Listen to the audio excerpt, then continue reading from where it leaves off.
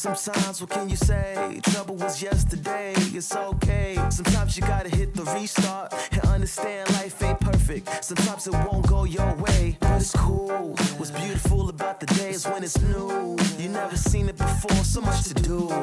It's all about the timing. Check out the sun, look at the silver lining. The sun's always shining somewhere behind the clouds. That silver lining, so you can't stop it now when it's hiding, and you can't find it. That silver lining, that silver lining.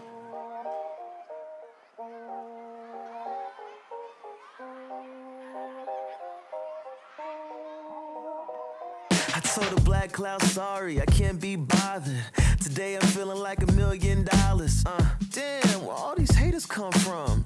Too bad, I'ma just pop my collar, okay? You can't rain on my parade, I'm blowing up like grenades. If life is giving me lemons, I'm selling some lemonade. And keep on smiling, check out the sun, look at the silver lining. The sun's always shining somewhere behind the clouds. That silver lining, so you can't stop it now when it's hiding, and you can't find it. That silver lining, silver lining,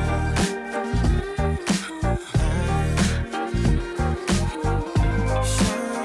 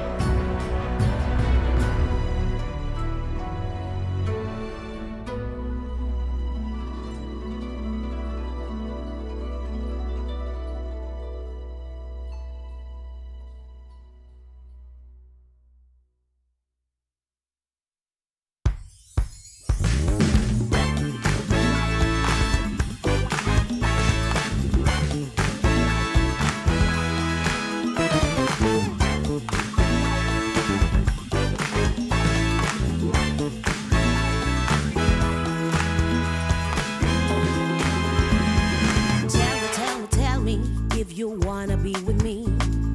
Everything you see is your deepest fantasy. Maybe, maybe, maybe I'm your woman meant to be. Make it so your dreams will become reality. Come take me now, I'm upside down. Just turn me on and inside out. Get in me, all I see.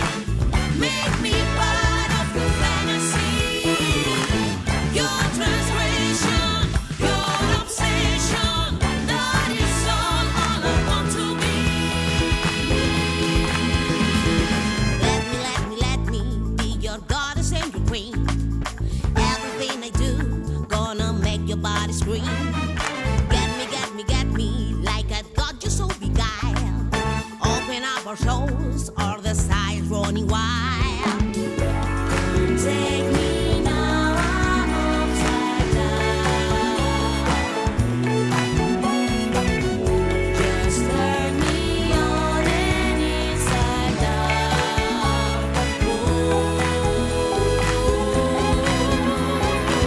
Get in me, all I see. Make me part of your fantasy.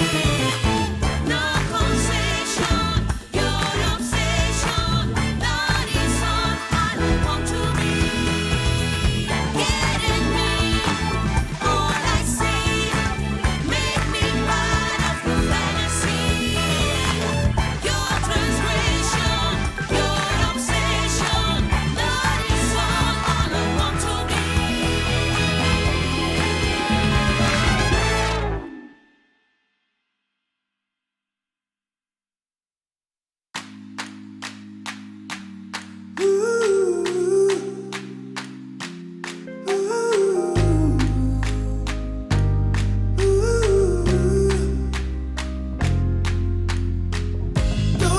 Don't hold back your love.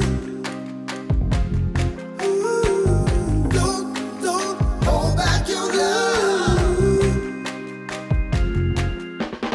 Na na na na na na na na na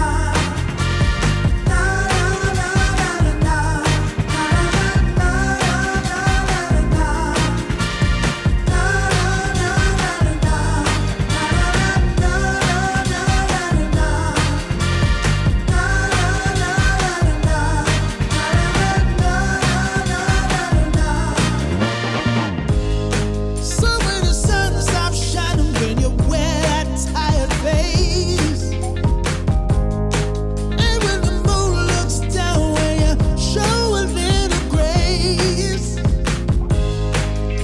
'cause everybody who loves anybody would say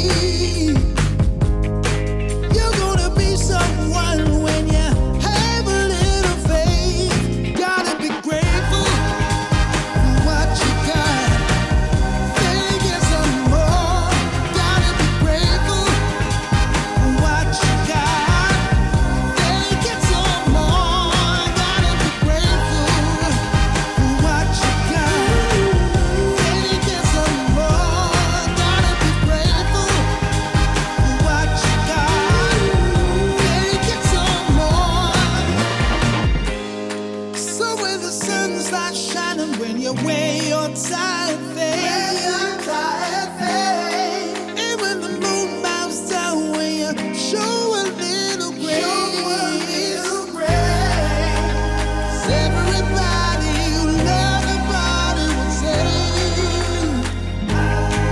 you're gonna be alright if you show a little faith. Have a little faith. Have a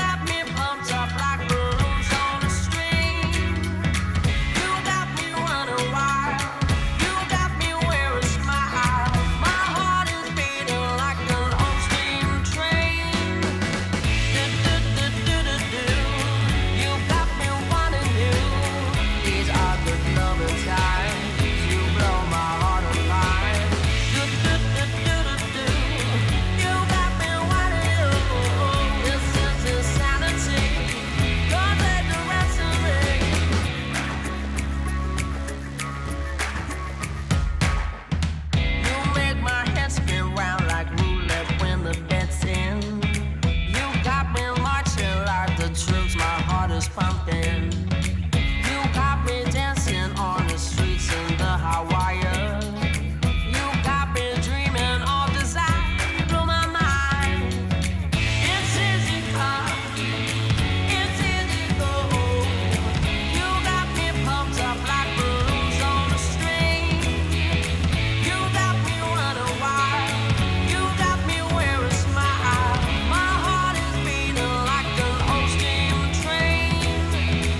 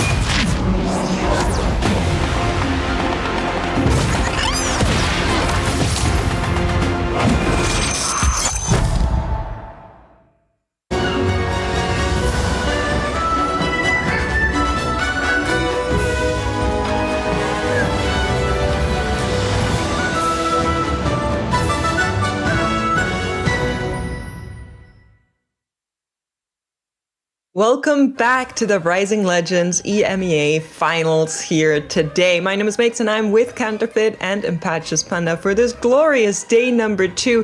Peter, are you feeling ready for what players might have in store for us? Ready to witness the best 32 players in EMEA going face to face with each other? I don't think anybody could be quite ready for that, Megs. What about you, Panda? I know you have the math, I know you have the stats, but do you have the hype for today? I do, absolutely do. It's conclusive day 2 and what I think we've been leading up to the entirety of this set. So I can't wait for the games to start and see what the players have prepared for this day 2 as well. Honestly, I'm absolutely stoked, and we have a pre-show filled with lots of amazing stuff for you guys at home. So why don't we break down on what you're going to see today in our journey. I keep wanting to say set list because that's the old one, but it is today's journey. We of course have a reminder of our pick'ems. Then we're going to be having a double player interview with Volta and Darkus. Super excited to have them both here. We're going to show you the trophy that our EMEA champion is going to receive after tomorrow. And then we of course are going to break down the meta for you. We have another interview with our friend Brazilla. And then we'll remind you of our Madrid watch party. So lots and lots of stuff. But before we get to all of that, we have to rebrief you guys on what our format looks like, Counterfeit, because it has been changed since the last EMEA finals. Yeah, well, of course, we want to make sure that everything is in place for today because it is, of course, a very important day in our 3-day competition. A reminder for anyone who didn't come and visit with us yesterday, there's been no cutoff between days 1 and 2. There's also been no points reset between days 1 and 2 as well. So day 1 performance absolutely does bleed through in a way which you wouldn't see at, say, other GSC performances. Also worth noting, we're going to have some snake seeding, of course, kicking in. Cross meaning that players who are doing well will be getting easier lobbies. Of course, we're ultimately working towards our top 8 going through to day 3. Yeah, Panda, you want to take it from here and tell us about the qualifier points? Yes, the most important thing for those who are unaware, actually incredibly impactful, not just making day 3 and making the top 8, but there's a reward for being consistent. Any tournament you play in our circuit, you get different points, including Open Qualifier, GSCs, and of course finals. And the top 3 qualifier point earners, after this finals are done, they qualify directly to the championship, to Tactician's crown, which is a pretty big deal, and it's a new update that's happening on this set. So players are not just looking at making day 3. In some specific cases, some players have a different path to make it to Worlds regardless. Yeah, and we will know who those players are after today. So it's going to be very exciting. And with that, we will also have our pick'ems open back up after today. So make sure you're prepared. I don't know how your guys' pick'ems are working out. Mine are looking pretty good with Arzu as my wild card prediction, doing really well all throughout today, or well, yesterday for Mena. But yeah, I hope you guys have your pick'ems done and you can continue to do them right after today. With that though, we did have a lot happening yesterday already. I think you were all here because of course you were, but by some misfortune, if you weren't, we're gonna rebrief you on how yesterday looked like, and we do have a video for that, so let's roll the tape.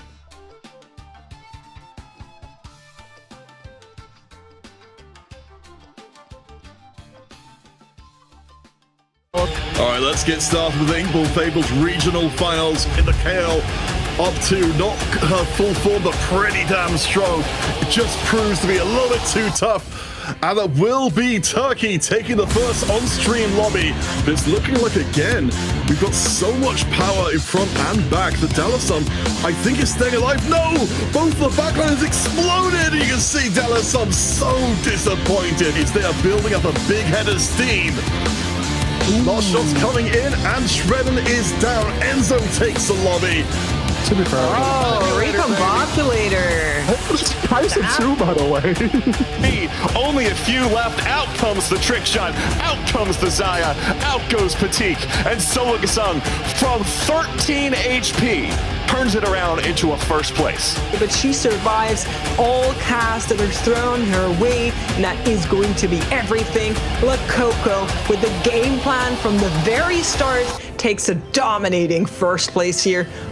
We've got the Way too Reapers slow on the walking dash. into the backline. Kane does get distracted for a moment, but it's still not enough. Arat is out, but belongs amongst these mighty ranks. Double 61, even with its mighty mythic board, gets blown to pieces. And Dallison rides a ludicrous. Irelia slowly putting in the work, but none of the melee bruisers have wrapped onto Lilia just yet. Can the Lilia clean up all by herself alongside the Annie buying time? The answer might be no. Annie's all by herself. That will be it for Muji, but he's still alive. Gets into the backline. He's alive, and that means Volta is dropped. Cambiz takes first place in the lobby.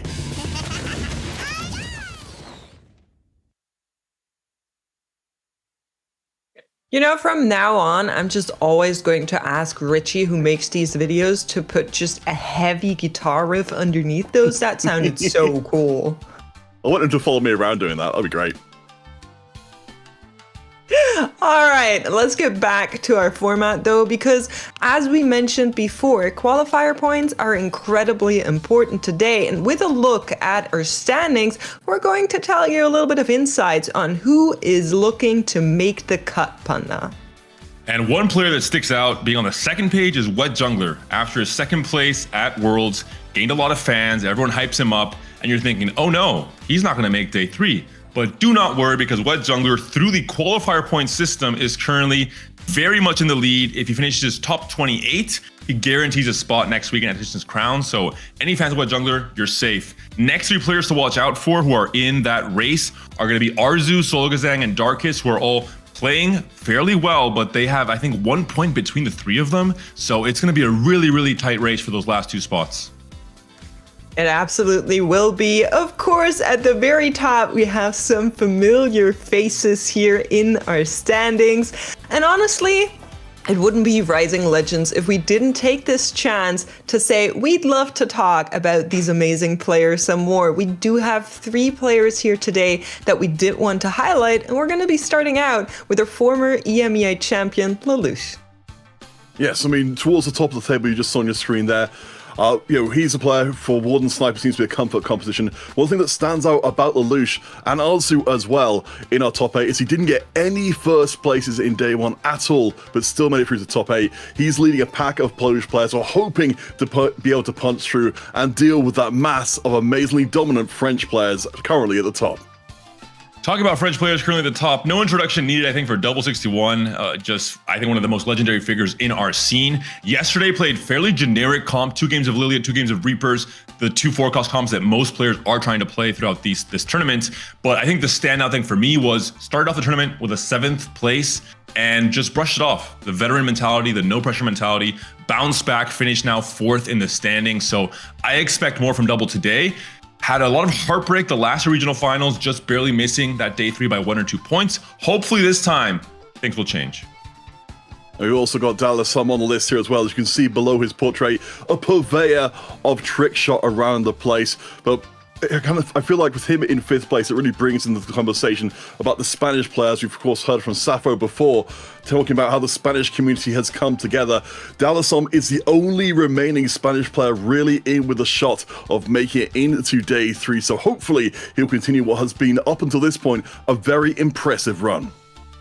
Honestly, after all those years of Rising Legends, I just love seeing our players do well. You know, those familiar faces that have come back time and time again throughout those Golden Spatula Cups, as well as our finals. It's just so great to see. And speaking of things that are so great to see, we do have one very important reveal to make on our pre-show today, because if I could get a little bit of drum roll, please, we want to show you guys the trophy that our EMEA champion is going to take home. And here it is. Very pretty. This time in cool toned colors, but I think the winner is going to be very happy about this one. Is that a functioning crystal ball in the middle? Any confirmations? It might be. Because this is pretty important for predicting the future of EMEA as well. I need it for my pick'ems. I don't think casters are allowed to get the trophy, Pandas. Sorry to disappoint, but maybe in your next competitive arc, you could have a chance to get your own trophy. That's a very long maybe. Maybe. You know, I gotta put it out there, right? You gotta promote it when you have the chance to, personally speaking. But I think despite EMEA finals being a qualifier to the World Championship, it is a nice nudge to also have that awesome trophy in there. Oh, for sure. I mean, we know for our players before, I mean, we've heard from Luce talking about this as well, incredibly happy to have that trophy there, that kind of concrete proof that you've done something amazing, which is to get through all of these qualifying stages, to go through all of these days of play, to prove yourself the best player on a given day in EMEA. That's no small thing, and to have that there on the mantelpiece to look at every day must be amazing. Well, speaking of amazing, we do have two amazing players here with us in this pre-show, welcoming to our broadcast Volta and Darkest. Hello, both of you. I hope you're doing well this morning. We have a lot to ask you guys, so we'll jump right into it. Volta, it's been a while since we talked to you, but you've been at the World Championship more than most players, 4 times total. You seem to be on track for this one too, if you can continue these performances. How do you do it? What's the secret? How are you making it back to back to back to these events? I think it is because of first, hello everyone, sorry. But I think it is because of French casters cursing me every time. I don't know, they're always saying I don't perform well at other cups. We're just chilling. Only this tournament matters. Okay, so you're just like, okay, rest of the set, I don't care. But then when it comes to it, you're like, I'll show them. I like it, Volta. Good tech, good tech. Darkest, you're a player, hello, that we've been seeing try more creative comms, right? We compared you to Scapeus in the past when it comes to playing compositions that other people cannot pull off. Where do you get this inspiration to try these kind of weird comms that then work out? Is there anyone you take inspiration from, or how do you get there? I mean, it took a lot of preparation to achieve my gameplay. I have watched in the last sets Sux and Rambling a lot. I owe them gameplay, actually. For me, TFT is a game of variance, and every game is different, so I need to approach every game from a different perspective. So sometimes weird things happen in the game, and I play some wars that no one else played ever before. Yeah, we love to see that. Hey Volta, hey Darkest, lovely to have you up both on the interview. Starting with you, Darkest, I wanted to ask, because we spoke a bit last set, you told me your frustrations with the Turkish scene, with seeing players like Ging and Çınar doing very, very well, but then that second wave of Turkish players couldn't perform to that same level. In response to this, you formed the G5 scrim group with Klikornin, with Asinti, with a few other Turkish players. And in my opinion, I think you've all really elevated your level to that level that Çınar and Ging were at. We're seeing it here as well with both you and Klikornin in the top 16 after this day one. Are you happy with the growth you've had as a group? Are you happy with where it's going, looking at future sets as well? Yeah, I'm really excited that Turkish scene is growing. Before last set, it was just Ging and Çınar popping off and making a name for themselves. That was about it for the Turkish scene. But in set 10, we were already prepping together with Klikornin and Matt Black.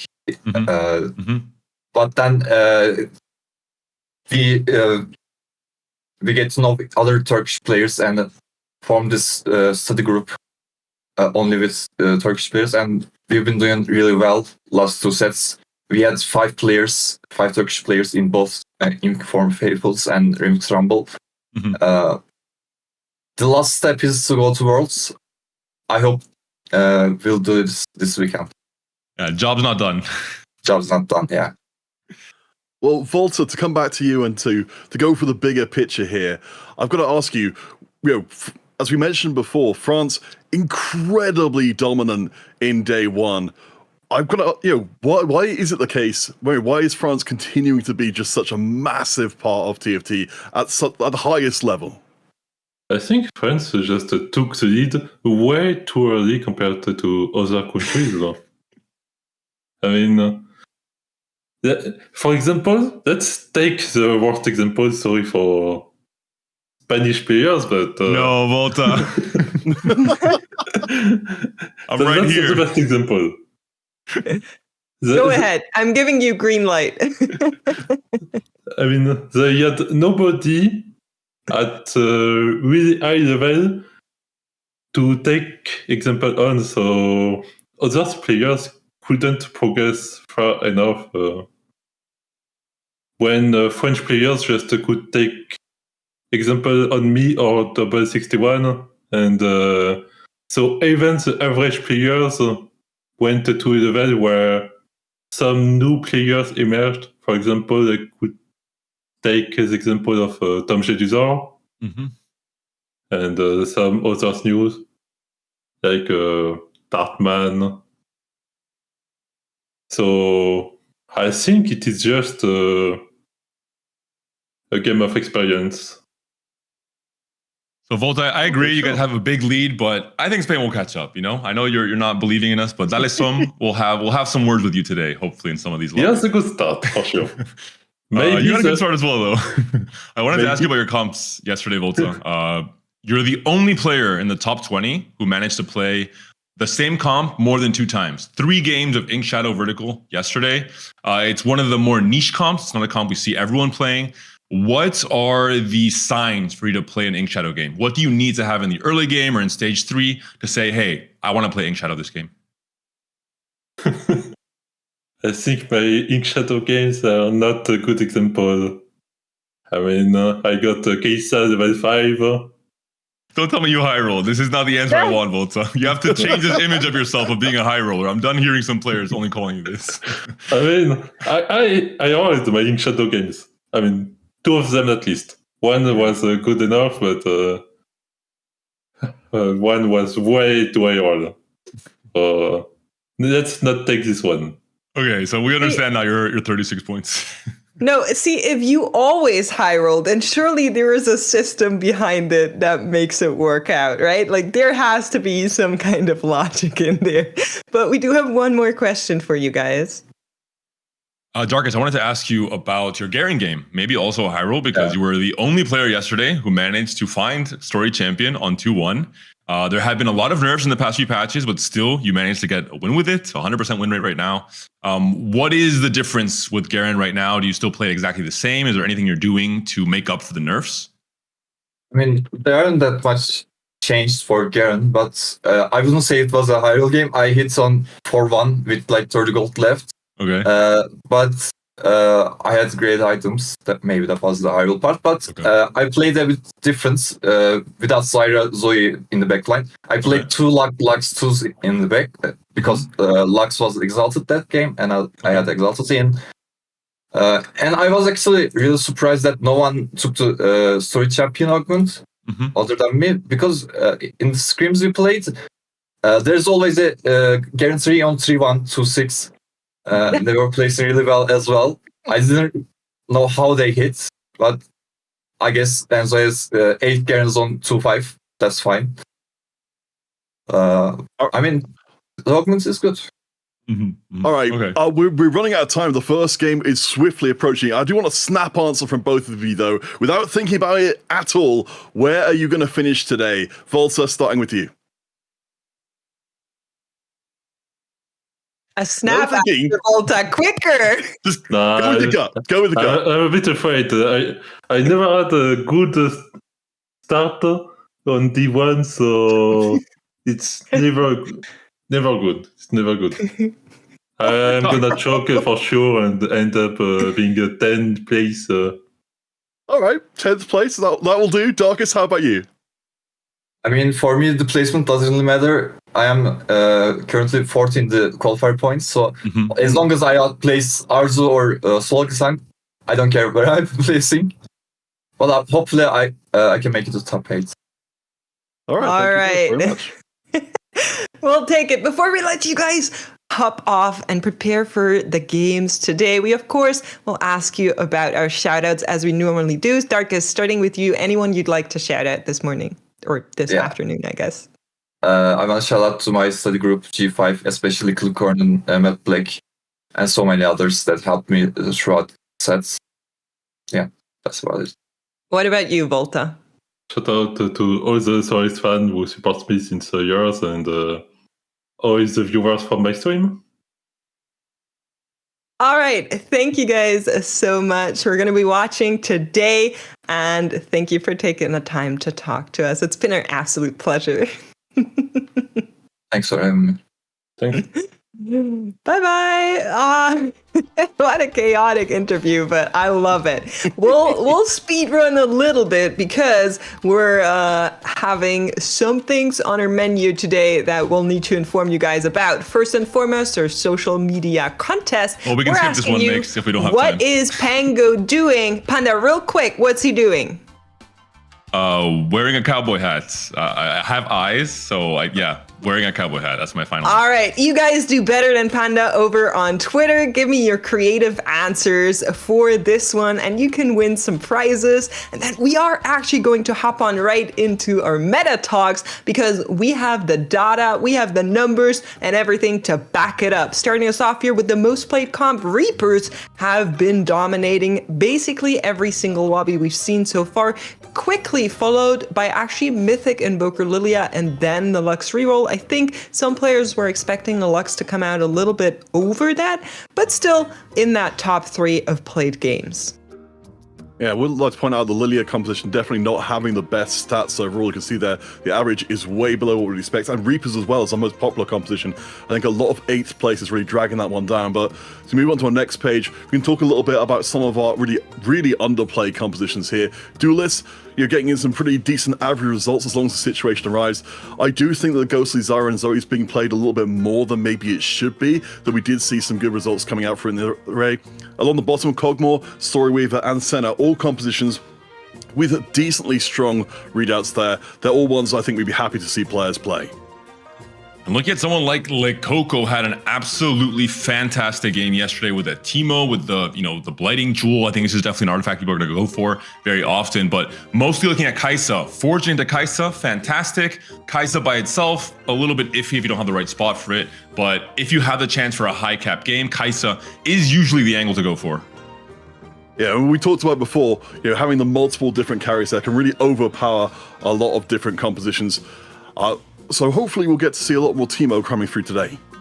Well, if those Blighting Jewels come up, then I'm sure there's a chance for that. But speaking of, we also want to mention the ghostly boards that we've been seeing. There's been a little bit of Senna reroll. You mentioned the Ink Shadow in Volta interview just a couple of minutes ago. But there are some variations to this that can work out. If you have a ghostly start, if you have that ghostly front line, it is all possible. And you have these avenues to explore. And it's some players specifically who are looking for these alternate paths. I know that someone played 2 games of Senna reroll, a combat is not really that much on people's radars. Similarly for Kubikson playing 2 games of Zyra. So when you see other players playing those 2-cost rerolls, you can jump into that same boat, have a higher chance of hitting your 2-cost, even if it's in theory a worse comp on paper. And I think Ghostly is always going to be that way. I think just having that generic damage buff across the squad means, as you said, Megs, it's going to be slottable into a lot of different situations and more or less always be useful. Speaking of always useful, we do have our co-streamers up and ready for today as well. And one of them is right here with us today. We want to talk to Brazilla. And honestly, I'm pretty excited to have him here one more time for the interview. An old friend, basically, in the Rising Legends circuit. Brazilla, welcome. Hello there. Hello there. Hello there. How are you guys? We're fantastic, but we're a little bit short on time, I will say, so we'll have to be really on point today. Now, right out of the gate, Noel and Taplast in a little bit of a rough spot. Any words of encouragement for your Hungarian players? Well, of course, I wish them the best, and I really hope they will still try their best. I'm not just hope, I'm absolutely, know they will still try their best. Even Noel is really in a rough spot. And for me, I'm already really proud of them. 2 Hungarian players made it into the European finals. That's something, right? That is, yeah, for sure. Absolutely. So I really just, wish them the best. I'm still going to support them. We're still going to watch them. And we still going to root for them, for sure. Well, Brazil, we already got some, we got some dodgy answers from our players before, but hopefully you can give us some clarity. Who do you think is going to be in the top 8 for our players overall once this day is done, going forward to day 3? Oh, well, that's an interesting one. But, my dark horse is Mugi. Because, he's like when he wakes up and wears his lucky pants, like he can carry with everything, with his AP carry lines. And also Enzo is just a beast. So I would say my top 8 would be like Mugi, Enzo, hopefully Tapless managed to do that. And also probably Lelouch and Delasom. Yeah, those are the players like I would trust for today. But I really hope like Mugi will make it to the top 8, and he got his lucky pants on. So yeah, a good top 8. Brazil, I wanted to ask you. I met you in person. I had the pleasure of meeting you in person in Malaga last summer. There are now a lot more events and LAN events and chances for us to meet in person throughout this set. We have the watch party in Madrid for Tactician's Crown next weekend. We have a LAN event in Poland at the end of August, and then later on in DreamHack in Stockholm as well later in the year. Are you planning on attending any of these events? Are they on your calendar? Are you keeping the option open at the very least? I will visit Poland for sure. Nice. So that's 100%. About the others, I'm not sure, but we will meet there for sure if you are at Poland. So, well, I live here. I'm 1 hour away, so you won't get away from me. I'll be there for sure. So you mentioned that you met me in real life. So now you can measure what kind of gift I got from my community for the last DRC. It's huge. It's super cool. Brozilla is a big person, so yes, that is a fantastically big. I like you're showcasing it just right in the center, making sure we can ignore it. All right, Brozilla. With that, I think obviously we have to go to shout outs as well. I'm assuming your community, but anyone else you want to shout out here today? Of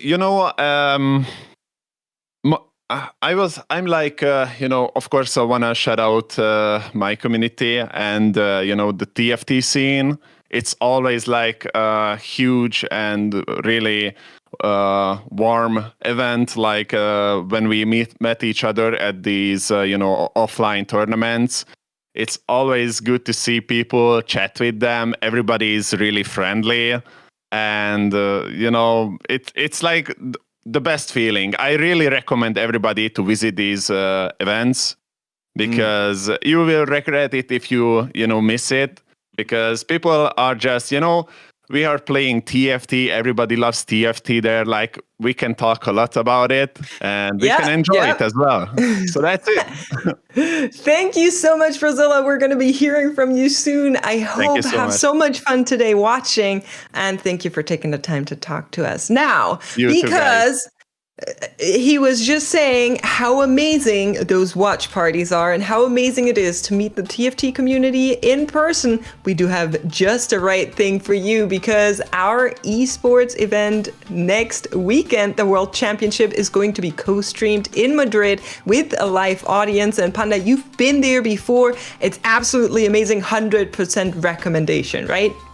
If Brazil is talking about warm and open, it doesn't get more warm and open than the Spanish TFT community. Maybe a little bit too much in some cases with the culture shock, but they are very friendly. They are open to talk about anything TFT or just outside of it as well. And what a great cast of co-streamers to be there in all these different languages. So you'll feel welcome no matter what. Absolutely right. And welcome you'll feel with our casters as well. They're here and ready for you for game number 1 here at Wida and Iberia. Thank you so much, Minx and Wida. It's good to be back. There's no one I would rather be doing this with. It is the start of day number 2. We got some banger games. We got a banger first lobby as well. So I just can't wait to get into it. Absolutely, I agree. We've been doing this for 4 years by now, right? Time really does fly when you're having fun, right? So Yeah, it's been a drag, right, Never man? felt this old before. Actually, that's not true. I realized that I'd been playing guitar longer than someone I'd met. And I was just like, well, that's the first real boomer moment. But joining us in our ancient history in TFT, there's a couple of players that we've been seeing since basically the beginning of the scene. Gluteus, Clemo, both making their first appearances at the very start of Rising Legends. And in fact, even before Rising Legends existed. Yeah, Arad as well, right? One of the players that was a part of that Turkish space that had a direct spot into the set-free championship, where Adastra eventually was the one to come out of that region and take home that spot, right? So players that we have seen forever, right? And I think for me, right, one of the players that we've seen for a long time, but has really taken a big step so far this set is Asu. We spoke to him top of show yesterday as like an absolutely amazing player that has really kind of taken his way and studied the game in a much different fashion than you did in the past with all those co-streams here, as we are going to be starting with a bit of gold. Yeah, and I mean, we talked to Arzu about it a little bit yesterday, but being one of the two MENA representatives of really, out of a cast of 3, he said it put a little bit of pressure on him, but he wanted to really represent for the region, and he's been doing so wonderfully. Great performance in day number 1. And I think this lobby is characterized by players who have really hit the peak of their game. Clemo, we mentioned earlier, had traditionally some disappointing performances, but talked about it yesterday at the end of day interview. Said, yeah, last set I wasn't happy with how I placed, so this set I've really put my nose to the grindstone, and I'm coming out and we're seeing that reward. And Darkest, I think, a similar situation. Saw them at the Dragonlance finals, able to get a 10th place there. But the last 2 sets has had some really, really middling, if not mediocre performances. And now suddenly back in it, points off of being for 1 game away from winning a Golden Spatula Cup, in fact. So just really huge improvement across the board from these players. Yeah, I think that's definitely super exciting. You have some like Gluteus, right? You know, set 5 regional champion in EMEA. The one set where we had a very uncharacteristically weak French performance, right? That was the one where Gluteus kind of just like rose past and above everyone else and really took home that title, and was someone that I had a chance to kind of hang out with when we did the first watch party in Berlin for one of the previous for the Set 9 championship, right? Really just a fun guy that's kind of been taking some breaks due to various real life stuff, and now it's kind of back at the top of the competition here. But very interesting spot for Click-Hornen here, actually. He is known as Lux Cornen out here, but he did get dropped a Titan's Resolve already and could pick up the Gargantuan Resolve as well, Matt. I feel like that's just... Now me, I am no pro player, but I would have smashed that button so hard. Instead, Click-Hornen is going to be putting in the fortune, had the Teemo on bench, and with the gold that comes from being on that gold opener, this is just an easy econ win for him. But Shredden presented with the very same opportunity and has a chain vest on the bench, so we'll see if he's the one to take the Gargantuan Resolve. It's not quite the same here, but actually very interesting. I was going to highlight this here for a second. Too much candy is an augment that's kind of been picking up a little bit of steam, right? We know that it's very strong with a lot of the traditional reroll lines, and even something like Duelist, right? You get that huge spike of tempo, potentially very much like an Epoch at the start of a stage when those roll costs, they reduce, right? So very excited to see which line Shredden will be taking through this game with this pickup. Well, we saw Shredden before, and I was predicting had a spot that looked really like a Lux spot.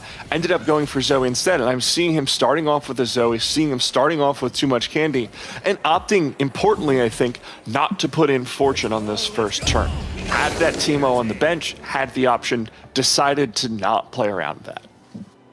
Yeah, very, very important here to kind of notice that, right? So I think it's also worth noting that with the red kill already being picked up here, we could just see the traditional Fortune into like a Kaiser cash out, right? I think that's also something we've got to keep in mind, that you can sometimes kind of time the Fortune cash outs to the point where you don't have to use any of your rolls, and you get a huge roll down compared to something like the Epoch where you're forced to use your rolls at the start of the stage. That is not the case with too much candy. It's just a dynamic increase in roll costs. So when you get those extra resources to work with after a cash out from Fortune, it should make that Kaiser's nutrition a lot easier. And I'm going to be looking at the players who've been slamming items so far. With the Malphite encounter, one of the strengths that you can play around is say, okay, I'm going to slam items that I know are very useful, but instead of having to sell all of my item holders, I can just sit on them and then take the items off earlier, which allows you to maintain a little bit more board strength. Say you have like a Senna, and suddenly you find an Ashe. Your options are either sell or lose your 4 snipers and then put the items on, or just stick with the Senna until you find another one. But Malphite gives you the opportunity to swap around. Obviously a very late game example, but I suspect we're going to be seeing it with some of our players in this stage too. It just gives you so much dynamic freedom, right? Also in stage 3 where you might want to move around some carries, but not necessarily need to do that in the same way here. Dark is your prime example, right? Normally you won't necessarily see Caitlyn hold the Rage Blade here, but he knows that if he finds that Senatsuya you were alluding to, Matt, right? Like he can just easily make that swap over. He's already on the Spirit Guardians here, right? So something like the Warden Ashe line seems to be kind of where they will be kind of leaning towards. So I think that's something we got to keep in mind here, which we are going to approach towards like the middle of stage 2. And Arat really calling his shot pretty early here is going to be going for the Lucky Ricochet. So going to be going towards that Kai'Sa in the later stages of the game. Of course, we've seen a really dominant composition so far in the tournament. We saw, I think, at least one trick shot every single game yesterday. Yeah, and it does seem like we're going to see at least 2, right? So that is something you got to keep in mind here. The roll timings will be super important alongside some of those fortune caches that we also kind of have to keep an eye out in the mix there. We are going to have an encounter here on this carousel, and we are going to be seeing some free cost champions come through. Look for something like the Amumu, like other really strong ones, Tristana. Like there's a lot of really useful items here as well. Like for someone like Luteus, right, on that Grim Harvest here, something like an early Yone could be very nice. I'm with you, and those are definitely very important boards. But I am going to draw attention back to Clemo's board really quickly, because we see a 2-star Ahri, and on his bench, we see another 2-star Ahri, and another Ahri. Now, I don't know if it's a good composition. In fact, I'd argue it's not, but sitting on almost a natural RE3, I'm curious if Clemu's going to go for it, because, again, the Malphite encounter, the strength of it in this game. Syndra Fated is an incredible composition with incredible amounts of power. Normally, if you reroll that Ahri, you got to sell off a 3-star. That sucks, but if he naturals this, he can just drop it off the bench later and has an AP carry that just has tons of base damage in the later stages. So I'm kind of really hoping we get to see it, honestly. Yeah, I love to see the players kind of going for those like maximized niche lines that open up due to the likes of the encounters here. And also now we're looking at, because there's a state of the board here, makes perfect sense why we would opt to take the build from the Tom Kinch instead of going for something like that free copy of the Yone here. Morello on a 2-star Kindred should be a recipe for success. Just such a strong and powerful early item holder, just pumps out a ton of damage, and in reality, this Kindred will just be stable for the rest of the game. Now I can kind of start focusing on pushing those levels. Already has the Yone on the bench, so can really start figuring out how he wants to put this board together as we are going to start to go towards the end of stage 2. And this is Gluteus signaling, all I care about is board strength, all I care about is health. I just want to preserve it. I'm not going to go for that loss streak. I'm not going to take a gamble. Klikornin, of course, on the other end of things with that fortune setup as well as Epoch. And incredibly high on gold, 64 gold before the Krugs, thanks to that gold injection, really got that econ running quickly. So I suspect this fortune is going to be very dangerous when we get into the later stages. Yeah, the combination of the early goal as well as the combination of how stage 1 kind of panned out with the fact that it was only a double component setup. So in that way, just getting more gold just in general, right, is just super, super interesting to kind of keep an eye out here, because you can kind of see like the gold tallies are super, super high, unless you're Shredding, who's kind of lagging a little bit behind here, but has opted in for that late stage fortune to be put into play. Yeah, and going for the win with the Fortune, we saw this a little bit yesterday where players were just like, well, I found Fortune, I want to play at stage 3, but I have a win streak going, so I'm going to try and get that rolling still. So we're back on Arat's board. Again, itemizing that Sivir, letting her hold the items for as long as he needs. We do see a variety of upgrades coming through here. Clemu did end up losing his win streak, right, but now has found an Aphelios too. Also very interesting to kind of see that the fact that Klikornin is kind of the only one on like one of those really long streaks, like on a 5 streak. Darkus was able to kind of pick up a 4 streak for themselves, so really, really fun, interesting kind of see that unfold here. Just kind of see what the impact is going to be on the game, because again, also like a lot is going to depend on how much influx we're going to get of resources from these crocs, right? It does seem like we are getting some of our items paid back, so maybe not as much gold as expected. And if I'm Klekornin, I'm super happy with the items I'm picking up. These are great components for the Kai'Sa in the later stages of the game, which is the easiest pivot out of Fortune once you get that cash out. So we head back on over to Darkest Board, who is building towards that Warden Ash as expected. I just want to point out something, right? Did you see Klekornin's last 2 shops, Matt? No, I didn't. Even when he's not playing Lux, it just presented 3 copies over 2 shops for him. I can see one of them in the shop right now. Lux the part of the Exalted this time around, and also it's worth noting that he is on this epoch, which means that he has to utilize these rolls at the start of the stage. But when you are on a fortune loss streak and you kind of want to play the weakest board possible, it becomes really dicey, because a lot of the upgrades you might want to pick up, you can't really do until the fight starts. So why kind of seeing him kind of pick up these random pieces on his bench right now, because he couldn't do all that juggling before the fight started, because, well, he doesn't want to end up in a situation where he has to put like an Amumu 2 in play and it's all of a sudden Grievous lost streak. Here come the second augments. We've got high economies across the board, so lots to work with if these players opt for a 3-2 roll down. And it's a prismatic, just to throw another wrench into things, Wida. Yeah, and that's going to be a very huge inflection of power across the lobby, right? We're going to be looking at it once these first few decisions are going to come through here. Lucky Gloves Plus for someone like Klekornin here could be an interesting choice, but it's also worth noting that it doesn't have a Last Whisper Slam, so that glove on the bench here is more kind of for the likes of the TG, like should be like Last Whisper IE, but can also just go with the fact to just use those extra gloves you get from the Lucky Gloves Plus to just like make your preferred AD items and lean in towards any excess gloves will just be put into TGs further down the road. And a possible use case for the Lucky Gloves as well is, you know, you're going to get at least decent items. So if you end up being too hard contested on that Kai'Sa, can't find any, you do have the option to be like, all right, I'm not going to get best in slot. I'm going to just toss some carries in here, try and get to 9, use their stability to put some legendaries in here and cap off the comp without having to contest that Kai'Sa. As we move over onto Arzu's board, who's going for that vertical umbral early on in the game, just the 4-stack for now. Yeah, and it does kind of seem like the Klekornin has already made the decision to be like, I'm just going to go and make the sensible choice, the non-cookie choice, and say, you know what, I am just going to make these TGs. That's what the augment provides the most power for me to do. So, again, just solid decision-making. Same thing goes for Azu right now. As you can see, he has not picked up the orb on the bench. He doesn't want to lose any potential bench spots when he doesn't have to in terms of his item economy.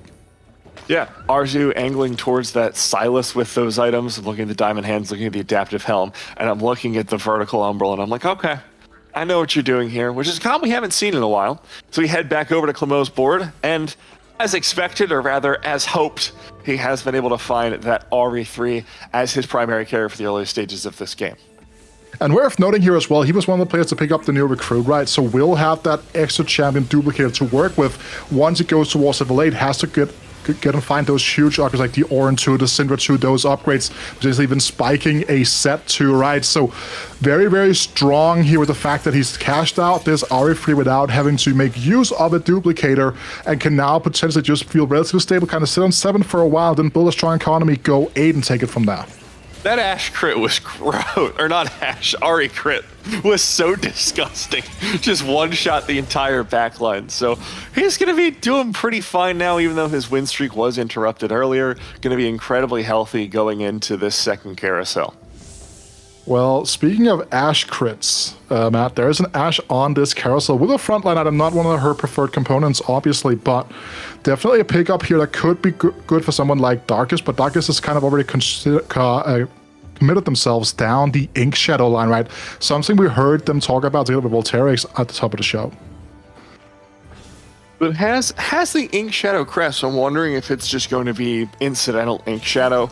And I think this is a good place to go, Ink Shadow, as we were mentioning earlier, how the Malphite encounter changes the way players play the game. I think this is a great example. With Ink Shadow, they're incredibly powerful items, but sometimes you'd prefer like actual bis to them. So the ability to swap them around is really useful, as we see Darkest indeed, for the time being at least, slotting in that Ash with the Forewarden, with the Porcelain, just to give a lot of power in these lower stages.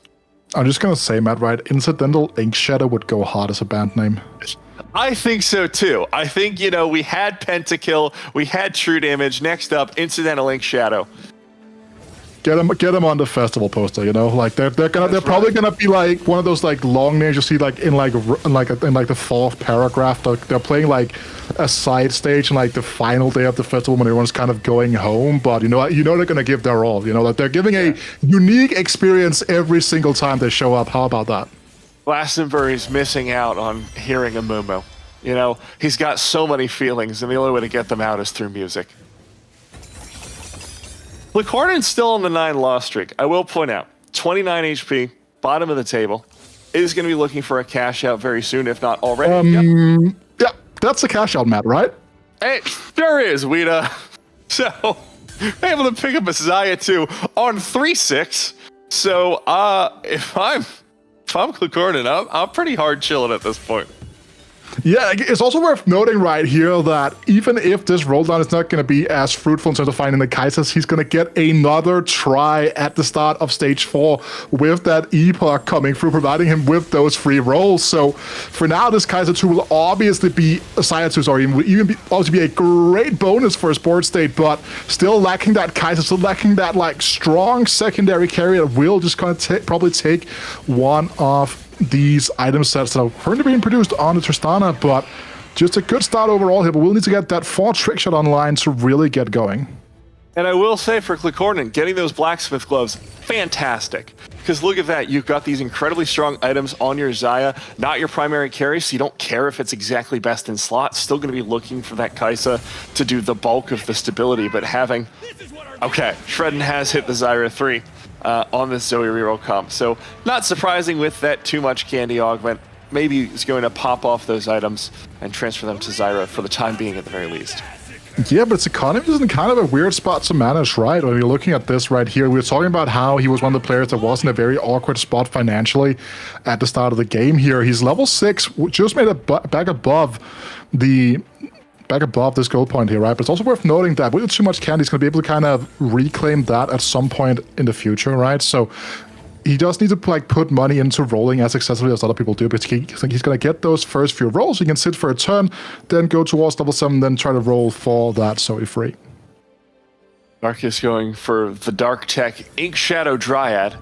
Gonna swap out that Azir. Unfortunately, despite being a 5 cost. It's just like, no, this can't really fit right now. So we'll be fully itemizing that Ashe, no 2-star just yet, selling out the extra snipers on the bench. Wondering if that's going to signal a move towards something else, but with that Ginsu's Rageblade, I think you're pretty solidly committed to this Ashe. Yeah, we can also see here that Licornin has moved away from the Blacksmith's Gloves being on the backline here. There's some nature about the way that Xayah works as a unit that means that you much rather just like have 2 real items from a normal TG, move that Blacksmith's Glove into the front line as well. I get a wider variety of stronger frontline items going so you don't get like an awkward roll. Yeah, Silas is never unhappy with whatever he gets. Like, Silas can work with any item and he'll do fine. Maybe not great, but he'll do fine. Dark is going to go for potentially another roll down, instead deciding to preserve a little bit of econ. I spoke too soon. So it is going to be the full roll down, it looks like, trying to pick up a little bit of extra carries as we head back over to Klamu's board, looking for 7 Faded. We'll be able to find that Syndra. Not popping off the items just yet. Not quite. So that's one thing that really annoys me with Faded being a thing. It's like I have the Alan Walker song on my mind constantly, but the issue it's not the Riot Faded, right? Like that's the thing. The issue is like it's missing a D instead of a T, which means like you can kind of say it's the same thing here as like he's missing his rolls. I like it. Sorry, I'm processing the board. I'm saying I'm that was multi-layered, my friend. That was multi-layered, cooking as we go. We might as well call this the Rising Legends cooking show. We're about to put some Pokemon pasta, baby. That is something that Yeah, that's what we're going to condone here. But Arad is going to take a win, which I'm not quite sure Glateus would like to condone, but that's just the nature of it all, right? Arad basically on a level 9 board here in that Augur contest with the likes of Cliconan. So that is something that we got to keep our eyes out for. Meanwhile, Travis has gone down one of those roads a little bit less trouble, finding himself a 6-win streak with a very solid center reroll line. And now we can see pretty clearly why Darkus moved off of that center line, seeing that Travis was going for it, I suspect, from rather early in the game, given that too healthy. Just better not to be contested if you can avoid it. And Darkest had the pivot available in the later stages. And big deciding fight here in terms of figuring out like how strong you actually are, right? Clemus, faded board here going up against Travis's center board. The center here positioned very well for a second. It was kind of just like start hammering away across the front line. But again, as we can see, there's just so much power readily available on this board at the moment with the unified resistance as well, right? Really just getting a ton of resistances here. And with the team just in general doing more damage with that 7 faded online now, it's just a strong piece to keep in mind. Now, potentially an Ash pair here being on offer for the likes of Darkest will be very nice. So that is something we've got to keep in mind. Give one more rotation until they can pick it up. Looks like Gluteus is going to deny it, leaving Darkest with precious few options. Looks like we'll be going for the Rod and the Galio for that extra front line. Usually going to see that Warden, so probably just selling it for the 4 gold. I'm intrigued actually to see Travis doing this well on level 6, given how economically advantaged this lobby has been. Everyone has had a ton of money. Everyone pushed 8 rather early on. And regardless, Travis, I guess just really hitting out of his mind in order to be keeping up with the pace of this lobby. So we see Darkus finally hitting that Ash too. Yeah, that's a big deal, right? Also, we can see Shredding now has found his way in towards this Zoe free now. All the items fully locked and loaded, but there is a big issue, right? We have an open sword here, but we are lacking frontline items. Someone that isn't lacking in the frontline department is going to be Cliconan here, just chilling after the cash out coming through, right? You're looking at the double Gargoyle Stoneblade. You're looking at Silas just rolling to amazing artifacts there as well, right? So it is a rough fight for Shredding here, who has been able to maintain the HP as he's rebuilding his economy, but would have liked to be able to go to 20 gold here. And interestingly, I did not know about this interaction. The cloak splitting up the Silases gave the other 2 Silases different items. Very cute interaction there. As we see Shredden still on this board, has hit both of his all 3 of the 3 cost carries he was going for. Still trying to fish for that Shen, but still 3 away. So not looking too great.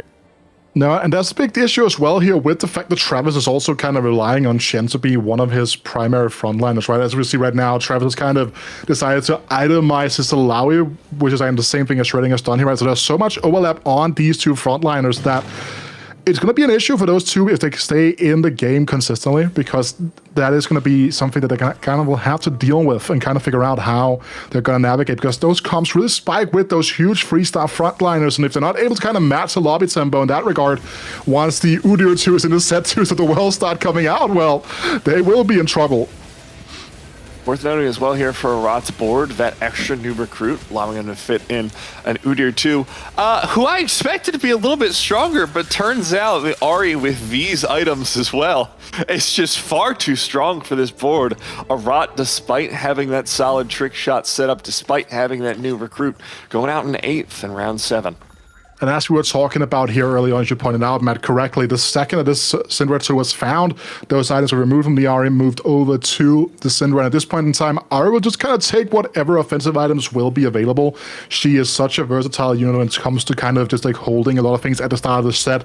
She was kind of used as like a Rageblade IE item holder in the early game as well, right? Her kit is just super usable, and even with like relatively low AP items, her ability will still do a huge amount of damage. So really exciting to see where Clemmu will go from here. He does have a huge issue, though, with the fact that he is lacking in the frontline item department. It is kind of offset by the unified resistance, but not necessarily going to be enough.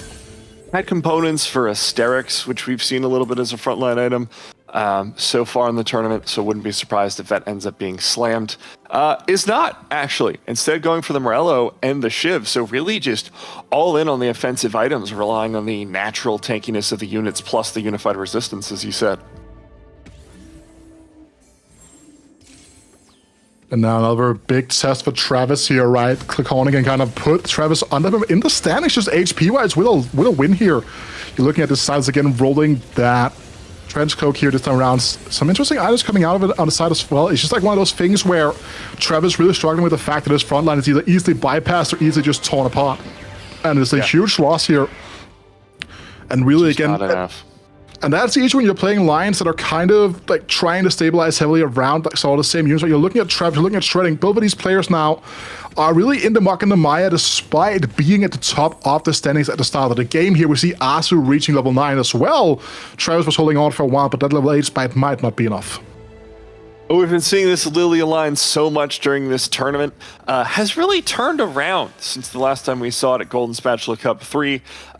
We were kind of looking at it as being a little bit unstable, a little bit risky, but Arzu finding the angle for it, finding that Invoker Mythic combination with Exalted. So a great setup, couldn't really ask for better. And actually going for an Annie 3, no less.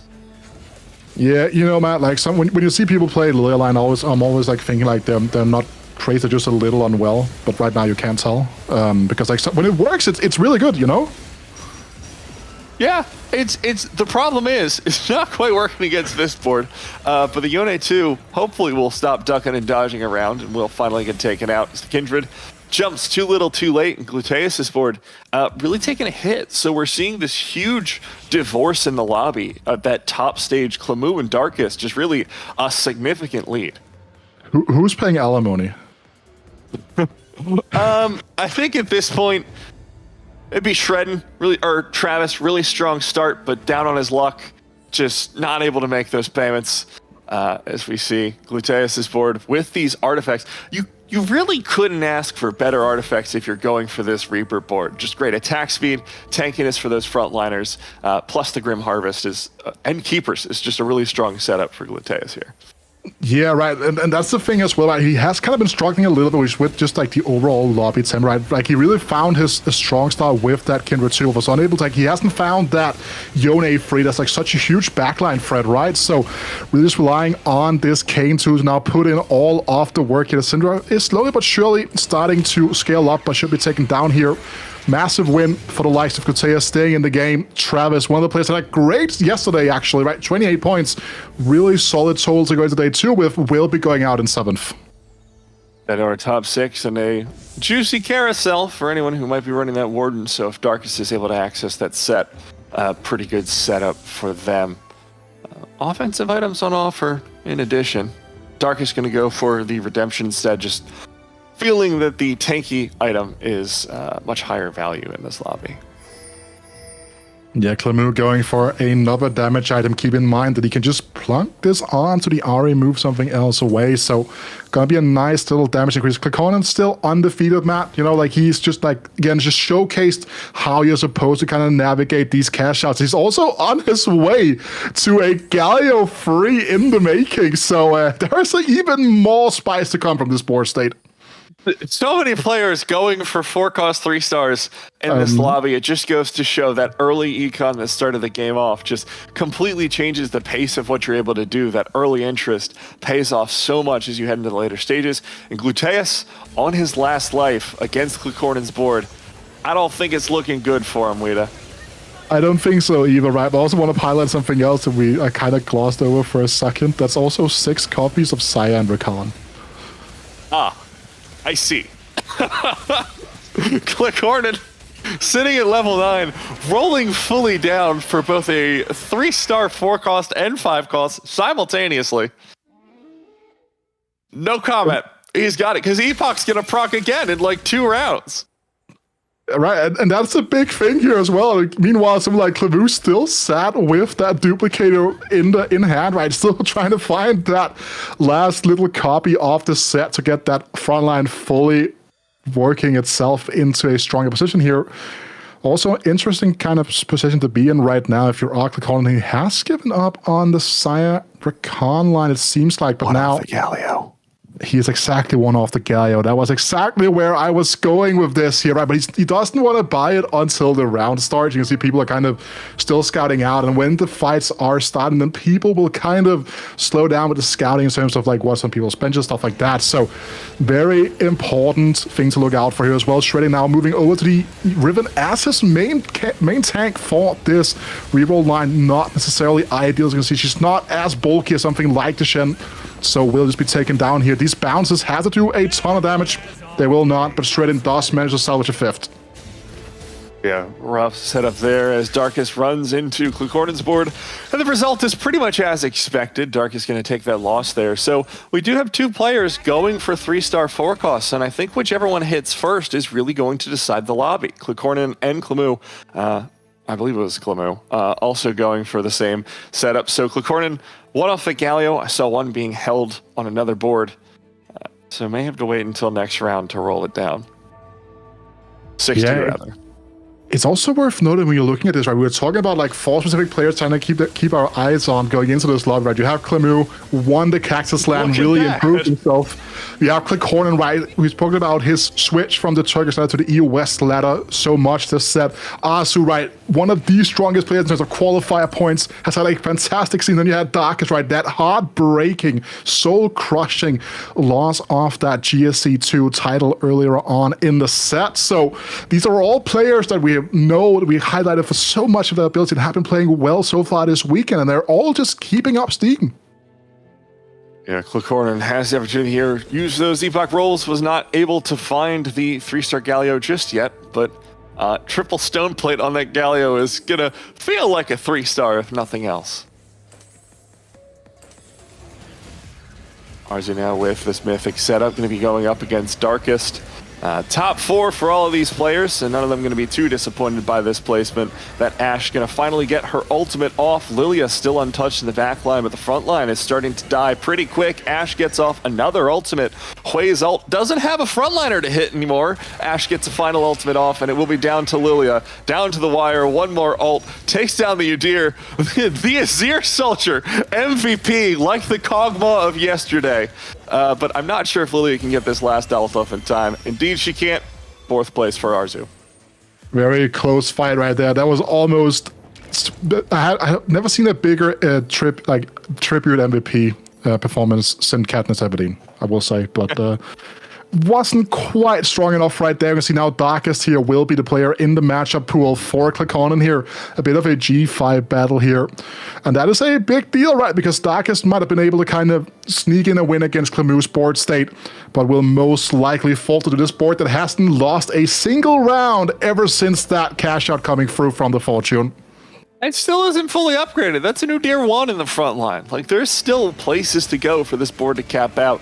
Back on Clamu's board, we see the Ahri paying off as well. It's just all of that burst damage that's going into the front line, setting up the Syndra, setting up the Azir for success. We're seeing her start to chug through. The Udyr making his way into the back line, but the ult from Syndra will go, the ult from Ahri will follow, and Darkest indeed will be falling down to Clamu, down to our top 2. We'll have one last encounter here as well that we gotta kind of keep our eyes on before they are gonna go head to head. And no, okay. We just want to prolong this game. Let's go. No, but the shops here are now going to be guaranteed just 1 unit from each slot here. For these players that are level 9, or leveling up to try to get towards those here, they have to waste 6 gold getting rid of those shops to try to find those forecasts that they are rolling for, right? Not ideal here as Clicornin is still just trying to cap it out with this Galio free. Important to note as well, this round pretty much won't kill Clamu unless he takes the worst loss possible. So they're both going to get another carousel. This game has got at least another round in it, at least another carousel. It's not over till it's over. Here we go. Clicornin's board still hasn't found that Galio 3. The trick shots in the backline will be doing quite a bit of damage. The lucky gloves rolls really helping out. Set finds his way into the backline, doing a ton of AoE damage. Xayah finally gets taken down. No! Set gets interrupted mid-ultimate, not able to find it. A couple ults from Syndra will clean up the front line, make it a little bit lighter of a loss. Clemo takes the loss into Carousel. And we can kind of see the pieces of how this could eventually have worked out in the other way, but Conan just keeps on trucking along here. Clemo finds a frontline item here with the way on top of it, so that might buy some more time, stall out Conan here, but Conan didn't even make his decision. He just got the highest value item on the carousel because of the time working against his favor right there, but no copies of the Galio here. Silas 2 upgrade found, however, but unable to make it on Clemo's side of the field. There's nothing you can even kind of sell off to make that upgrade, get that stronger unit into the front line, right? And again, at this point in time, Matt, he's kind of gotten so far, but again, his lack of frontline itemization really coming back to bite him a little bit here. But for Clemo, starting off the day with a potential second place here, absolutely amazing to kind of just build on that advantage he built up over yesterday. Yeah, an incredible day one leading to an incredible start to day two. The ultimate into the backline from Set, doing quite a bit of damage. Suspect the second one will be interrupted again. No! And this time, able to find a second ultimate, takes down the Xayah. Ornn tanking up pretty well in the front line. Oh. Looks like another ult coming out from Syndra. Takes down the Kai'Sa, almost takes down the Silas, finally goes down. And that's going to be a win for Clemo. This might not be over just yet, Weeda. No, we are just selling this show. It could go to Rift Herald. Well, oh, no. Yeah, no. We were talking about how it could go to Rift Herald. I'm pretty sure that when we're at a point now where are we doing the double Prowler's Claw Galio free? I was like, that's kind of. I was kind of down for that for a second, here, but we'll just be jockeying around the correct items here just to ensure that there are going to be no mechanical mess-ups here, because this is the type of game where when you get that free cost, four-star free cost upgraded, you want to convert these games into first places, especially in a tournament setting where you're playing on a complete and no points reset format. And Clemo doing the best thing he can in this situation, which is positioning the DPSs in a place where they don't even try to hit that Galio until the last point, might actually be able to make it work. Just off. The Syndra targeting the Galio instead of the Kai'Sa. Positioning was almost enough for Clemo to take the win, but indeed, Clicornin off that incredible fortune run, off the cash out, off the Galio 3, takes round number 7 of the EMEA Finals. Yeah, just really great, right? And again, I just want to highlight that point I made towards the back end, because there was something that we heard Osu talk about as well yesterday in the interview, was that like having to adjust your play style to a tournament setting is super, super important, especially like when you're like just like playing and like even like converting these things, like turning a second place into a first place is such a big deal. And like throwing away a game like this from Clicornin would have been absolutely detrimental. Like that would be like the one point we'd be looking at if he ends up not making it somewhere like a cut he needs, would have been a game like this where you have everything going for you, massive cash out, everything working that way around. So great gameplay coming out from both our top two. Yeah, incredible gameplay for round number 7, first game of the day. Expected to continue as it started off here in the EMEA Finals as we head into a break into the analyst desk with an interview with Glateus in the meantime.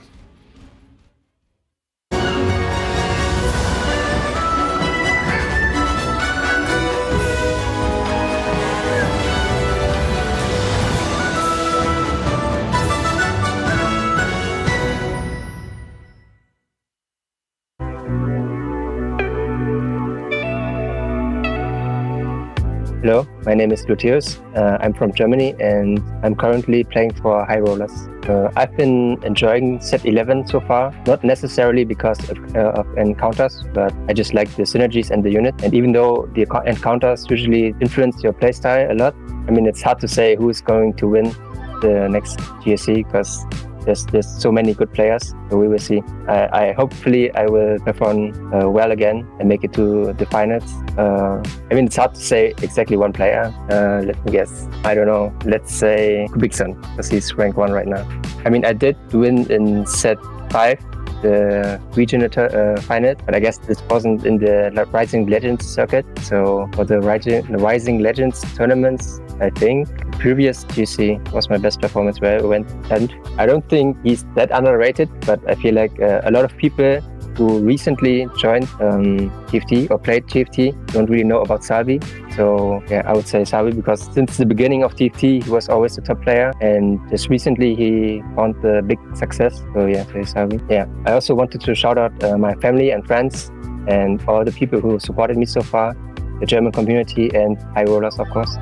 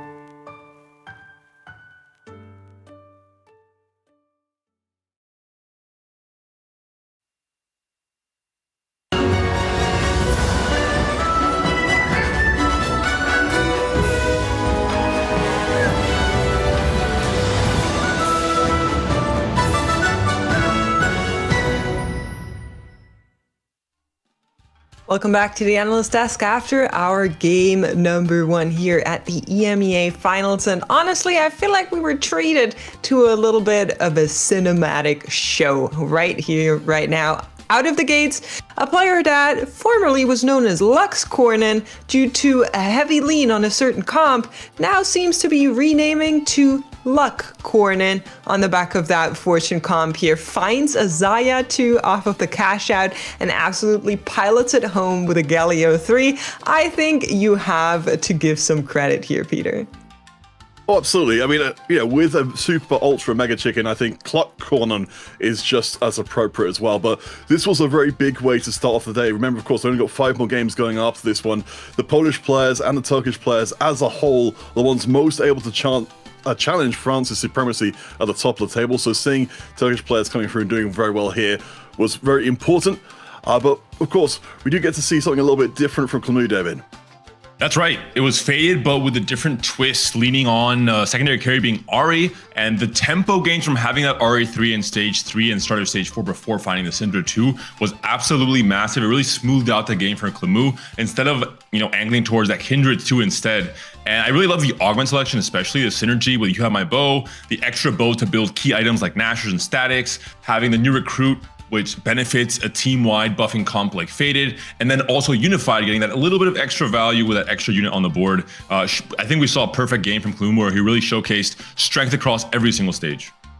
Yeah, I really loved seeing that full vertical come out, not something we're seeing a lot in any of our former games, so cool to see it work out into a second place, but also cool to see something we mentioned in the top of show, our ghostly boards making a return here. We did talk to Darkest, we said they were a player that loved a little bit of creative boards, and that's exactly what was delivered here on the variation of Ink Shadow with the Ash in there. But let's have a look at our standings here. Of course, quick reminder, points do carry over from yesterday, so the points you're seeing on the right hand side are the accumulative points from yesterday and today.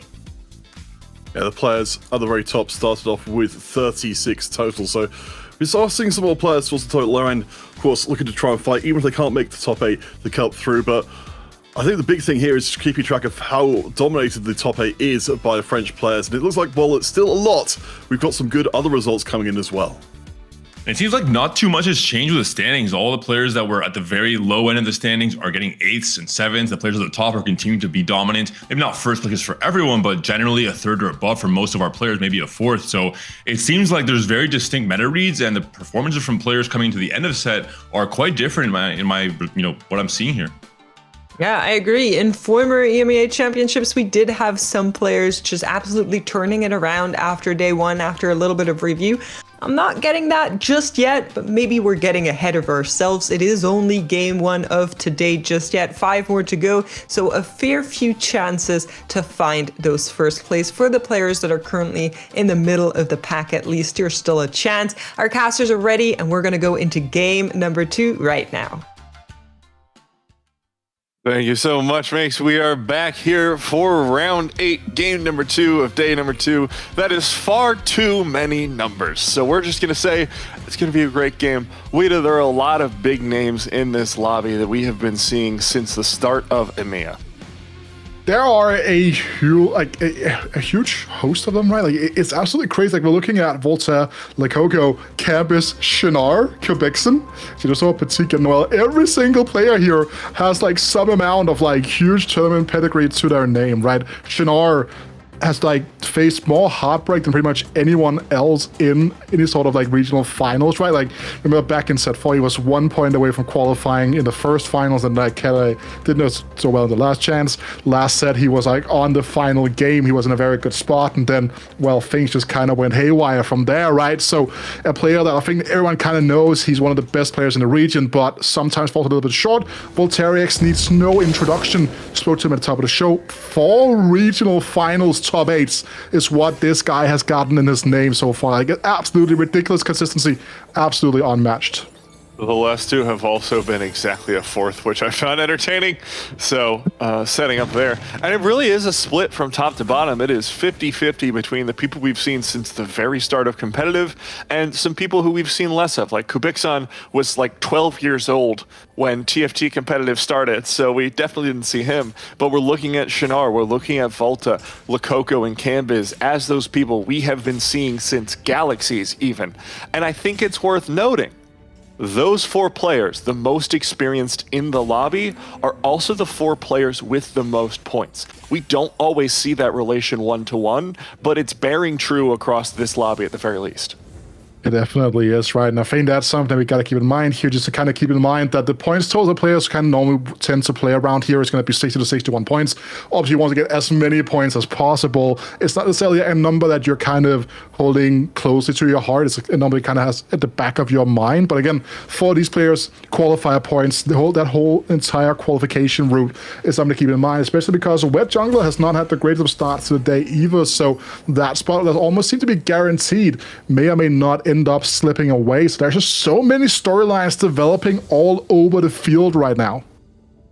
Absolutely. And Shinar here setting up, has an early game, not sure what to do with it just yet. Going to have the Umbral set up. I'm interested in seeing how this 2-1 shapes the game. I hope I'm not cursing us, Wida, but we have only seen 1 hero augment so far, and I know Ethereal Blades is still good. I know Story Champion is still good. Interested to see if we're going to see it at all this weekend. Yeah, like Ethereal Blades, like, it went 8th last night, right? Like, right now they're kind of like in their like Mark Cavendish era. I know no one's gonna get this but it's super fast going on right now. So I want to talk about Sagan for a second. But no, like, we know that like it's very good, but it's just kind of not been performing up to snuff so far. But it's a very low sample size. But we do get the gold augments to work with, Matt. So there is going to be the option of those hero augments coming through. I'm seeing Shinar's options, I'm seeing the Ghostly Crest, I'm seeing the Spirit Guardians, both are pretty strong. We mentioned top of show just how ubiquitous Ghostly frontlines have become at this point in the set because you get so much flexibility with what your backline carry is. Midnight Siphon, we saw Safo try this yesterday, didn't go great. No, and he does have 1 Yorick and Umbral. 1 Yorick and a Dream. No, but again, we spoke about this as well yesterday when Midnight Siphon was coming off the track here, right? The issue with Midnight Siphon is it's not the guaranteed carry in the same way something like a Story Champion on Ethereal Blades is, right? It's nowhere near the same way. It's a very strong frontline that really makes a 2-cost unit into an absolute beast but you need the stronger surrounding cast, and that is going to be what I expect someone like Shinar to play for. Yeah, Shinar instantly slamming these items, going for maximum HP with the Warmogs as well as the Steadfast going to give so much damage reduction. Just going for the best items he can as early as he can. I assume just trying for a win streak here. Yeah, you gotta take what the game gives you and run with it, right? Just gotta get edged out those small placement bonuses here. So that is something that we gotta pay close attention to here. Just again, we are still waiting to kind of get the full upgrade of the scope of the lobby, but we did see a very early AP commitment from the likes of Quebec-Sun. Meanwhile, we see the Grim Harvest come back here again, Matt, right? We saw this last game not have the greatest of successes, but this time around, Coco has that very early Yone to work with, has the Last Whisper slammed, and has a whole host of other components on the bench. The Kaboku encounters to open the game here, really opening up a lot of options for these players. Lots of resources to work with, and like you said, Grim Harvest didn't do great last game, but we have seen it picked consistently throughout the weekends, with Reaper being that top tier composition on this patch, so would not be surprised to see Coco doing well with it so far. It's been able to execute on this angle before, so not too worried about his spot, as we see that Yorick taking 2 kills with the Umbrella Execute, just showing how Midnight Siphon can be very strong. Yeah, 2 nice, really good wins coming out there. Just starting to slowly but surely break around the streak. So Coco, again, a player that, as you were talking about, Matt, was really broke out during the Rising Legends era of competitive TFT, but was also playing all the way back in set 4 in those regional finals as well. So a player that really rose to prominence there. One of the players that was kind of lurking around in the French space that everyone just knew was really, really good at the game. And then that one Rising Legends final, he just comes out in set 6, claps everybody in the first couple of days, then qualifies to the World Championship, does that again the set after, and then he was just absolutely flying around since then. Yeah, lots of experience as well here on Volta, picking up the champion duplicators, so probably going for some form of reroll, which means this lobby is very 2-cost heavy. We have, of course, Shinar going for the Midnight Siphon. We have Jetasaur on 2 healthy going for that Janet composition that we saw earlier. And now we have Volta holding quite a bit of 2 stars with that those low-cost champion duplicators angling towards potentially a reroll, but leaving his options open. This is the man that we saw yesterday from a spot I wouldn't have called it, going for a Bard reroll with a red buff and a Last Whisper. So nothing's locked in until it's locked in, Wida. No, that was also his only bot 4 so far off the weekend, right? I think that's kind of just speaks to the level of consistency that Volterix has, right? He's just one of the players that just can find a way out of everything, and he's a very optimistic player in his playstyle, right? Sometimes he's been talking about as a known high roller, but it's just because of the fact he always keeps himself open to those high rolls in the most positions, but now he kind of has to play a more considered stance in terms of how he wants to approach this game now, because it's going to be a little bit more of a defensive mode, as one of the players in the top 8 currently has a 4-point gap, down to the cutoff at this moment. So if you just keep on doing what he's been doing so far this weekend, it's clearly been working. He could find himself in yet another top 8, Matt. Yeah, excited to see, of course, one of our strongest players in Jetasaur here on one of the strongest compositions we've seen this weekend, going for that Janna reroll. Usually see it with the Lux, not terribly surprising to see it with the Zyra. Could fit in Sage in the later stages, but stuck on that 1 star for the time being. And, well, we've got 2 Reaper players again, Wida. We've got this Kindred setup here for Quebec-Sun alongside the itemized Kha'Zix 2, which has been making an appearance more and more as the set's gotten later. People have said, hey, maybe he doesn't suck as much as we think. It's also he's a very low-cost unit, both in terms of his actual in-game cost, but also in terms of the value that he brings to a board. He's very easy to kind of just hold another copy off and then just kind of throw away that Kha'Zix 2. It's not as severe as something like, let's say, on the Sniper Lines, throwing away that 2-star center that you've been working for, right? So just a nice, flexible unit to kind of put into the mix. Here we do see Jetasaur, as you're talking about, going for one of those reroll lines that have been ever so coveted this weekend. Going for pre-leveling instead of opting for that Aatrox 2. So just setting himself up for the better rolls as we head back over to Quebec-Sun's board. Important to note, coming into the Krugs, there's going to be nobody who's successfully executed a full streak in either direction So the economy might be a little bit slower, depending on how Shinar and Volta do. Being one round off isn't the end of the world, but should their streaks end, this is going to be a pretty slow early game, which is going to be great for those reroll players. They're going to be the ones deciding the tempo. They're going to be the ones who are struggling a little bit less in that mid game, because everyone else is still going to be trying to get their comps online. And also, like, another thing to note here, right, it's just the absolute overflow of items currently on Kabixon's board, right? Like, he has just been going for he went for the bird treasures as well, which synergizes incredibly well with those additional item animals that they got from the Kaboku encounter at the start of the game here. He did take an unfortunate loss in the first round to Shinar, if I recall correctly. That was his first fight, right? So, but since then, he has been able to kind of just cement himself as the second strongest player in the lobby. As you can see right now, Noel on 40 gold here with the fortune in play will be able to rebuild his economy and just kind of go for one of those huge catches. We've seen already has the Kaiser items slammed, already has the Morello for the Teemo, so he's kind of praying that he can do what we saw from Klakon in the last game.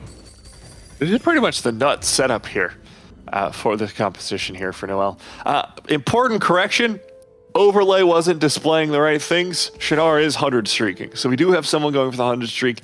I suspect Volterix might also be going on the full loss streak on the other end of the board. So just keeping an eye on that as we go. This Yorick doing a ton of work in the early stages of the game. Yeah, this is really kind of what you kind of have to go on, right? Because this is kind of where the Yorick is going to be at its best with this Midnight Stuff, right? There's not going to be that lull in the power level until like we get towards the start of stage 4, and it's still not, it's still not a free start, right? And we can kind of see right now with the intention here is from Shinar in terms of like how heavily he's going to be rolling here on free 2. Right now he's so far away, he doesn't have any excess copies of the Yorick, so I assume we'll see a traditional level 2-6 and then just like not really roll excessively for the Yorick. Might roll for a different unit to put onto the board here. Either get another ghost unit or get a sniper unit into the mix here. And even additional heavenly, there are so many options right now for what Shinar can do to kind of just curve out this board. I also like picking up the adaptive helm here. Not only is it a strong slam for the Yorick defensively, but he has that item remover on the bench, so should he opt for it, could just move that onto the Alune, and we've seen that be a pretty strong item for her over the course of the weekend. Golden Remover would also give him a Forger at this point, but Unified Resistance, I feel like that is too much power to pass out on, especially on Midnight Siphon. It just really helps shore off the tempo, just play for absolutely maximum combat power. Win is like just to push this advantage here, so we'll be rolling just a little bit. I don't expect him to go much deeper than where he is right now, just trying to find the best addition to the board. And not going to find a whole lot of anything there as we head back over to Noel's board. Is running this Fortune into Trickshot composition, and lo and behold, Wida, last game you were like, hey, some people like putting AD items on Ari because she's just an efficient holder of things. Thank you, Noel. You've demonstrated the point beautifully. You already know the next time I say something and I cast a question. You gotta be careful now. It's gonna come right back and hit me right in the face. You can see right now, Noel not necessarily have to worry too much about the additional maintaining of the HP due to Tiny Titan's pickup here. This is going to be a direct correlation between his HP losses and his increasing combat power. So this means now he doesn't have to worry about dropping too low, gets an additional 30 HP to work with. So as we saw last game, Klakonen, he cashed out at 23 HP. Well, Noel might cash out at 55 HP, giving himself even more time to set up the perfect transition. Yep, and Volterix we see going for a bit of a loss streak. Accidentally broke it seems like, in a previous round, but as we predicted, setting up for that early reroll composition, going to be the Senna carry as we see that featherweight, so there's really not many options for him beyond that. No, but also like this encounter is super interesting, especially when you have someone as Volta that's like very weak, and you have someone like Noel who's obviously trying to lose every single fight for pretty much the rest of the game until he can get his cash out going, right? That are you going to go for the win? Are you going to go for the loss here? Because the issue is that if you go for the loss and you hit Noel, well, good luck, buddy. You just lost out on 7 free gold, right? And that's a very clear thing to kind of figure out, like how good are these players at kind of judging which boards they're going to go up against, and how good are they at judging their own board state? And this is a really interesting encounter as well, because it can tank people's econ. Someone like Shinar feels pretty comfortable with his board strength, but if you're Cambiz, Kubixon, Noel, maybe you're investing into this round to try and hope for that extra 10 gold. If you miss, if you get it wrong, you are suddenly 10 gold behind the rest of the lobby, potentially. And we can see here for someone like Voltarex, who might have thought he was on the weaker scale here even, right? Like, it does seem like he has hit someone that is even weaker than him right now in Patik, so we'll see whether or not the 10 or 7 gold will be rolling around for Volta if he gets absolutely nothing. Yeah, I couldn't tell if that was a disappointed face or just Volta being Volta. I mean, we all know and love Volta's reactions. The iconic reaction to the Graves in the Runeterra Reforged Championship Finals is also up there as one of the best reactions in TFT. I have that saved as a GIF on my Discord. It's just amazing. History, one reaction GIF at a time. Absolutely amazing. But right now, Shinar and Cambiz, 2 players that were actually in that set 4 finals. And that's also something that we kind of don't necessarily talk too much about, right? So, if I recall correctly, at least, we are getting older, Matt, right? So our memory is not exactly what it used to be back in the day. I also recall that, so either we're both right or we're wrong together. And I think, honestly, that's what casting's all about. That is indeed because I do remember. I think I'm gonna have to do some research here live because this is something I researched like this 5 times already, and then like you get to the point where like I'm too afraid to say this, where it's like, yeah, because if I recall correctly, the player that Shinar lost out to in the Fates finals was Cambiz, no? On the time, there was Lera's, sorry, and Cambiz was not. Cambiz lost in the semifinals. He was in the opposite side of the bracket to Shinar. This is why we look things up, and that's why we have the technology kind of go there, Meanwhile, Noel taking another calculated loss here. Shinar is just chilling. Yeah, Shinar having a great time on this board. We saw the issue Safo ran into yesterday was just not finding those Yoriks, not able to hit anything. I don't think Shinar is worried about that just yet. Has the Alune on the bench. At some point, we'll have to start investing in it. Noel getting a pretty good roll here. Getting that one if he gets another loss. He didn't seem to think so, right? Because the thing is that what you have to realize is that with the Tiny Titans here, he would happily have taken a 2 or a 3 and then just go for a little bit more of a delayed cash right towards the back end of stage 4 to have even more resources to work with. Now, rolling a 1 here can actually be a little bit detrimental because it might force him into a spot where it's like, well, I have the HP to work with, but if I roll a 6 or a 5, then what am I doing? I'm just going to be dead by the time I get to the cash out point, right? So, really rough one here now because he might have to take a subpar cash out just because he doesn't want to risk not having the time or the HP to even get towards his next cash out. Traditional fortune board we've seen this weekend. Usually you're looking at that 4-1. You're like, okay, perfect. If I can cash out there, I've got like 30-something, and I'm going to be happy. But like you said, Noel, a lot more resources to work with than your traditional fortune board. Naturally up to 7, has those 46 stacks. He might have to gamble one of the lower points totals in the entire tournament. So he will not be gambling. He is going to cash out. Unfortunate. Freighting Morello, so doubling up on Morello, I guess.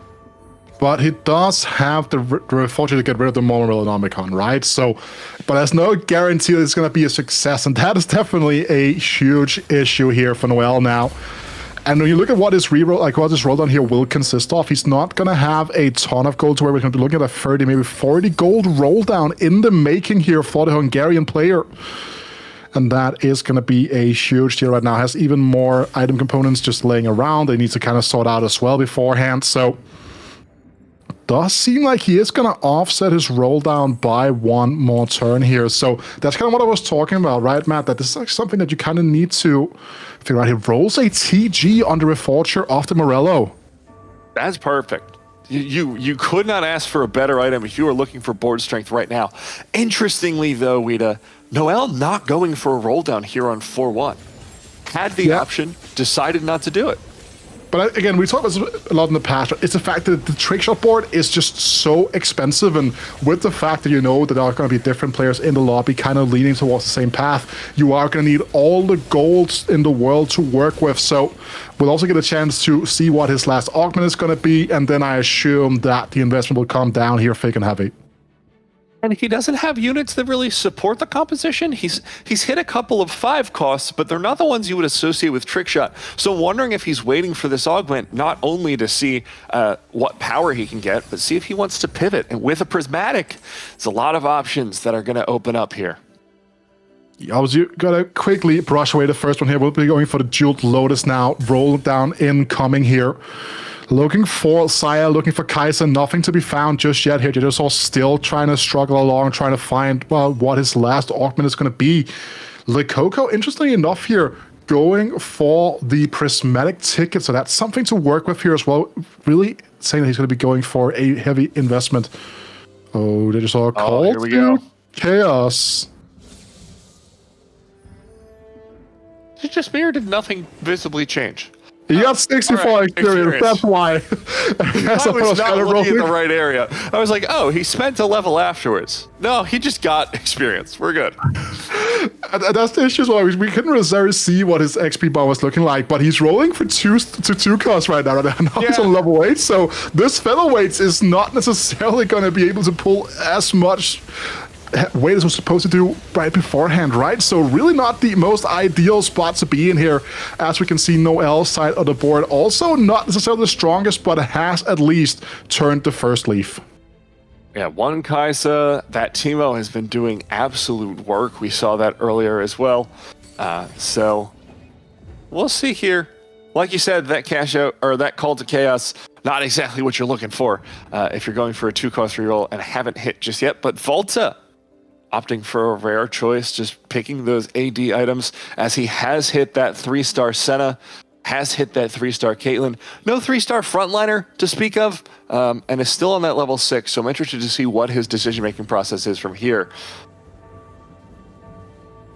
Yeah, I think that we're just going to be able to kind of just hold on to our gold. The issue is that we're below 20, right? So the rebuilding of the economy will be a little bit more difficult than normal. But Matt, there is a 3-star frontliner in our midst here. Shinar has taken a singular loss now, but has found that Yorick free to buy time for that Alune in the backline. And I feel so smart right now, Weta. I was like, that adaptive helm could go into Alune. There it is. I got it right. I'm very proud of myself. But she, unfortunately, still a 2-star, not quite able to make it work. That Yorick going down far too fast for her to take down the carries. Will get the execute in the end, but probably not the level of board strength you're hoping for if you're Shinar, if you're fresh off that upgrade. Maybe not, but also keep in mind that Voltaire is one of the players that is the most invested in the lobby. He has hit the bones of his composition right now, right? So definitely not a bad win in any stretch of imagination. I don't think you're going to be super worried watching the outcome of that fight. As you saw, Shinar was also kind of juggling around with items at the start of the fight, as you were alluding to with that adaptive helm going onto the Alune. And the Alune as well, Matt, still lacking that third and final damage item to work with, so still room to grow for Shinar. Yeah, you're praying for something like that Archangels that can take advantage of having that beefy Yorick in the front to tank for essentially forever against most compositions. But Jedisaur working with what he was given in that level up, trying to hold some higher cost units, find a way to slot those in. At the moment, just going for 4 Porcelain with Exalted. Still carrying the Janet, though. Yeah, again, with the investment of the featherweights, I think that is going to be the correct call to make. You're not like super likely to find it, but again, he's pretty stable now. He's been able to kind of just sure off the comp in other ways by kind of getting the gift of the free level 8, but it is definitely something that is not ideal. If he had been in a position where he already had that 3-star Jano, for example, though, he would have loved to just be pushed directly towards that level 8, be able to just find those 4 costs, find something like the Lissandra has just been able to put onto the board here, as we do see that Lekoko has made great use of his prismatic ticket. Yeah, was on a loss streak up until that round, so hopefully going to turn his fortunes, but it's worth noting this is a composition where you'll sometimes see people go for that Yone 3. There are 2 Yones in Lekoko's possession total. So not what he had been hoping for. No, but it does have that cane too, and we've seen just how strong the cane is as a wrapping tool to get into the backline. Just annihilating here. And something that's also worth noting now, with everyone getting a couple of Zephyrs here, you can kind of start doing some interesting things, kind of start to snipe backlines. You can start sending them those frontliners into the air to allow that Yone to get on towards the wrapping path. Yeah, back on Shinar's board, we do see that third damage item coming out for the Elune, as well as that Janet in there for the support for the Invoker. Against this cashed out board for Noel has finally hit that Kaisa 2, so lots of opportunities as the Yorick gets lifted into the air.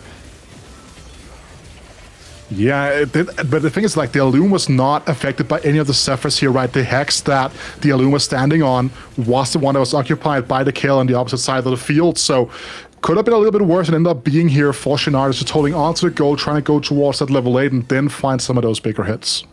Batik not having a great time on this 4 Reaper board, contested by Lakoko, as we saw earlier. Doing a little bit better on the Yones, but only by 1. So really, both Reaper players trying not to bleed out, holding hands 7th and 8th. I think that's kind of been a tale as old as time, right? Like, contested players going 7/8. Yeah, and I feel like this tournament has been especially cursed with that, with the Reapers in particular. The composition just does not lend itself well to being contested in several lobbies. We've seen it take 2 top 4s in the same lobby, but we've also seen at least 3 games where it's just like, welp, we both have exactly as good a line as the other, which means we're both going to lose. Uh-oh.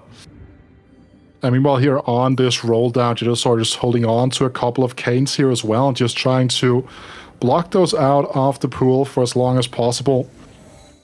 One of the kind of knock-on effects of him being pushed towards level 8 is that he's going to be more likely to kind of start finding something like this Morgana to this found now, which is going to be a nice little effective spreader of the chill effect, right? Going to be slowing down the attack speed on the opposite side of the field, as well as that Morello. Yeah, really good pickup here for Jetasaur. Of course, getting the Shiv from Morgana, one of her other favorite items. So really solid pickups here for Jetasaur, despite being on level 8 on a 2-cost reroll composition. His board's looking okay, running into Kvixon, who, well, Wida, I figured out the problem. Yeah? We have 3 players on Reaper, not 2. Which explains why we have so many in that bottom half. Surprisingly, Patik won that last round.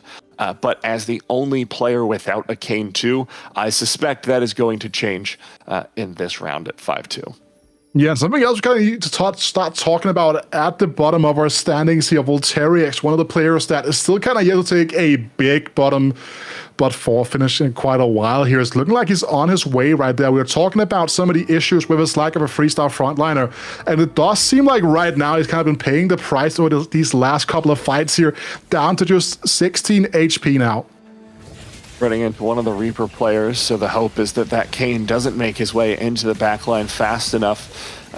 We see also an itemized Caitlyn, which can be dubious depending on where her ultimates go. First one was good, but now suddenly we're at a front line, Wida. So one more ultimate from Senna is not enough to wipe the enemy board. Volta needs to make a decision here. Is he rolling in desperation, or is he going to try and push and just pray he's got something to work with? I mean, the pushing here is always going to be the correct decision to make. Just get something in play here, getting the Exalted online, getting that additional a damage increase across the board is why we're seeing so many copies of Jax on people's boards, despite like it being a relatively poor unit this far into the game. But it overlaps really well here with the Ink Shadow line that Volterix is playing towards. Now has the Exalted online as well, which might be that last little bit of damage needed here. Now with the Zephyrs also being removed, now the encounter no longer active here, it means that he can pretty much be a lot more safer in these corners than normally are the normal target for the Zephyrs. Not the board he wants to be against, though. Shinar, who's been having an incredible game off the back of that Midnight Siphon, will be running into it. But that Caitlyn ult, smarts, man. That Yorick goes down with just 1 ultimate. Volta survives, as does Patik, for another round, it seems. Yeah, that's the thing. Versus Reaper. As you were talking about, it can be a little bit dubious, but when you have the excess items as it does due to that overwhelming force coming through, those Caitlyn ultimates, they hit hard, they take out these huge frontliners or do enough chip damage that the center will easily be able to kind of just remove them from play. Now Volta deciding what he wants. Looks like it Oh, I was going to go for the tank items, but instead opting for the behemoth. Which makes sense, more right? Defensive. Yeah. Because if you look at the left side of the screen right now, the behemoth is not active, right? So all these items on the Shen are not doing as much as they could be doing, and that's a big deal. That could be one of the things that really will just kind of help him buy even more time. The only issue is that now he might have to move an item away from the allow if he wants to go down that route to get the behemoth allow into play, but could just chunk that onto pretty much any single unit on the board right now. Yeah, it looked like he was fishing for it, but no dice here as we go back over to Noel's board, sitting at near the top of the table, tied in HP with Kubixon, in fact, so doing incredibly well. Jetasaur has sold his Janna 2. Yeah, but look at the HP in the lobby right now, Matt. 20 through 4 from third and down. And the fact is, like, he's not going to hit that Janna 3 in the window. Is kind of narrowed in there, so we'll be moving some of those items over towards that Morgana together to pack a bigger punch. Working with the level 8 he was given on the left side, Patik fighting for his life. It's looking pretty good so far. That Midnight Siphon not working out for Shinar as much. On the right side, though, Valteriix will fall. Thanks to that shortcoming of his front line. So at the very least, this lobby has reduced down to 7 players. And like you said, Volta's first real bad finish in the tournament. For a while, he did have a 7th as well now, but now we do get even more components coming through here. But it is going to be duplicate components across the field, which means that for something like Shinar here, who would have liked to get some other choices, this will be interesting. We'll be picking up the tiers here, gets another showing, gets a blue buff to work with. And immediately put it in there, pushing for 9 and deciding whom he wants to put in. Still rolling to find some better options. We were looking in this composition. You'll usually see pushing for an Elune 3. Just hasn't found the rolls this game, down to 1 life. So is going to put in that Aurelia as a last resort, I suppose. It really is, right? Gets the Dragon Lords in here as well. I just get some more attacks speed buffed into this ball. Meanwhile, look at the side of the left side of the screen here with Jetasaur, right? He's just absolutely struggling to kind of keep anything in here, but it might be good enough here. The Kane, one on the opposite side of the field, is not as scary as it could be. No, but he's missing the Amumu 3, he's missing the Janna 3, and that level 8 may have actually been what ruined his chances. Not able to roll for those 2 costs as well, having to sell out just to try and save a little bit of HP. But like you were pointing out, Wida, these health totals were so close that we are down to a top 4 from a top 7 in 1 round. That is absolutely huge. She was talking about like saving that HP could have been the difference maker between 2 points in a situation like this. Absolutely huge here. But now looking at the top 4 right now, we have 2 French players, a Polish player, and a Hungarian player. You know, that feels very Rising Legends to me. I will say that in general. Like Noel, again, big fortune cash out. Not necessarily what he wanted exactly, but has been able to roll with, have been able to kind of make the right decisions around it. Now rolling down here on 9, trying to put together some of these bigger resources. Like he's still lacking the Saya Rakan. And I do want to flag as well really quick before we move on, Shinar with that incredible start ending in 7th place is just absolutely heartbreaking for him. Had such a good setup, was playing his composition well, was keeping up with tempo, and then just couldn't pull it together. But now Kubixon here has been able to play around with a strong augment here and again a great dummy, but the issue is going to be looking like a little bit of a dummy here with the Shroud absolutely missing everything on the side of the Coco's board here in the mirror. Bit of a whiff, but the Silas is looking pretty good. 3 items on it with plenty of HP to work with, giving time for that Kane to pop up. There goes the Titans, but unfortunately, that Kindred too, putting in work temporarily. Lakoko will be taken down, and 2 Reaper players made it out to top 4. The third, unfortunately, eating the loss. With the exact amount of gold needed as well. To the heavens. He's like, okay, I got all the Reaper players out now. Surely I can hit that 2-star Kane, and there it comes. And that is going to be absolutely huge for Kubixon to kind of be able to kind of challenge for the lobby, be able to challenge against Noel's boss. As we were talking about before, Noel still lacking those final huge carve-out moments that will guarantee himself a first place now. Campus also kind of on the struggle bus right now. We can see Sports that here playing on one of these AP lines.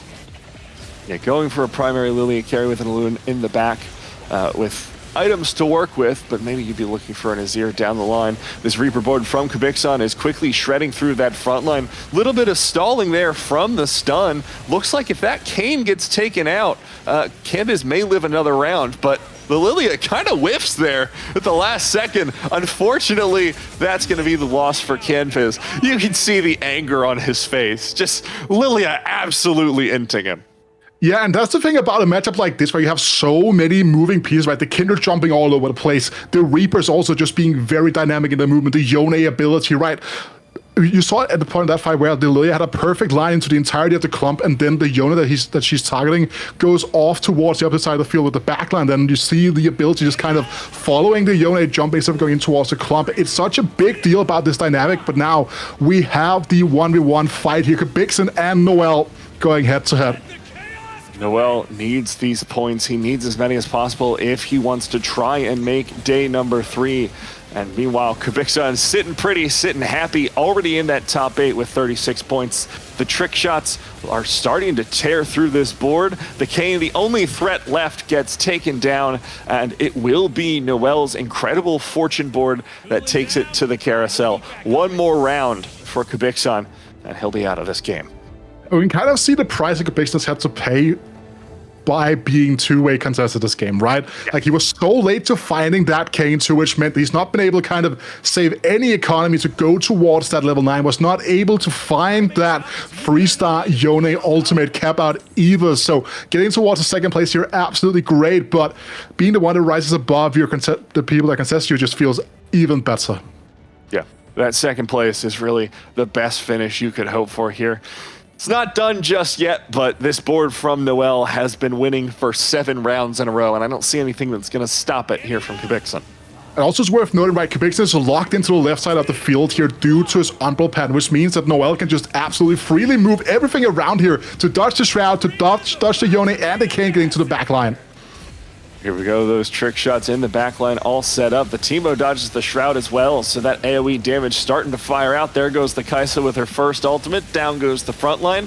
Sylas into the backline, does a ton of damage. Takes down one trick shot, takes down the second. There goes the Kai'Sa. Sylas is still alive. This is going to be a win for Kubikson. He's as surprised as I am. Down for Noel to 29 HP. If Kubikson takes this next round, it's into stage 7. It's into that PvE. I have one more item to play with. Yeah, that could make all the difference here. I guess the big deal as well to note here for Noel is he's just holding on to all of the gold right now, where someone like Kubikson has very little leeway to work with, right? Noel doesn't have to overly excess roll down here. He doesn't have to. Still has a pipe dream of level 10 opening up here as we are approaching towards this stage 7 you're talking about, but we'll see what comes out of this fight. You got to watch the Kayn, you got to watch the Sylas. If they're able to find that backline access, that's the win for Kubikson. But if they get stopped like they have been in previous rounds, there's no chance here. The first ultimate from Kai'Sa right onto that Sylas. Not the start you're hoping for Kubikson, but down goes the front line. Kayn, unfortunately, moving into his own backline. That's going to be all she wrote as Noel, off that incredible fortune cash out, takes first place in round 8.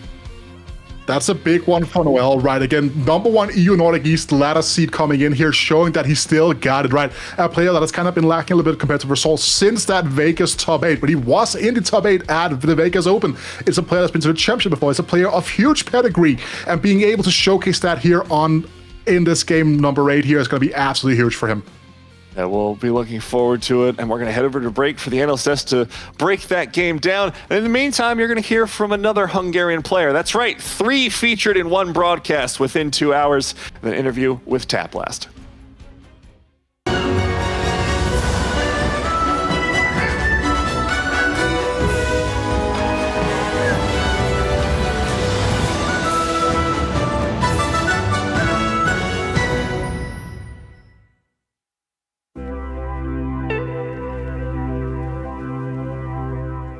Hi, I'm Teples from Hungary. I am 22 years old. and I am gonna be the Set 11 Golden Spatula Cup 2 winner. Inborn Fables has been my favorite set probably. Close second is Set 6 and 6.5. Encounters have been pretty fun for most of it, but some of it should be deleted in my opinion. Yes, I am down to playing TFT offline events. I'm maybe going to the one in Poland this year as well.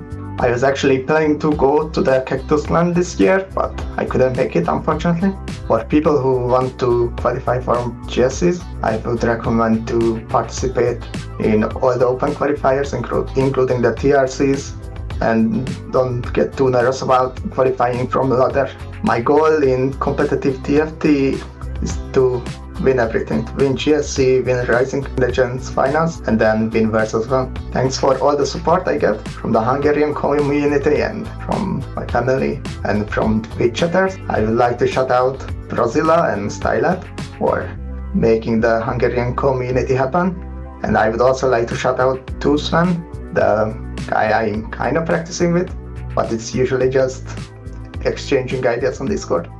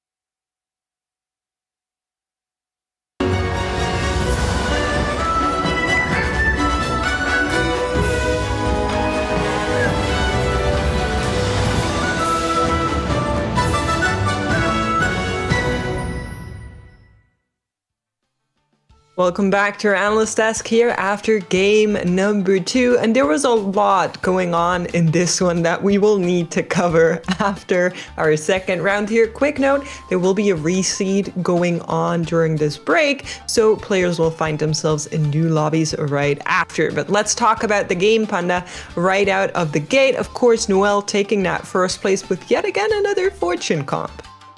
Yeah, textbook example of the fortune into trick shots, great itemization, having the tattoo of Toxin I think is one of the big indicators to play for Kai'Sa in general, so just a cherry on top. The more Morello on Teemo as well, incredibly strong item, has been the entire set. So just everything really got together perfectly for Noel to really pop off in this game. Tiny Titans buying him more time for the bigger cash out as well, coming into stage 4. And then all in all, just the itemization all across the board, on the Sylas, on the Galio, on the Kai'Sa, on the Teemo, all fantastic. And I do want to note as well, of course, across this lobby, you can see in our from our top 5, 3 of them the same composition. Kubikson standing out ahead with the Coco Petic, there with the Reaper Bruiser composition, managing to somehow survive all the way through there. I mean, because, mates, we've seen compositions really struggle when there's 2 of them in the lobby, but 3 of them, almost unheard of. Honestly, I think coming back to this Reaper point, it is so easy to find your way into Reapers, even if you don't have the augments like we just saw in that round there. if you have buried treasures, you're like, oh, this comp uses a lot of items. And then if you get anything that's more AD heavy leaning, you're like, okay, it's not Lux or Jenna. We're going to be going into Reapers, and there's just so many outs. You can play around the Kindred, you can play around that Yone, you can play around that Kayn, or even like we saw yesterday with a little bit of cooking, you can play around the Dryads as well if you have an extra emblem to give. So lots and lots of chances there for our players. But I do want to mention the Midnight Siphon we saw in this lobby, because I have been playing a little bit of games. I've been looking at a lot of stats, and Midnight Siphon out of those hero augments is one of the ones that's kind of, I would say, towards the middle top. Hasn't been really doing too well in her stats, 1 first, 1 8th, and with Chinar starting out as well as he did, I really thought he had a great chance here, but then he absolutely plummeted. I know Loon 3 might be one of the bigger indicators for that. No real high DPS carry to accompany the Yorick coming to stage 4 and 5. There were a few players carrying a Loon as an item holder, Cambiz being one of them, who ended up on the high cap AP board with Lilia, but was using a Loon on the way to get there. I believe Jedazor as well for some moment in time had an Loon too. So just a little bit harder in this lobby, it seemed like, for Chinar to easily or kind of for free find the Loon 3, which would maybe pair up perfectly with a Yorick. And back into the Reaper discussion again, I do want to say there was a little bit of variance and just unfortunate situations for players like Patik, who pick up stationary support that didn't really accompany his comp too much. They didn't find the Banshees, they didn't find the very strong support items found instead of Chalice, for example, which is not very strong. And for Kubikson, similar. I think his celebration in all of these fights at the end, he was so happy because he had a very awkward pairing of Randuins with the Shroud, which is incredibly hard to obviously move around, was missing so many Shrouds because of it. Every player was dodging him by setting up their team on the opposite side, and despite that, managed a second while three-way contested. So I think that explains how happy he was every single of the fight wins. I did appreciate his victory dance. It was very inspiring indeed, but looking down the other end of the table, of course, for Volta, this was not a good game at all. We talked a little bit with him about, more of this kind of Ghostless area, the kind of 2-cost reroll area. Didn't work out for him really at all, despite what seemed like a pretty decent setup. Got the 3-star center, got the 3-star Caitlyn in place there as well, but ultimately really fell down very hard, even below Shannara, who of course had that massive fall from grace. And honestly, I personally, I love a little chaos, a little bit of a chaotic moment, but someone that was inclined for it, but was absolutely punished for it, was Jedusor in this round, with the call to chaos just, yeeting all this XP into his little legend, saying, a reroll comp? Well, not anymore, you're not. So quite unfortunate to have this happen to you, but it is just one of the outs of call to chaos that can happen. So you got to be prepared for it. Exactly. You can't get mad. I think you're taking that risk by picking up that augment, and maybe it's a very low chance that you have this terrible blunder. I think it just completely does not work with your strategy, but it happens every so often. I think every single player is aware of this fact. Going back to Volta, you mentioned Counterfeit. I did want to, kind of harp on the fact that he just wasn't able to find a 3-star frontline. He wasn't able to find a, tanky enough frontline to really get the ghostly stacks online for Senna.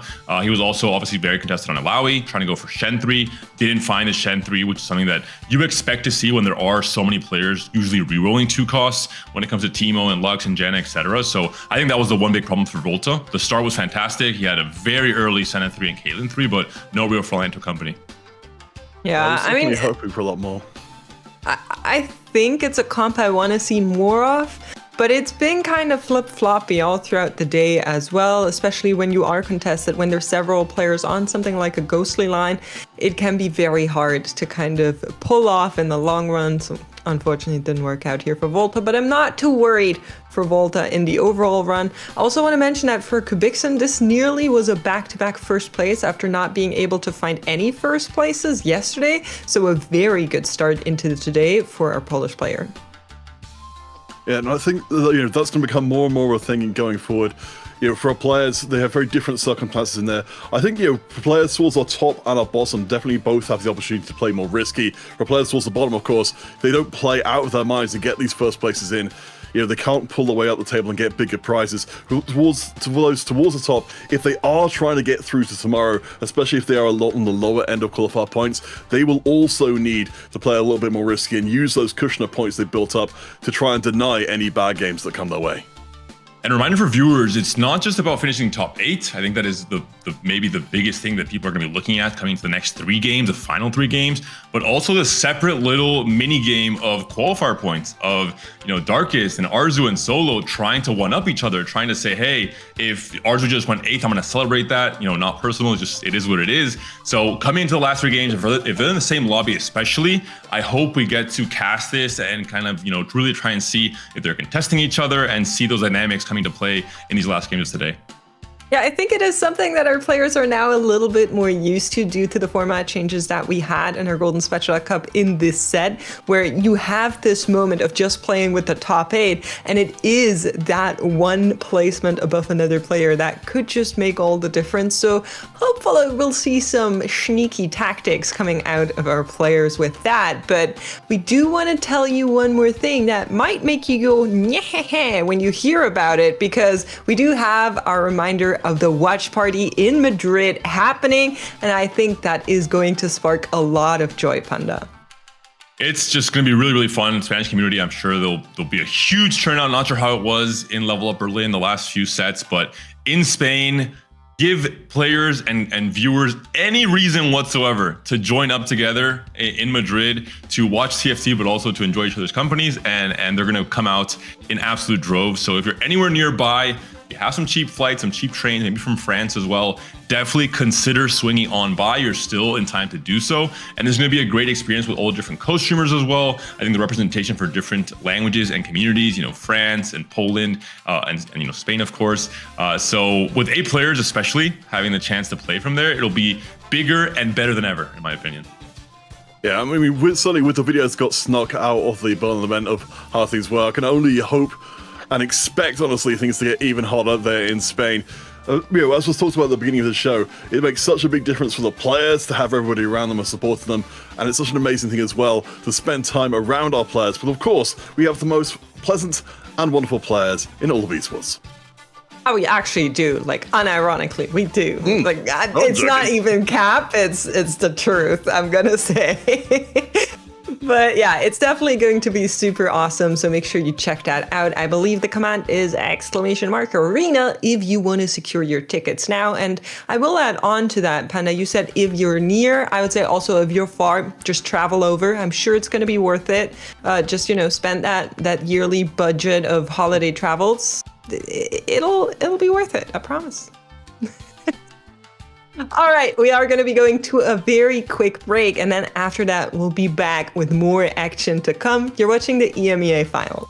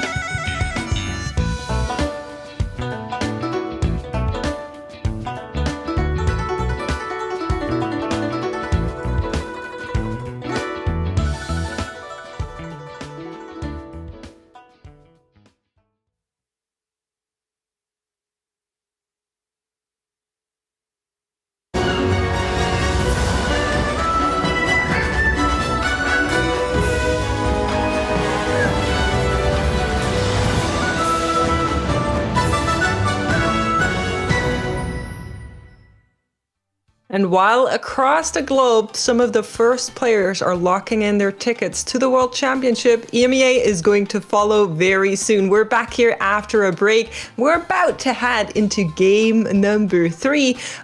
Peter, you got Poppy there with you? Would you like to show the class? Here we go. Well, yes. Hopefully she'll continue to yawn as she's been doing, because apparently she needs more high-octane TFT to keep her engaged with the field, but hopefully she'll get that very soon. That's just super important. And while we were at it, you brought Poppy on the broadcast. My cat got jealous, and she's now here biting my fingers. So let me just quickly lean on over and be like, oop. Here she is. Panda, I'm sorry you cannot participate in the Cool Kids Club, but we will be going into standing so you can talk about those. If my Panda plushie was an arm's length away, I would be ready to join you both, but unfortunately, he is a little bit further than that. But looking at the standings, players who have to start mounting a big comeback. Unfortunately for Tap Blast, Jinx by Brozilla not working out in this day 2/8 to start things off. Adat as well, just very far away. Reminder for viewers, 60 points tends to be the cutoff after 12 games at the end of day 2 to make it to that day 3, maybe 59, maybe 61, 62, but around that point in time, so you can kind of gauge how far away your favorite players are from making it. Wet Jungler has to continue staying above the line of top 28 to try and make his guarantee through the qualifier point system into Worlds. Honestly, if you're Team Wet Jungler, you would very much like to see him play it maybe a little bit safer than that, but a second place is a call in the right direction. Oh boy, yeah, I think if you're a German fan looking at remember we've only got 3 German players in here right now, and they're still all on page 2. But looking over to page 1, you can see that there are a lot of French flags there. If we squint, though, we can see a few other ones in between.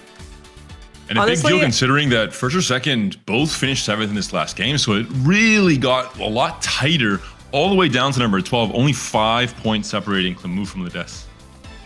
I'm really excited to see Arzu still in those top 8, a player that we've been kind of, low-key hyping about, saying there's been so much improvements over the sets, and it is finally starting to really show off. Keep in mind, Arzu is one of the players that is also looking really good on the qualifier points overall, so definitely could be interesting for him after today.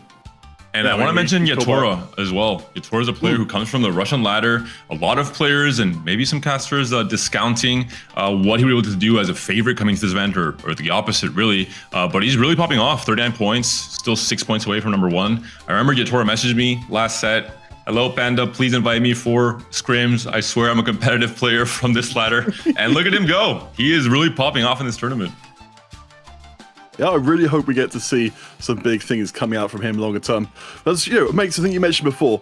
We've got some of our really big established names. We've got players who have been around for a while, hoping to create their big impact. And we've got the new blood coming onto the scene and doing surprisingly well against a very veteran EMEA roster.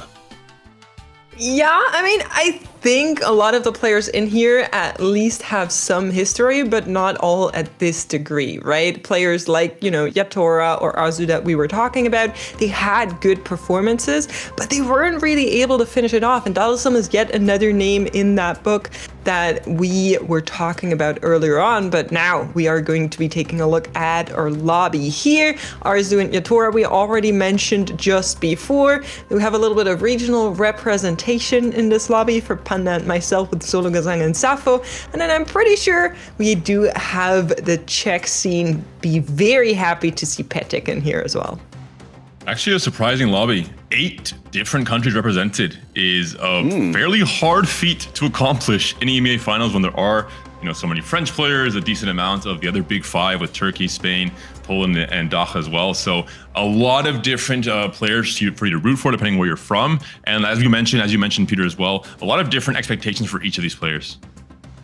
Yeah, I mean, I'm certainly excited to see Darkest, leading the charge out here for the Turkish side of things. Of course, we heard from them a little bit earlier on, but still the pressure is starting to build. We are getting into round 9, so round 3 of day 2, another way of thinking about it.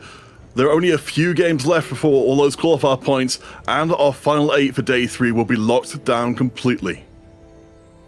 Looking at our portals here, we do have, some lower variants and some higher variants. And with this, it's always interesting to see who actually tries to one guy the lobby, not looking at anyone in particular. Oh, no. Hetic sending us to the vendor sentinels. And you were talking about this in the previous game, Panda, with how sometimes these combination of items on something like the dummies can be really unfortunate. It is quite similar for the golems. Safo, I think he knows what he's playing. The Kha'Zix, yeah. Give me the Kha'Zix, give me the Reapers. Anything that's melee based you want to be playing for with this really great golem for Safo. I think right after seeing how good this golem was, he's immediately scouting and seeing how many other players will kind of have the sign to go down the same exact line, because Reapers, I think, is the comp that with support item, with stationary support, gets the most benefit in general. Yeah, we know it certainly was incredibly popular in our previous lobby. You can only imagine it will be the same here again. Fortunately, our display on the left-hand side is actually, or right-hand side, is showing us what's actually on those golems as well. So we can see there are some needlessly big gems knocking around, but actually doesn't look to be a ton of similar setups to what Safo's got going. Looking at them right here. Of course, for the AP lines, you're also not going to be too mad about that, but I do think that there could be quite a few players beelining for something like the Reaper reroll. When you load into a portal like this, you really want to start thinking about the big picture of what are the implications in terms of comps play, but also just general thoughts about TFT coming into the game like this. And you're looking at support items that usually present a downside or an upside of you get this power, but you also have to position in specific ways. You have to clump more often. We see 3 Aegises at the very least I'm seeing there. So when you're looking at units that have AoE abilities, when you're looking at comps that benefit from clumps, you want to try and maybe start angling more aggressively towards those comps specifically. So a lot of thoughts going through all of our players' heads as they load into 2-1, as they try and pick their direction with this first augment. I do wonder if we'll start to see more compositions like Lilia coming in. As, of course, in our previous lobbies, we did see a lot of players finding their direction very early on. So like I said, it's going to be a little bit tempted by having the Reaper crest thrown directly in his face, but as was mentioned before, has to know it's going to be a heavily contested line. Of course, the Exalted is also going to matter, and for now it's at least going to be not today, which also can lead into the Reapers quite easily. A big thing with these vendor sentinels is when you get 2 items that don't really work well together, and if I saw correctly, there is one player that's in a little bit of a unfortunate situation of having the chest and the moonstone. One you want to kind of put into the front line, the other one you want to hide away for as long as you can to profit off of that healing, and it is going to be Patek who actually threw us into this portal. You know what? I mean, I think this is why we don't see players voting for this. You don't want pivotal games on EMEA Final to be decided by this awkward pairing of support items. We saw with Kubikson, also took a calculated risk and was a little bit punished with the Shroud and the Randuin's last game. I love that Lides is completely leaning into his support items. He's going for the sniper line, building a Rage Blade, has the gem that will proc later into a fight, which pairs up perfectly with Ashe scaling, and also the attack speed from the Aegis. Looking at the augment choice from Yatora here, has picked up the Fortune Emblem and will be juggling it to make sure that all of these losses come in exactly how you would like them. No unforeseeable wins, and this one looks like it's absolutely safe, so it is going to be slammed. Fortune will be activated, something we've been seeing in previous sets with other econ traits as well. Making a return here whenever you have this emblem. Be a little bit safer while you're guaranteeing your loss streak. I do want to zoom out the picture a little bit because, again, with the day wearing on, we're getting players in different situations from before. Yatora is firmly middle of the pack in this lobby, upper middle of the pack with 39 points. Darkest and Arzu leading with 44.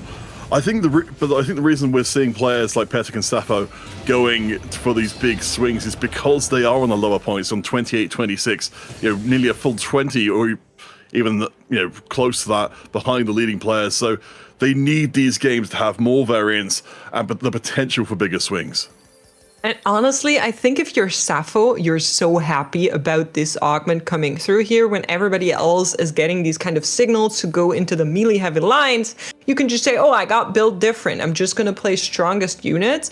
Only issue is you really want to have an early strong board. You want to have that early win streak coming out of Built Different. And thus far, we're not seeing too many wins just yet, but hopefully is going to be able to get that online quickly. I want to get distracted away from the game for a second, just to contrast the daylight situations between comparing Safo and Yatora, for example. Geographically, they are probably further away from each other than most of our EMEA players are from our North American players. I'll be honest, on complete different sides of the European continent. But Yatora, hopefully he has the right energy drinks, the right hydration to stay alert, because so many important decisions coming up in this game, and I think it's going to really set the stage for the later half of the day especially. We're keeping a close eye on him. As we come to our first carousel, we'll see if anything cheeky pops up. Just taking a quick look through to see if there's anyone we haven't picked up on as yet. I think Shredden would be one of them with a boiling point, picking up the Aegis and the Spite on those support items, so we certainly know who our Lux reroll player is going to be. Absolutely right. Our Lux reroll player, we mentioned Lires on that long shot, as well as Safo on the Built Different.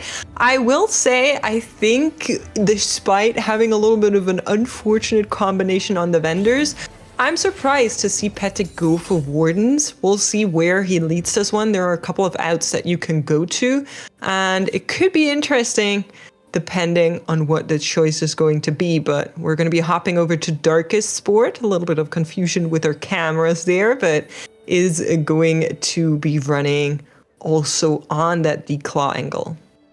And Petik generally has been a big believer of Ashe snipers across the day one. I think in general GSC3 as well. He mentioned that, you know, if he had the chance to play it and it was open, he would go for it. I think one of the biggest upsides for Ashe right now is the fact that it's uncontested in almost every lobby compared to something like Reapers or Lilia. Not the case in this one though. He knows Liles is playing for snipers as well. It'll be a little bit harder to find the Ashe 2 stabilization point, and especially maybe the Nautilus 2 as well in stage 4. So I have a belief and maybe an expectation that both of these players will not be top 4ing in this game number 3.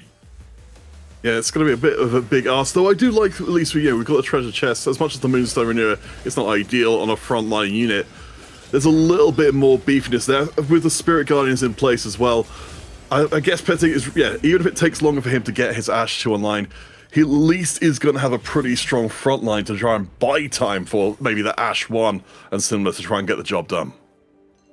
Yeah, I also think we're going to be going into Ashe, and then this I don't like because we know we have Lires on the snipers as well. So hopefully we can make something work out here between the two players, contested on a line that we're not usually seeing too much off. But we're going to be hopping over to Darkest. We saw this board briefly earlier, just a couple of rounds ago, and is open to play this Lux holding 2 copies up of it. But with somebody on boiling point, you know you will be contested if you go down that route. It's still open to a Kog'Maw reroll as well. Has not leveled up level 5 yet. Biggest indicator that maybe you're giving up on the 1-cost reroll possibilities. Maybe if he sees a few more natural copies, might go for the Kog'Maw reroll instead. Has an open tier, has an open belt, so you're building into blue buff, you're building into the Nashers. But despite the contest on Lux, I think if he finds a natural Lux 2 and finds a Shojin and a Nasher, for example, at Krugs, they will almost likely be playing for Lux just because how high the cap is and just the stats overall in day 1. 3.5 average is pretty insane. All right, there we see Darkest getting the win over Arzu again. Our 2 points leaders coming into the lobby. Yeah, and I think there is enough to be said about the Lux comp that you can opt into different variations. Of course, with Boiling Point, your main character is going to be Lux, whereas you can still run this comp and main character Jenna as your first carry that you want to build out, and then you're both kind of holding hands. One has the 3-star Jenna, one has the 3-star Lux, and that way both of you could make it into the top 4 without being in too much pain. But hopping on over to Zologazang, we saw the pickup of the Not Today augment earlier on, Edge of Night being built here as quickly as possible. Would like to have a second one, I'm sure, but so far the items are not iteming. I'm going to take a little count of our Reaper count in the game. So I believe Zologazang, Lyris, Zologazang and Arzu, my apologies, are current Reaper players. So there is always room for more on the Reaper hype train. I do want to take bring attention, of course, to Yatora down at the bottom, our Fortune player who's been quietly ticking away on the loss streak. We did see in previous days people would be trying to contest for loss streaks and potentially causing more problems for Fortune. This time, I think that Yatora should be clear. And the last second level up from Solo to level 6 to try and defend the 5-win streak with a Cane already equipped with Last Whisper and Edge of Night. I am sure Solo will be an absolute menace throughout all of his stage 3. Opposite, of course, as you mentioned, Peter, for Yatora. Curious to see if Darkus, who I see is still level 4, I think he is committing to Kog'Maw reroll potentially. It'll be very interesting to see exactly what items he's found off of Krugs to make him commit to that decision. Yeah, so we did see the roll down happen just for a little bit, still is on 30 gold. Important not to absolutely break Econ for Darkest, but there is a win that has happened. So I'm sure the Kog'Maw has been stabilized somehow. We'll check in as soon as we can. But first, we're going to get a second set of augments coming through. Again, another round of Goldens, and particularly for the Reaper players, it's going to be interesting whether or not they can find that Reaper crest. Arzu says, yes, why not? After all, why shouldn't I get it? Grim Harvest and the Reaper emblem as well. You couldn't ask for a better recipe to keep you ahead of the pack. Again, for Darkest and for Arzu coming into this one as the current score leaders, it will be, it's one thing to, get your top 4s to keep your position towards the top of the pack. It's another thing entirely to come and smash the lobby and really push towards ending day 2 with as many qualifier points and as good a position as possible. Ooh. Darkest with a awkward combination of augments there. You want to have some kind of team-wide buff, usually from the gold augments for this Kog'Maw reroll. Ends up having to go for the fishbones on the Kog'Maw, which is not something I've personally seen. We'll have to see how it pans out. Kog'Maws or base items rather are really important on the Kog'Maw here. Did you shoot the backline? Honestly, I love it. I'm a Darkest enjoyer, I'm a Darkest believer, and if Darkest plays Fishbones Kog'Maw reroll, I will rep that, okay? I don't know if it's good, like you have never seen this combination work out. We still need that blue buff for sure, but maybe it'll work. Well, he sniped the same, my impression is that he can attack anywhere on the battlefield, but attacks randomly, hit the backline unit twice in succession and killed it from the beginning of the round. There are random combinations that include attacking a unit randomly 2 times in a row. No? No. Never happens to me, at least. Are you not a believer, Peter? I see why maybe you're not playing any EMEA finals alongside our players. All these players, they believe in the heart of the cards. You take that back, David. You take that back. This is a choice on my part. This Kog'Maw at least is going to eliminate a bunch of units for now on the back of those fishbones. We'll see if in the long run it's good enough or if there is going to be a pivot. I'm sure it'll be based on that third augment as well. But for now, Darkest happily in that second place tier, 95 HP, and Zologazang building out that win streak. 7 wins already. On the bottom end, we have 7 losses for Yatora. Both of these players going to be very happy about their economy. And Safo showcasing he is truly built different, but I think not in the way he expected when picking up this augment. You, as you mentioned, Mick, usually want a win streak with built different because your units have a lot of flat stats that make them very powerful in stage 2 and 3. You can play any units in the game that you want, so you don't have to care about traits too much. It's just unit quality, and it's a pretty big loss streak, unfortunately, for Safo.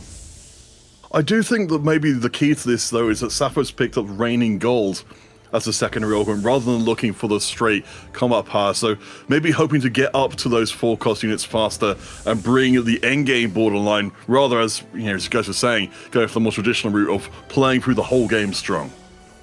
So I thought that was really interesting as well, because to me it's a little bit of fighting the consequences rather than the cause. You weren't able to win streak, so now you're picking up Raining Gold to try and alleviate some of that pain from not being able to build out that econ that you so direly need. I'm suspecting it is going to be falling off once you actually need that combat power later on, but for now it's at least going to keep Sappho stable enough to not plummet down.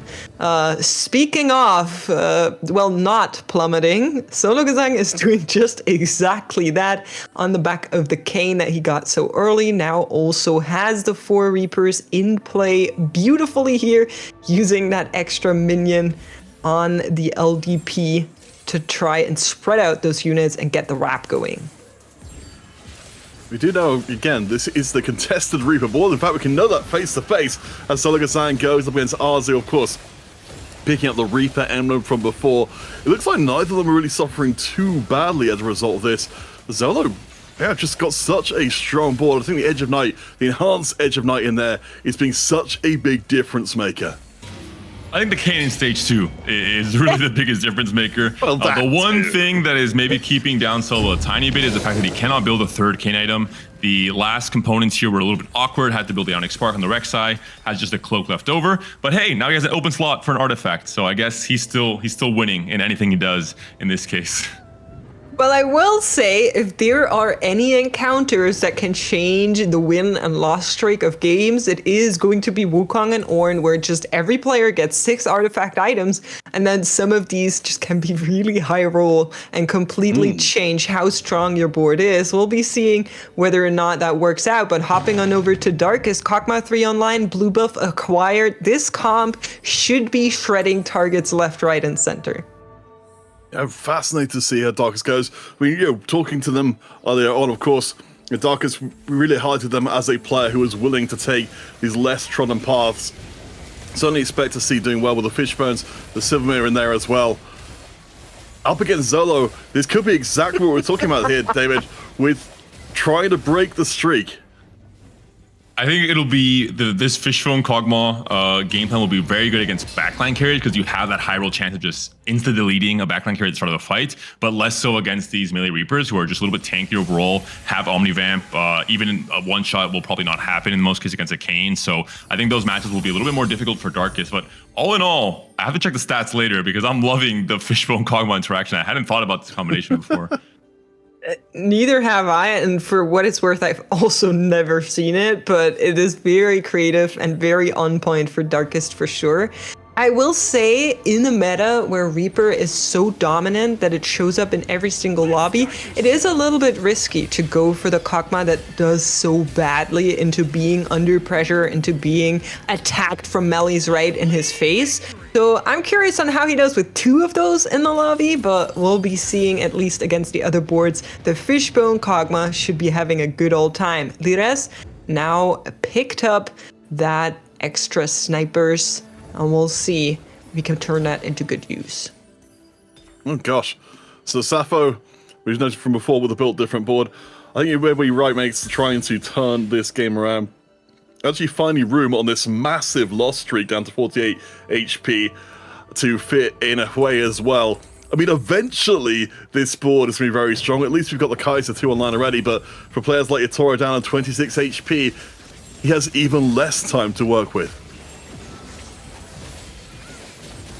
And it's going to have to be really, you see the pre-level to level 8, so that means that indicates a cash out's coming through, a roll down's coming through, and Yatora, if he sneaks over to Sappho's board, who doesn't even want to be playing Kai'Sa, Yatora will be very, I think, sad to see 3 Kai'Sas on that board, and it's going to be that much harder to try and hit here.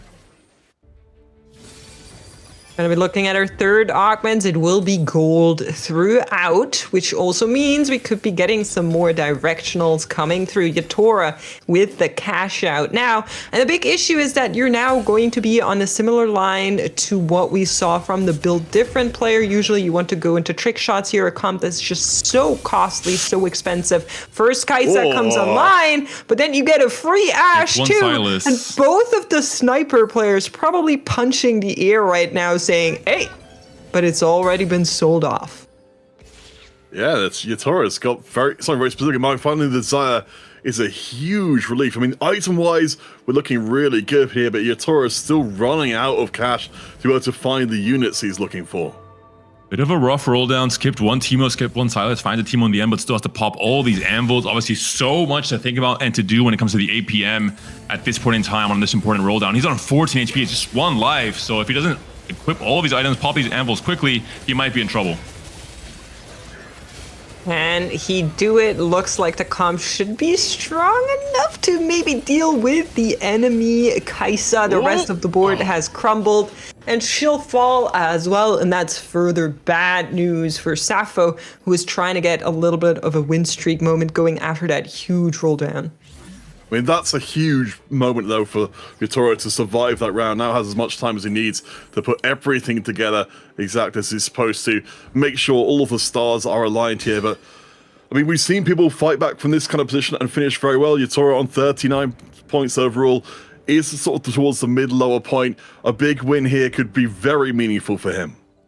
Overall, a little surprised to see Yatoro buying a Bard at all, especially upgrading it to 2-star, where you found the Xayah. The moment you find the Xayah, you should be selling the Bard outright, unless you don't find a Kai'Sa at all. You're just losing a little bit of extra gold if you're upgrading the Bard and then just selling him anyway.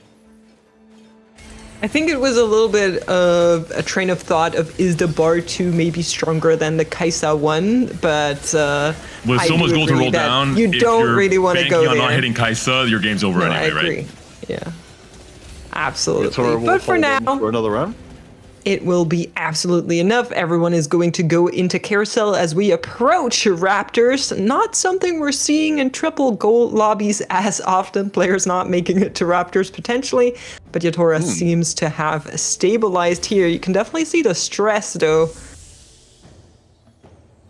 It was to come on to our next carousel. It's worth noting, Yatoro doesn't necessarily have as much distance to cover to get towards at least the top 6 that he might have otherwise. Sappho, we mentioned before, struggling a little bit. Shredder now also dropping down fairly low with the porcelain composition from before.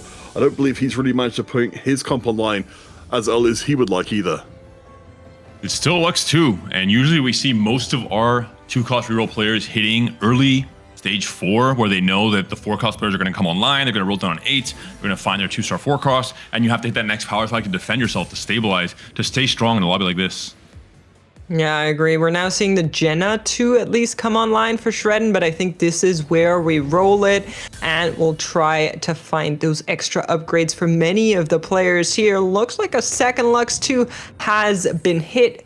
Chances are the Lux 3 might come around with no other player on this line, though. It's definitely a little bit late. Oh boy, I mean, what we did just see in a second, just to come back to Sappho managing to pick up a lot more power there, as Siligasang, of course, with a massive win streak from before, has spent down aggressively to try and stay online against Lyris on the other side. The sniper board with the long shot in place has already got the cash out on the sniper's focus, so should hit very hard. And I think this time will barely be able to stand against the Reapers. Oh, my mistake. I have to mention for Sappho, really becoming an enemy of a few different players and regions in this game. First, he held the Kai'Sas right before I thought I was going to have a massive roll down, a pivot run to stay alive. Now he's going into using Ashe as his AD carry due to his item components that he got for the Rage Blade. Kind of messing with both Lides and Patik's game plan. Patik is still on the Ashe, or on the Aphelios item carrier, and Shredden as well, just not finding the rolls there. Oh man, we just checked in with Shredden there for a second, and 1 copy of the Jenna 3, only a bow on her. You don't have that upgraded Amumu in the front line that could help you. At least there is a golem to try and get something else in there, but you're level 6, the rest of the lobby is level 8, and you're really hoping that this Lux is going to clutch it out, find those targets on her own as best as possible without being shredded by the enemy Ashe first. Shredden in a very, very unlucky spot here, but it might just be enough if that ult hits. Whoa. And it will be the showdown, but it's gonna be enough to make it to Raptors and another chance to find that Jenna 3. Oh boy, when you have to balance the budget though for your reroll composition, it's so painful to see. You ran out of money, you're gonna basically just burn an augment just to try and get your 3 stars aligned. I think Shredden's in major trouble here. Yatoro, of course, on a win streak above him, it's going to be very hard to get past him to go face to face. Patik and Sappho and Lyris, they're all starting to become a little bit more vulnerable, but I think we're still several rounds away from Shredding being able to feel any sense of safety. For Solo, I love to see the adaptation on his game plan. Had a very early Kayn, yes, but I believe it's still Kayn 1. He's contested by another Reaper player with Arzu, and now has found a Yone 3 with heavy hitters and an Edge of Night. They're going to try and build a few more items onto the Yone. BT comes online as well now, and you're going to have now a dual carry setup. And this is a very rare sight to behold. Yone is usually not the unit that gets most of the spotlight in the Reaper comp in the current meta. Honestly, if you're just looking at the lobby totals, you might be thinking this is Solo Gazang's world and we're just all living in it. But at the very bottom, someone is sneaking up, someone is trying to embrace the full power of the Fortune board. Yatora now coming up on the other side, and it's going to be so vital for this board to try to be able to find a win against the Solo Gazang comp. The Yone goes into the backline, but he's the last unit standing, and you can see the vibes are now being activated. You know you're strong enough to take this lobby if you're in Yatora's corner. Wow. I mean, I think we've seen this from the Reaper kind of boards before. Yeah, you've got Edge of Night, you've got the Bloodthirst as well. That's an enormous amount of survivability, but there is a limit to how much damage those Reapers can take, and Yatora's board is offering a ton of damage. Not just that, but Yatora has not yet reached his final form. He's going to have a chance to go 9 very soon, sitting on 53 gold, and have a chance to slot in the Udyr, extra bit of utility, extra bit of disruption, extra bit of Ink Shadow as well, coming onto his board. And with that, we also have our first elimination here. Shredden, unfortunately, with the lack of frontline, not being able to cap out on that Lux reroll board that we've been seeing so much of. Hopping on over to Patik, who seems to be next in line, trying to find upgrades here. Specifically, that Ashe 2 is what's missing. Direly does not find it, and is now hoping on a good positioning angle, a couple of moves around the board, but it is going to be Solo Gazang on the other side, and I fear this might be written on the walls. I mean, this is what we've been waiting for all game long, isn't it, David? The contesting on the snipers, just making it so hard to get the full power of your comp online. I think this is probably the best setup you could get with the Reapers going to the other side of the board. She's scaling up, but I think Kayn, gets in close and personal, but Tig is out of there. That's got to be a frustrating game. And it goes to show the impact of variance in TFT, because this all comes down to the items that Sappho was dropped at Wolves. He picked up Rage Blade components, he picked up 80 components that got his build different board more towards Ashe than towards Kai'Sa, and he found an Ashe 2 on his roll down, which completely got in the way of the plans of both Lides and Patik, essentially having 3 Ashe players in this lobby because of it. So Sappho, the real villain in this lobby, but it's really, I guess, not his fault. Is it not? Definitely Sappho now on 11 HP. What are you putting a Rage Blade on, Makes? You want to put a Rage Blade on Kai'Sa? It's not going to go well, believe me. Zaya. Arzu on 12, Sappho on 11, Lyris on 10, and we're seeing one of the match plays right here, right now. The battle of the snipers, and you can see that Lyris, once again, missing that Ashe 2 that's going to be so crucial for this comp. On the opposite side, you just have that Aphelios 2. He's not going to be able to lift enough, and Sappho plays Boogeyman. I mean, it makes all the sense in the world. The person who hit takes out the person who did not. Sappho, though, as you said, the hidden villain, perhaps innocent, perhaps it was all a deliberate plan. But we're down to our top 5. Yatora, Sappho, Arzu, they're all one life, and they've all got no money in the bank. This all comes down to Sappho with the choice that you mentioned and highlighted earlier on, Makes in stage 3 with the Raining Gold. Saw that his game plan was not working out. You're not playing a textbook example of playing built different from Win Streak. Picked up Raining Gold instead, and with the extra econ, had enough gold to get those extra rolls to find the Ashe to upgrade her before the sniper players could do so as well. Yeah, really good kind of spot recognition of where you are and what your moves now are from Sappho. But Yatora losing this previous round here, I'm not sure against whomst. But looking now for upgrades, has rolled down, not being able to find that Zaya 2, still sitting on a Teemo 1 as well. So the backline is looking just a little bit fraudulent if you're looking at the only upgraded unit having 1 item thus far. And it is going to be yet another Reaper player come out on the opposite side. Peter, he won against Solo. Can he do it against Arzu? Yeah, we've been talking about this board can get a lot stronger. The Kaiser's still on a single item, but there's so many backline carries. When they focus fire down the Reapers, they get swept away in a flood. That's another elimination. Arzu is out of there. Sappho is out of there as well. Yatora's made it to top 3. Really heads up play with Silas especially being in some ways a big counter to Kane in terms of Silas's movement. If Silas moves towards the enemy backline and drags Kane alongside with him, he kind of stalls for time and buys time through literal melee hexes being in the way of Kane having to walk all the way up later on to the Kai'Sa, to the Xayah. And honestly, I know we mentioned it a lot in the beginning of the game, but we kind of have to circle back to it. Darkest. 65 HP on the Kog'Maw reroll, a comp we've been barely seeing all throughout yesterday, here enabled by an extra artifact, a comp that you normally want to have that full board strength augments with, and seems to be absolutely dominating this lobby. But now we're going to be watching that replay between Zolgazang and Yatora right now, and it's looking to be more of the same. Yatora able to take the win. Wow. The Silo, as you said, Darkest up at the top at the moment on the big old win streak. I'm really impressed. The secret, hidden, forbidden tech of the Fishbones working out extremely well. 65 HP, more than both the other players combined, more money than both the other players combined as well. This is looking like it could at least be a very good lobby for Darkest. It might still be a win. Heads up from Darkest, min-maxing any way that they can. Holding onto a Kane, keeping on the board so Solo doesn't know that he's holding it, keeping the Cog, giving Cog a bit of a rest, right? Kog'Maw's been working very hard all these last few stages. Need to take a bit of a water break. It's hot in summer.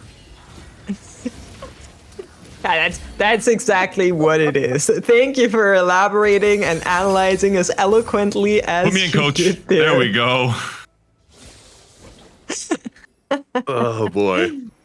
Rolls down though quite far here to try and hit some of these last upgrades, try to slot in that way. We'll pop this anvil, and I assume we're going to be trying to find something for the Lilia here, but not really giving too much will be the Morellonomicon in the end. Oh. Well, I mean, things are still looking pretty darn good. I mean, that's a lot of good extra AoE to spread across the field, but we'll get to see. Yatora on a single life has a small win streak of his own against Darkest Spore. The Mythics, they've been unstoppable for quite some time. She said, David, the element of randomness, as unfortunately Kog'Maw gets caught up. He gets the backline. The Fishbones is real. Roll those bones, little Kog'Maw. He won't survive to the end of the round, but Caitlyn, he showed some signs. Caitlyn is not strong very little damage enough. from Caitlyn. The Barrett 50 cal, the sniper cock, you're ready to go, and then Kai'Sa gets hit for 10% of her health. Unfortunate. It's okay. There are more lives to be lost on the side of Darkest, 51 HP, and eventually it will be Zolgazang or Yatora knocking each other out. There's just too many rounds to go, and you still have enough time to print some extra units, but of course, you don't want to be losing every single fight here, so at Zolgazang next, trying to position for that is Freely and where to place these units, and you can see a little bit of jiggling going on at least. Oh, interesting. Darkest switching things out to, I believe, just 5 Mythic. Try put a little bit more punch into the composition. We'll see.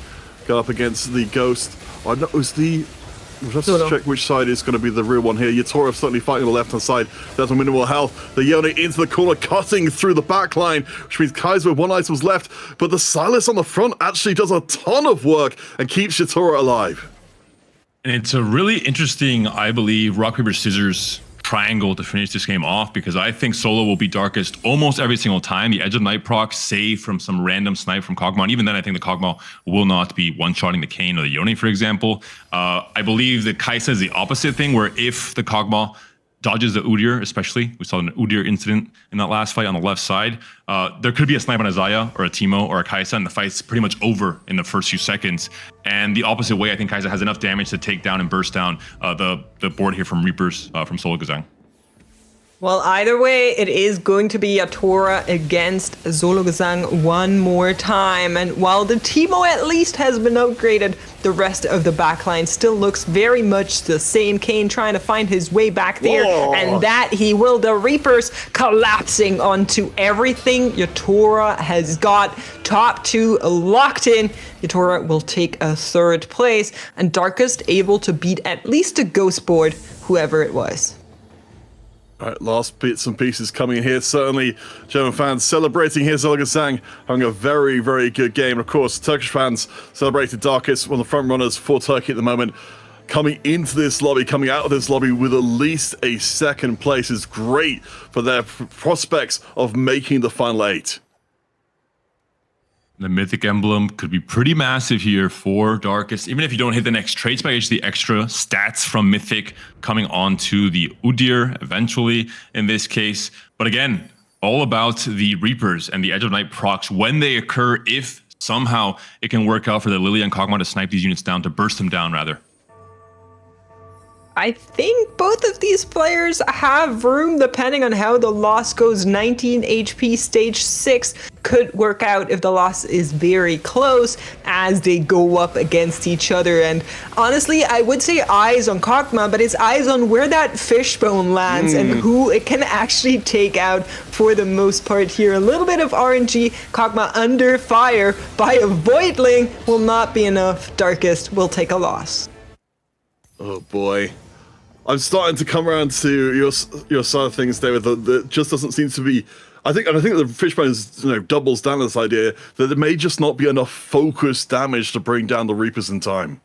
There just isn't a high roll that you can get when you're playing against a backline carry comp. You have that chance that, especially that chance very often with Nashers and blue buff to, hey, I just sniped the backline carry, great. The fight's now very much more in my favor. Whereas up against the Reaper comp, even if you hit Kane or Yone, you're not one-shotting them. Edge of Night is proccing.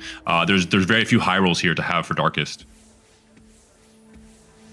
All right, could be another close fight one more time. Can they eliminate that Lilia? Can they eliminate that Kog'Maw? The wrap is looking good. Udyr absolutely distracted in the backline, not helping at all with the rest of the team. And that is going to be a big loss for Darkest. One more time, 2 HP as we move to Herald.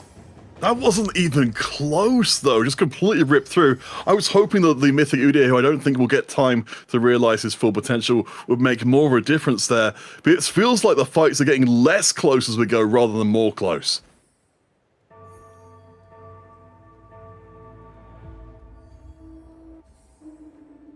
Gonna be seeing what they're getting. Coming in. No real open slots for solo. I guess the Annie could maybe use a little bit more tankiness, but the Udyr could maybe be a little bit more disruptive when it comes to stopping or stalling out the Yone or the Kane. But all of these fights this round, or this stage rather, have been completely one-sided. The Nico's back in, Heavenly added back onto the board. Is looking for that wave, finds it eventually. Upgrade is now in store for Darkest. Last choice of items. Edge of Night, really? For Zologesang? Come on. Why not? Why not indeed? Darkest finds a little bit more AoE towards the tail end of the fight, but this seems to be a fantastic game here for German and TFT fans. Zologesang, currently the highest ranked German player in the tournament right now, is ripping through this board like it's not even there. It's the Edge of Night. It's the beginning of a new dawn for German players. Zologesang goes first. Why was there an Annie just hovering in the middle of the board there as we panned out? Let's not ask too many sensitive questions, but let's just accept it. No good answer to that the one. Same way everyone in this lobby will accept that Zologesang hit that Kane in stage 2 and then just never took his foot off the gas, really, in terms of how much this Reaper board could do and how much it could just, as you mentioned, Peter, just evaporate boards in just the blink of an eye, really. That's exactly right. We are going to be going into a quick break before our analyst will tell you all about this match. We have an interview ready with Zologesang himself, so stay tuned.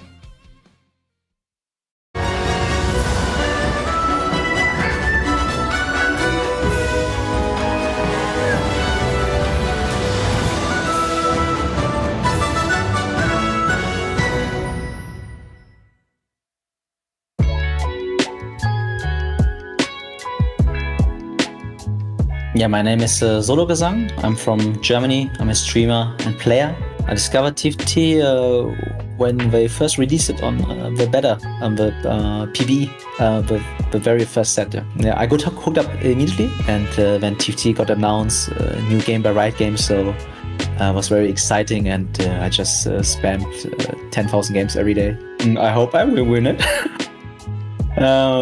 I mean, the last two cups, second day I got first once and second the other time. So I hope, I think if I get a good day, I can hopefully finish first on the last day as well. So hopefully. To be honest, I wanted to prepare much more this season, but I had some other stuff going on in the background, private stuff. So I could only couldn't fully focus, but I hope I can do it for the European finals regions. But performance-wise, was okay. I mean, I'm never satisfied unless I get first. So yeah, a routine I usually don't stream before the tournament starts, and then I usually take a short nap, 1 or 2 hours before the tournament starts for 20 minutes, 20 minutes nap before a tournament. I think that's my routine. Yeah, power nap.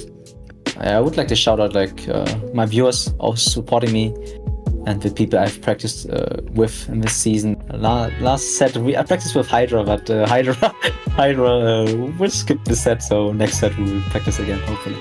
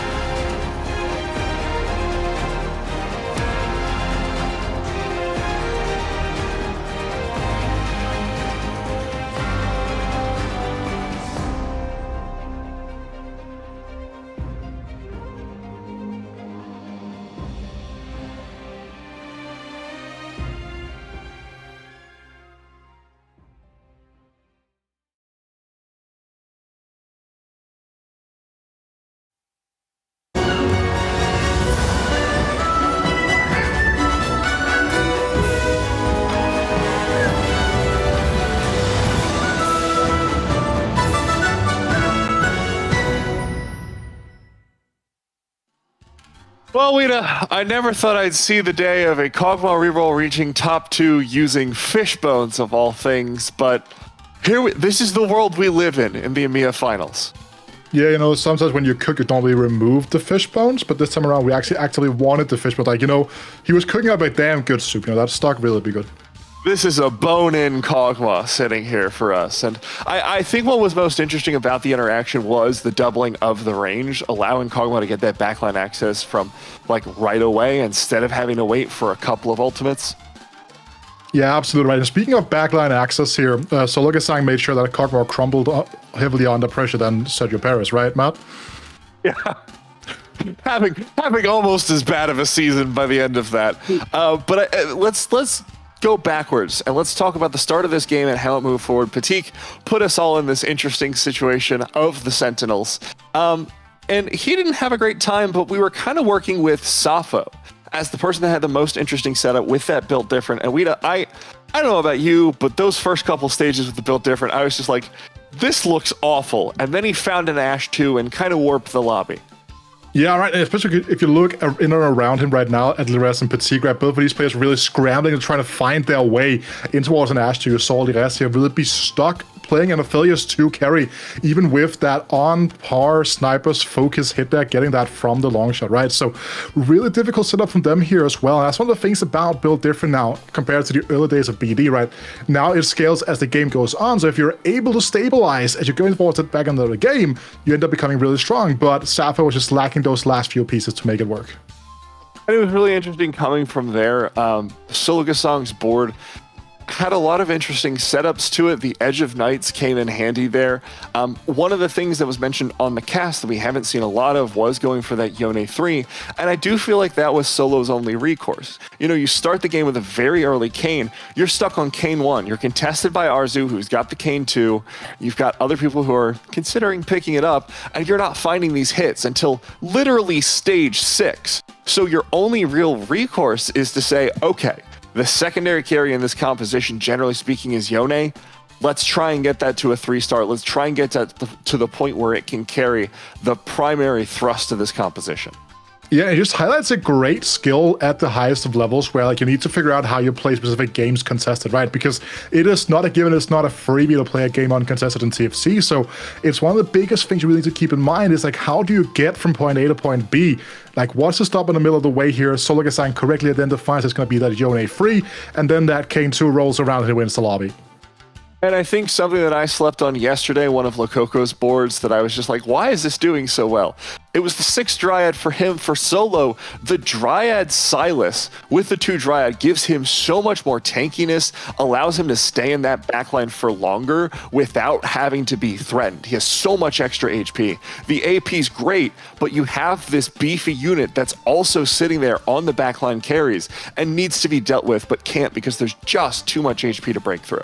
Yeah, and speaking of too much HP to break through, that was definitely not what Yatora had this game, right? We were talking about how this is going to be a 1 HP cash. He was really having to balance on the knife's edge all throughout this entire game, but eventually ended up being a 2 life cash out with literally having 1 HP left towards the back end of the game here. And as they correctly identified on the cast as well, kind of enters into this rock, paper, scissors scenario that, you know, Yatora just could not make his way out of just due to the nature of only having the 1 HP to work with, so couldn't really find those big upgrades we've been seeing from other Fortune cash outs so far this weekend.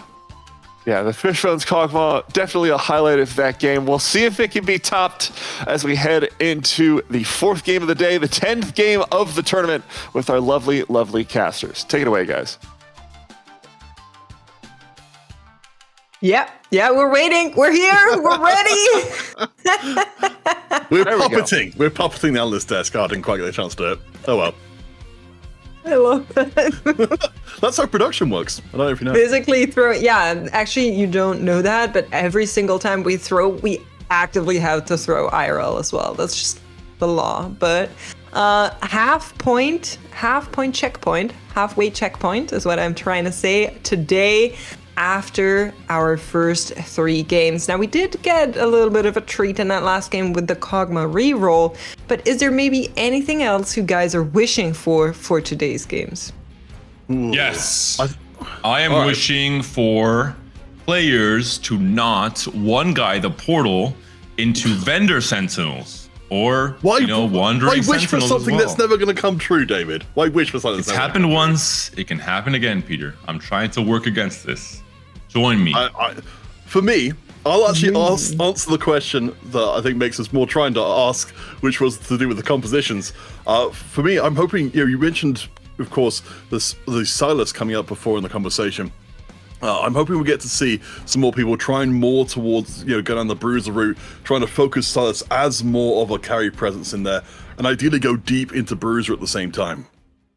Honestly, one of my favorite I'll correctly things... answer the question if you want me to, Mix. It's too late, David. We're moving on. Go for it. It's never too late, Peter. I'll allow it while we're looking at our We still have wonderful not lobby seen here. Lucky Paws on broadcast. Yep. It had 2 wins yesterday. We played 2 times, both times 100% win rates from what I saw in the stats.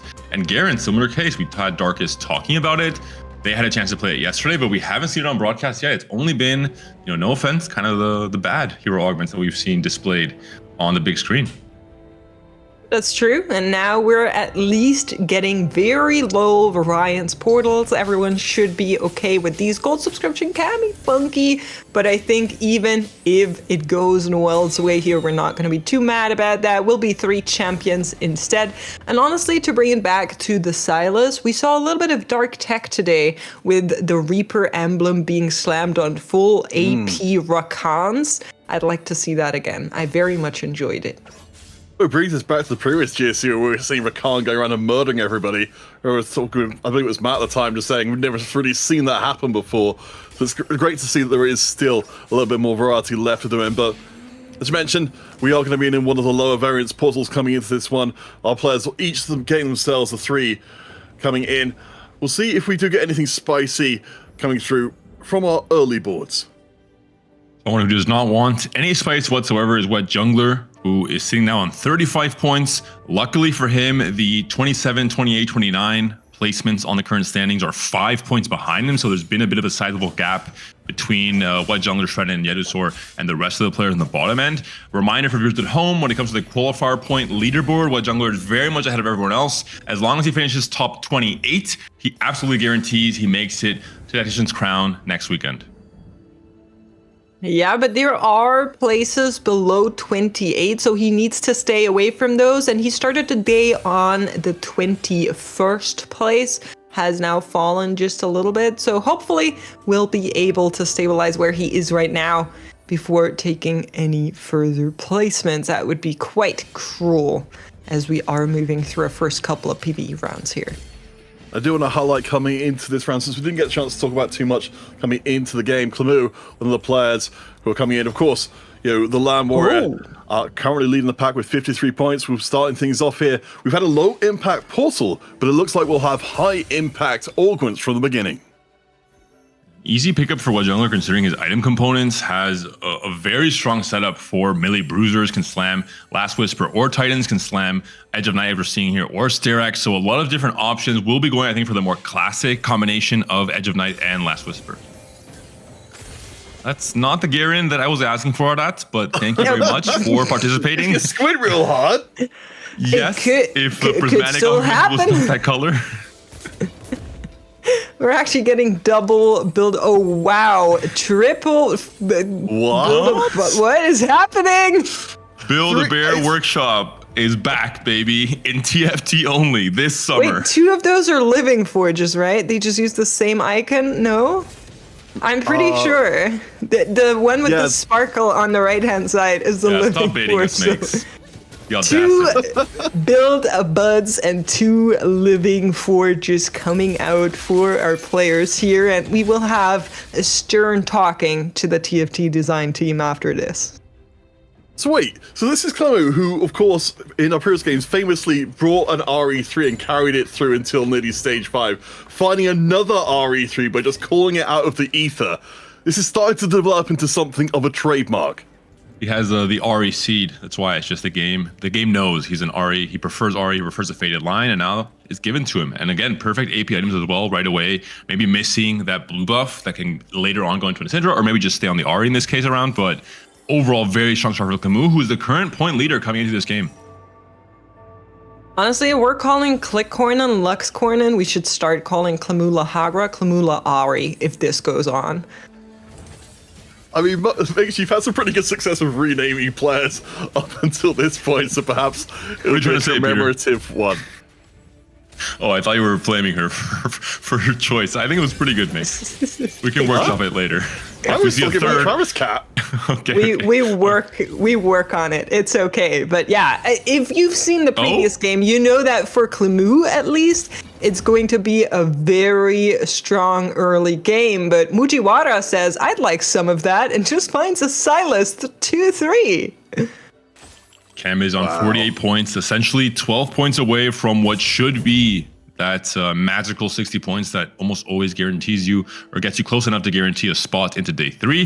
Going to be playing a pretty risky strategy, all things considered. His current good spot on the standing is going to be playing for Fortune. And it will be a full open fort from Dalasum. Now Candace is on Fortune. We'll be seeing how it goes between the 2 players here and who can actually build out that loss streak early on. France and Spain, a usual rivalry in esports and TFT and sports maybe as well later on this week. So I think Camis and Dalasum are just making sure to represent in this game 4. I don't acknowledge the existence of other sports than esports, so I really wouldn't know, David, but taking a look through some of the other things we got on offer here on the bottom. We've already mentioned the Forge online here, but I do notice there are a couple of other players who have picked up some more interesting ones. I don't recall if we've talked about it yet for Mujiwara, the March of Progress. to one of the ones we're seeing a lot less than some of the others. Honestly, while we are picking up some extra items here, and you can see some of the players, of course, not having slammed anything yet, because obviously trying to get that econ going, I will say that an augment like Build-A-Bud is infinitely worse when there's another player running it, because you're so much banking on getting that early streak out on the back of this 3-star unit, and now you have both Clemu and Arat on those 3-star 1 costs, that they cannot both be winning, and Arat just had that happen to him, so win streak has been broken. And then Wet Jungler's just in there as well, saying like, hey guys, I also would like a win streak, please. I mean, he's got certainly the tools to get it. He has a lot of heavy itemization there for Reapers later on. Edge of Night, Infinity Force, and Last Whisper already secure, but we're further down the table here, watching Cambiz. Of course, you mentioned, we are seeing a couple of players contesting for Lost Streak. In this case, Cambiz will be able to keep his nice and cozy as he waits for that Living Forge to arrive a little later on. And Cambiz trying to take a page out of Coco's book. This is the exact same setup we saw yesterday when Coco played that Teemo Blighting Jewel game. It was Living Forge, it was Blighting Jewel, and then a lot more artifacts with the Eternal Whisper and the Trenchcoat on the Silas in stage 4. And I think Cambiz equally so going to try and play for a big loose streak, understanding how high the cap can potentially be on this Teemo comp. Way do you have the setup with this artifact? Does Dalasum also have Blighting Jewel? Did I see that? It was very shiny in that left corner there for a second. So I'm not entirely sure if it's Idol or Jewel, but you might need to check that. We'll keep an eye out for that. I think at the moment Dalasum is barely... Oh, it's Idol. No, he's got the Enervating Locket, which is the one which gives you the extra health regeneration. I just saw pink artifact and I was like, oh no, oh no, oh no. Dalasum wishes it was Blighting Jewel. He might be just, imagining in his head that it is. I'm hoping we actually get to see the Enervating Locket being used here. I know that, we've had Enzo in one of our previous events bringing out the Riven 3 as a potential option there to make that work, but I mean, we're going for the Living Forge. We know there's a huge amount of variance as to what you're going to end up with. Yeah, and it's not just deciding your comp off of the first artifact, it's just really trying to maybe wait with the buff to Living Forge after 8 combat rounds to see what the combination of the first 2 artifacts and then kind of see what the best possible option is. And also, you have that chance late stage 3 to look at the rest of the compositions in the lobby and decide what route might be open. Speaking of, we're going to be getting our second set of augments very soon, and those could, of course, also add some direction to our players as we're currently fighting against Krugs for Dalasum. That means we're now assembling somewhat of a board to at least be able to put that together and beat the Krugs. No problems here at all. And for Clemu Lahagra and with Jungler at the top there, none of the win streaks have worked out. Both of these players have lost, so economy a little bit in shambles, whereas Dalasum and Cambiz both were able to pull it off. I think that's a big thing to watch coming into stage 3, how long Dalasum and Cambiz can avoid each other. The longer they do, the better it's going to be for both of them, but particularly whoever comes out of that inevitable clash face-to-face, keeping hold of that lost streak, should be able to come out of this one very, very strong. Muji trying to take a page out of Volta's book. Similar setup here. We'll see if he actually commits to playing for the Senna line. He did pick up the Senna with the Last Whisper pre-built on the stage 2 component, or stage 2 carousel with 2 components. So really good setup already with a Senna upgrade. 50 gold to work on level 6 at 3-1 is fantastic.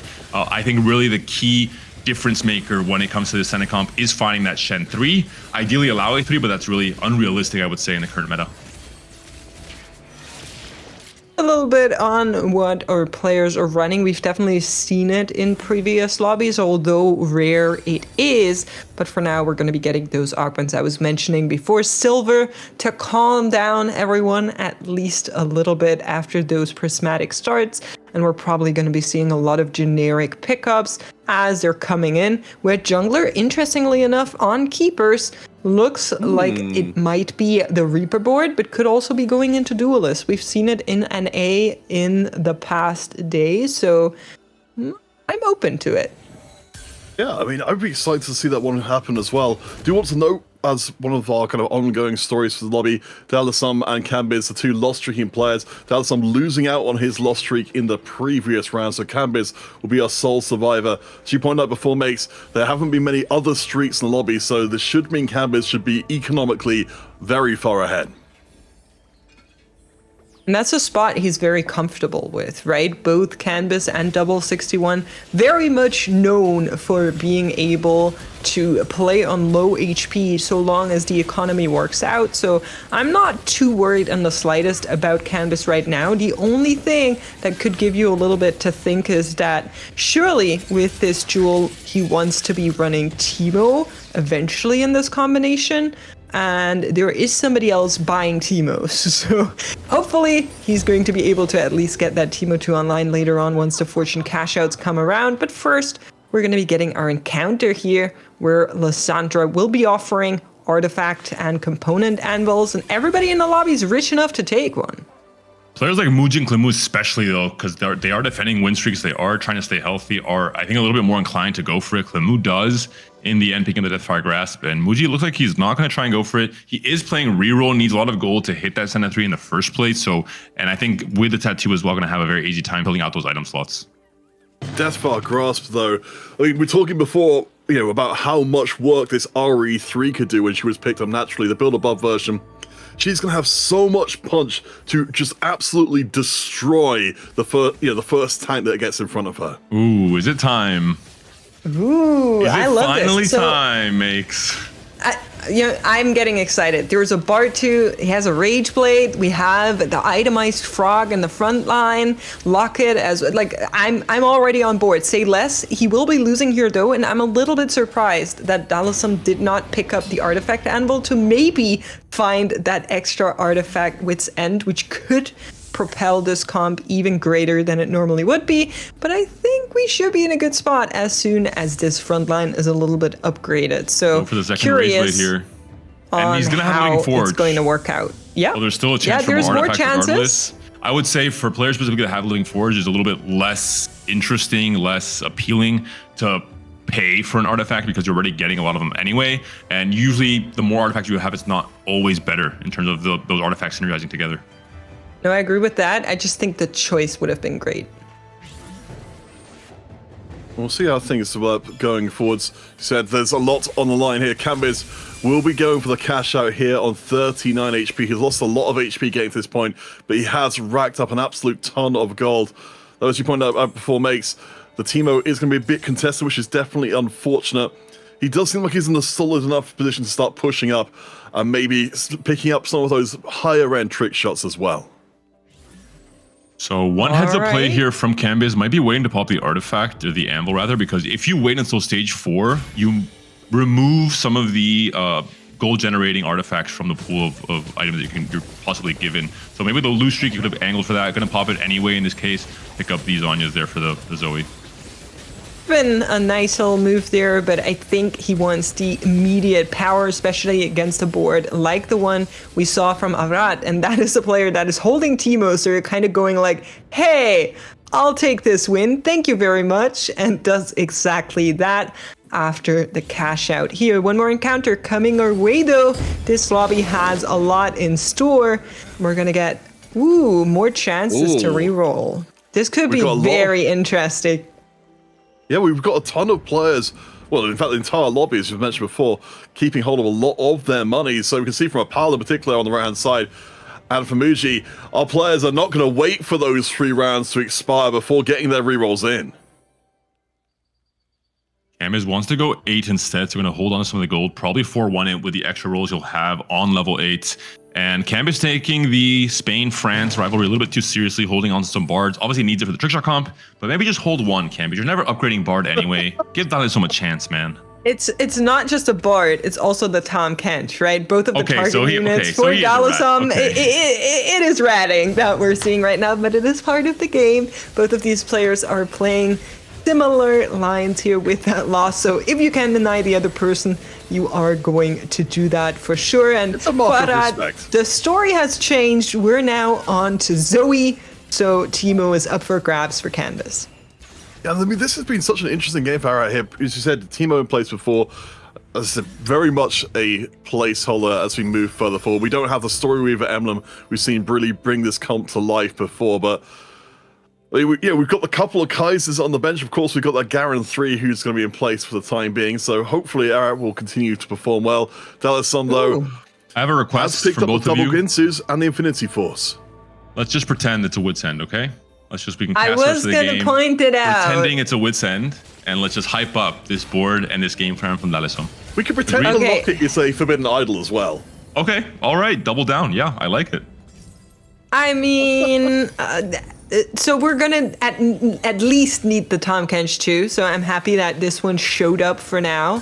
Going to be upgrading that Sivir as well as we are moving through the shops to maybe find those upgrades. Bard is there. Lots and lots of 3 costs coming through. Of course, on level 7 here. Teemo being upgraded on the left-hand side for Canvas, and a Kai'Sa 2 online. Big moves for Canvas, not as fortunate for Dalasan. With some more serious analysis, Wit's End obviously takes the place of Gunblade usually to add some extra Omnivamp for Bard, whereas Infinity Force just gives a lot more raw stats, which because how Bard works, kind of has AD and AP, he can make use of it very well. And you do have healing over the second augment, so there is already some amount of healing and Omnivamp there. Yeah, and to be fair, another Ace Locket is not a bad item for Tahm Kench at all. It's not just quite as ludicrous as we might see from the idols. So Dalasan will get the win there and start to stack up. Checking on the right-hand side to see where everything is at the moment. Opal keeping the loss streak going. Clemu at the top, keeping the win streak going as we come into our final augment. So we've managed to hit every flavor of one in this lobby. All right, picking up. Yeah, I thought it would be Epitaph, but instead goes for Bruiser here. Maybe on the back of knowing that with how deep you rolled, you're not going to be able to make too many moves. So trying to get those Bruisers online. But everybody else, of course, got their augments as well. And there's been some interesting choices.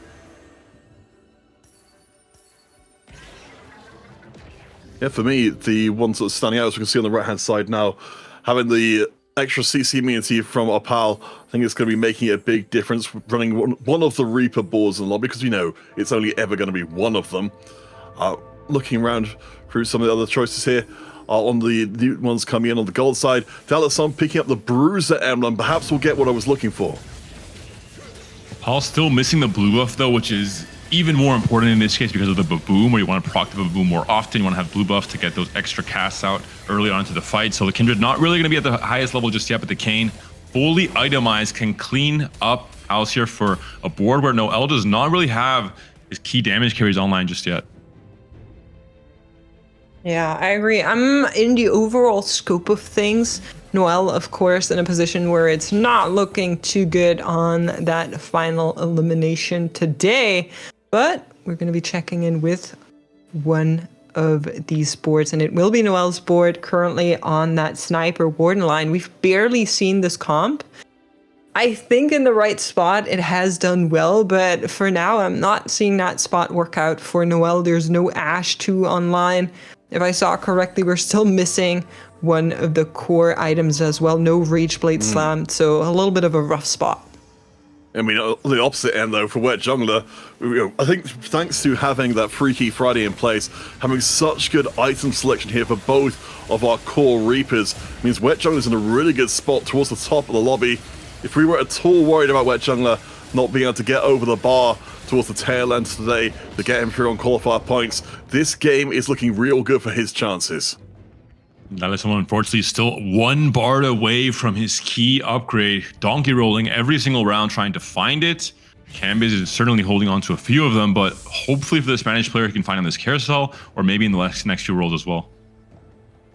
Needs to find it soon for what it's worth. For now, we are going to be having the choice between Irelia and Wukong. Wukong could be interesting for our Reaper players, but it looks like the legendaries are not in high demand for now. Yeah, Noel just going to swipe that one up for a little bit more money to perhaps work towards the Ashe 2 you've been talking about before. It is worth noting in terms of the big picture we've got coming into this lobby, with only 2 more games to go after this before our cuts to the top 8. Clemu, Dalasan, they are our front runners, and Clemu, on 53 tournament points at the moment, is at the top of the lobby as well. Curious what Muji is setting up right now with the Yorick encounter. I'm surprised he hasn't already hit the Senate 3. It's a player that is healthy right now. Oh, never mind. I guess he has. Here we are. But still not able to find an Aatrox 3, not able to find the front effort that we mentioned is going to be so important. We saw Volta going 8th despite having very high tempo with Senna 3 because he didn't have enough frontline for it. Yeah, and you are seeing that the rest of the lobby has spent their earnings as well. Basically, everyone's broke besides Clamu, and that means everyone, fortunately, has built up their boards to be stronger than before. We saw a couple of upgrades fly on in on the right-hand side. For Noel, that Ash 2 was just found, and that's terrible news for Mujiwara, who's now, like you're saying, Panda, looking for that front line, looking to make something come together, like that Aatrox 3 maybe, like that Alawi 3. Would much rather have her, but if we can only have one, at least get something here for now. Hopping on over to Arad. Zoe 3 just come online. Yeah, again, it's been kind of floating through this one as the player on 21 points overall, very much just looking to try and better his position over these next 3 games. He's got a really nice ball coming together. The Garen 3, the build about Garen 3, has apparently done enough, created enough space to allow for the Story Weaver board to pretty much come online fully. The Garen should buy a lot of time for this Zoe, should stall out the Kayn for quite a while, and the Kayn is going to be right in the target for the Zoe there, but the Kayn all of a sudden Edge of Night procs. Second time to Zoe, able to kill off the Kayn. She can, and the Kale cleans up in the end with just a sliver of HP. Big win for that, who was slowly free-falling with a 3-loss streak. And it's not only that Kale, it's also the Aurelia that was picked up in the carousel, left up by the others. And hopping on over to Dalasum, who finds himself between a frog and a rough spot. 2 copies of Tom Kench, 1 copy of Bard. Still some chances to find it after Raptors, but even if he does, is it going to be enough? Has to be the question. I think he's lost so much momentum in this game from having to hang around a level 7 just looking for this. I mean, the Bruiser Emblem coming in gives him a little bit more front line to work with, but it's just so heartbreaking. Not even get lucky here with any of the drops. This is the last chance for Dalasum. He's on 50 points. He will get the first upgrade in. Will he be lucky enough to find a second? The Hui might be a way to make that happen.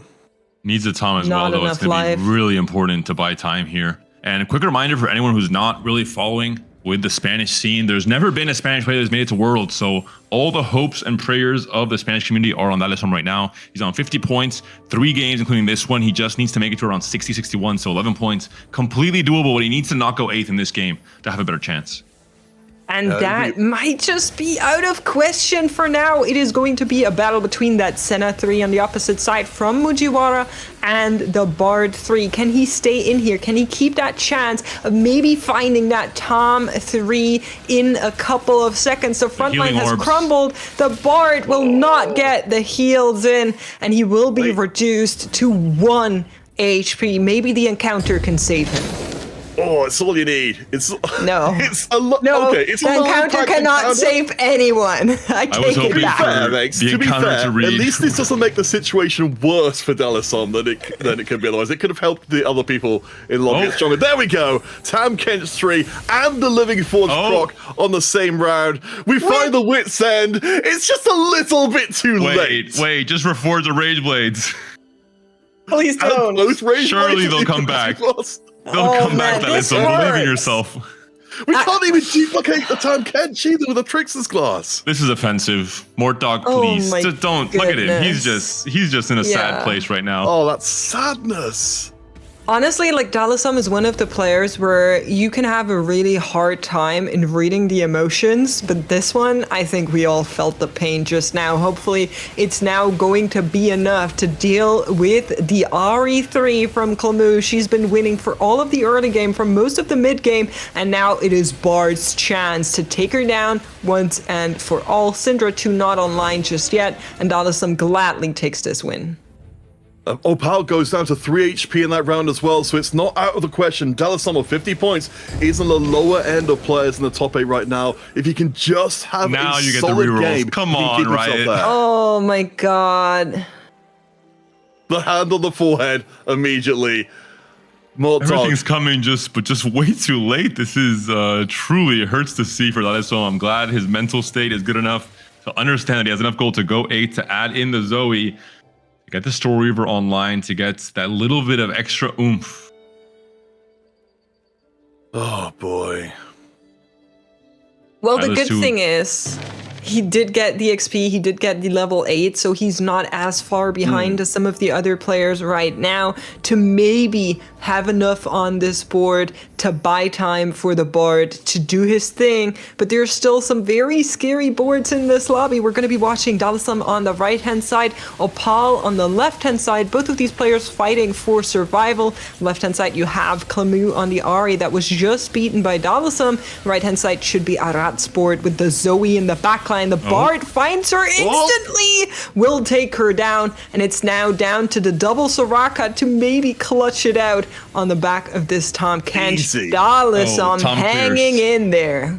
Just a little clap from Dalesom there as he realized he got through another round and got out of 8th place, which would have been the most devastating finish. Notice Noel has also dropped down to a single life as well. Dalesom could go further. So if Dalesom would have reforged all of his items, he would have found at least one Rage Blade here. So I think I still stand by that being the optimal play. Okay, you can believe that, buddy, and the rest of us will live in the real world, okay? This world with Dalesom reforged in all 3 of his premier items sounds like a pretty entertaining world, but it's a long way to climb. At least looking across the rest of the lobby, it's not as bad as it could be. You look at the other players' HP, it's, we've got several players on 1 life, including Dalesom, of course, but we look up at Wet Jungler, Clemo at the top, they're only in the 30s.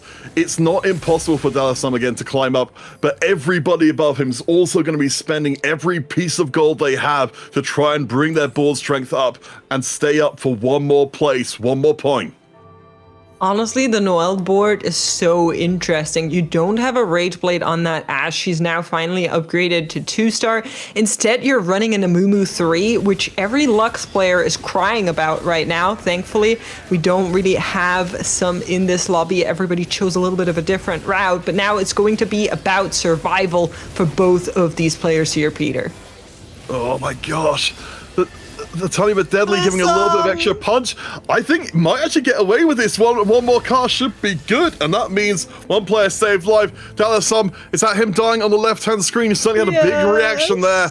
And no, that is a devastating loss for Dalesom. He was in the top 8. After that loss, there's a good chance he no longer is. Oh my goodness, what a rough matchup there. He was really hoping, look at those players, Arat 1 HP, Noel 6 HP. Instead, he rolls into Canvas, who's just found everything he needed, and the entire board implodes for Dalesom, unfortunately. But 1 more game, and we could be at our top 4, depending on how the matchmaking goes. It will be at least our top 5, Noel going up against Arat here. Oh boy, yeah, they're both barely alive. As you said, and the unusual setup for Noel, I managed to find a lot of the attack speed through his augments instead. In this case, you can see the front line is strong enough. Zoe's struggling to get those kills, which will let her really take over the board. And while that's happening, the snipers are working their way in. Zoe's got 1 more chance to cast, and it's not good enough. Arat goes out. Noel stays alive. Muji down to 13, but saves himself to the Drake here. Checking in with Canvas. This is the board that has been taking lives left, right, and center, and will be another reason for players to maybe have bad dreams tonight. For now, Mujiwara trying to find an angle here to keep in this competition, but the rest of the lobby is not looking much safer. The HP totals go from 24 to 6 in a couple of rounds. We are going to have our winner here one way or another as anvils do come in. Clamu's camera might be frozen. He's not sitting that still, is he? I've been pranked by players before. He's deep in thought. That's what it is. It's a meditative practice where you just, you stop moving entirely to enhance only your brain functions. And it's worked pretty well for Clamu up to this point. He is on 53 points. He is the tournament leader right now. He is, of course, the Cactus Land Champion. In fact, he learned this technique from a cactus, or so I hear. I did that one to make Matt laugh, and it worked. Okay. As long as it worked, honestly. Clamu now going up against Noel right here, right now. And I will say, I'm astonished that this board is in this game for as long as it is with those fraudulent Ash items. But it is working out on the back of this massive front line, and I don't think the Fated units will change anything about that. Clamu down to his last life. Mujiwara knocked down, top 4, locked in. It's going very fast now. Well, I think you pointed out before when Clamu was running with the RE3 before, he was able to move his items across to a Cinder carry. In this case, he hasn't been able to do so, so I think it's going to really limit his chances to go too much further for Clamu. Noel, both on a single life. Cambiz, Wet Jungler starting to move up the table a little bit as well. Again, for Wet Jungler, hoping to secure his chances of getting to that Tactician's crown based off his qualifier points. Let's see if Noel can hold on for one round more. Is going to go up on the right-hand side. Left-hand side, you're going to be watching that Fated board, trying to play around the Exalted, trying to play around that RE3 that was given so early, but it has been fallen off quite quickly, and Canvas will come through one more time. Dies of Panda is arriving and will knock him out. For Noel, the Ash being targeted by the Kayn. It's going to be an interesting battle here between the Kindred and the Amumu, and the Amumu's an absolute beast. Archangel scaling, Wet Jungler now down to 1 HP, 3 players remaining.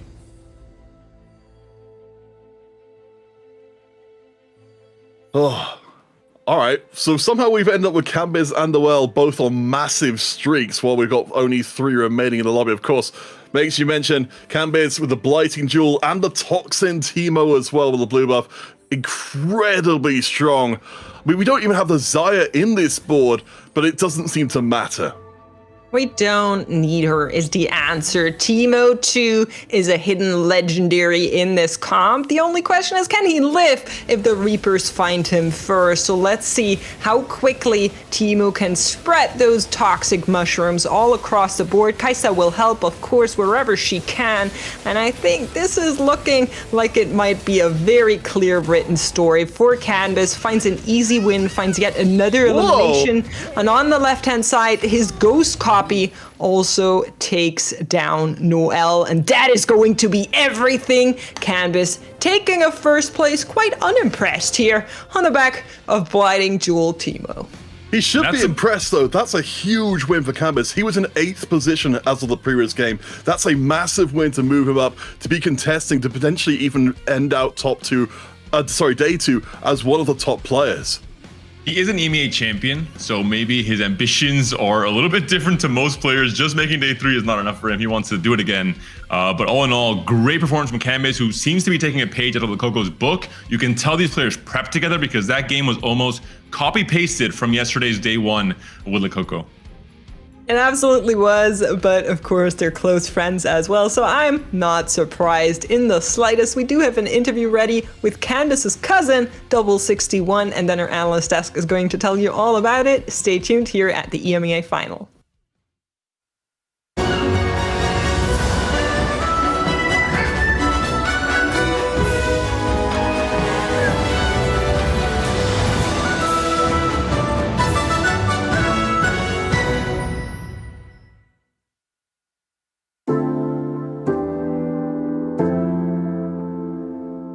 My name is Double 61. I'm from France. I'm 19 and I am TFT player for Kamen Corp. In set 9, the best player, I think it was obviously Wet Jungler. I mean, I feel like he was a really good player, but he couldn't show some performance in previous set. But finally in set 9, he did the second at World. So yeah, I think he's a really good player.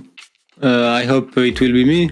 I mean, a third title of EMEA champion would be great, but I don't know. I hope it will be me or maybe my cousin. I don't know. My goals for TFT, I won championship one time. It was in set 3. And I think my ultimate goal is to win it again. I mean, I think I can do it with a good preparation. I think that we have the potential in Europe. So yeah, it's the objective. I think LAN are really good ideas. I mean, mean, this is what TFT means. The Vegas Open was incredible. I played the finals, so yeah, the emotion I had when I was on stage, it was incredible. So yeah, I think that if TFT has to grow, there have to be land. So yeah, I think that's really good. Shout out, I mean, I always say it, K-Cup fans are awesome. They know it. I always say it in all interview. I mean, their support is incredible. So thank you guys, and continue to support us. I hope we will not disappoint the fans.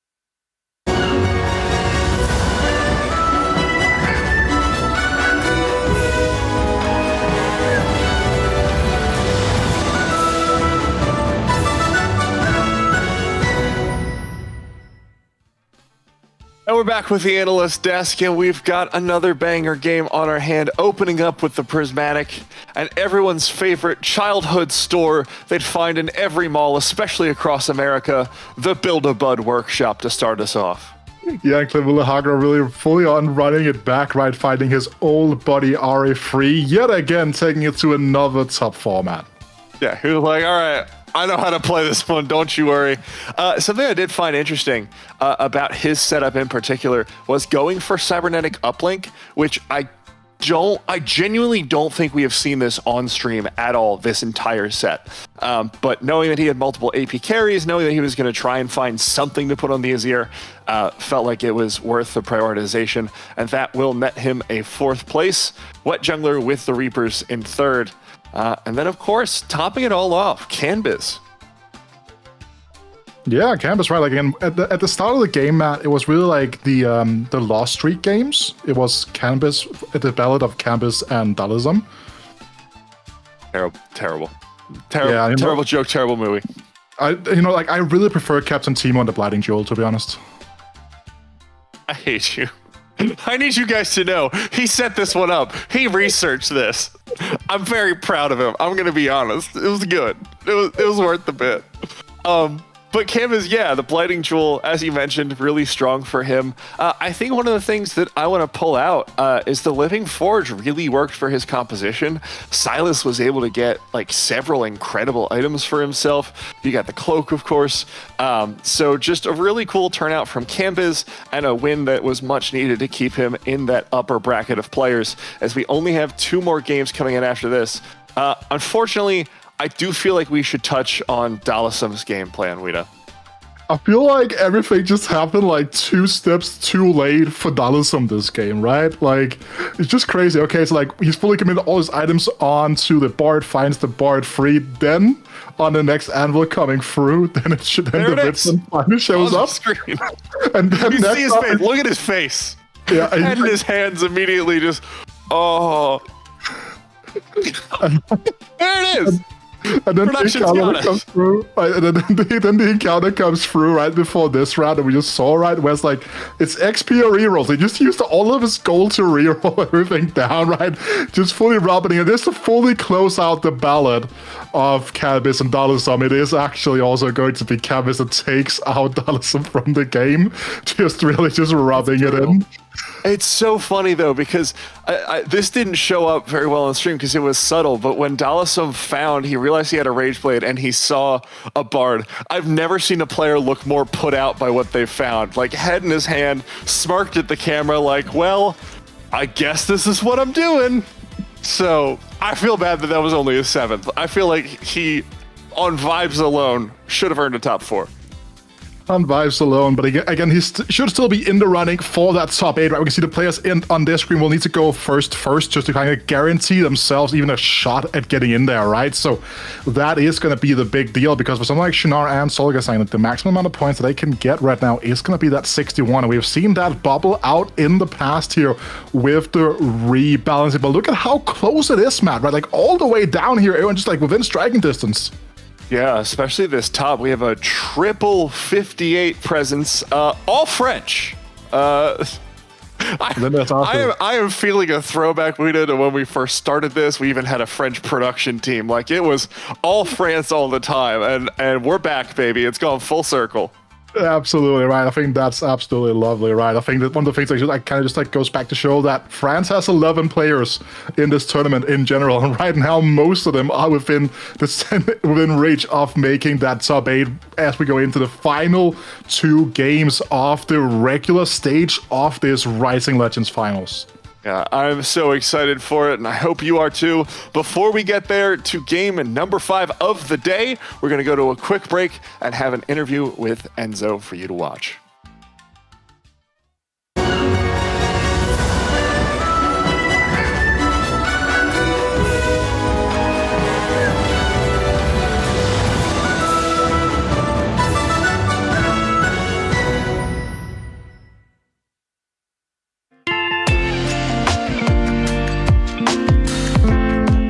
Hello, I'm Enzo. I'm 23. I'm from France, and I'm a pro player from Gentlemates.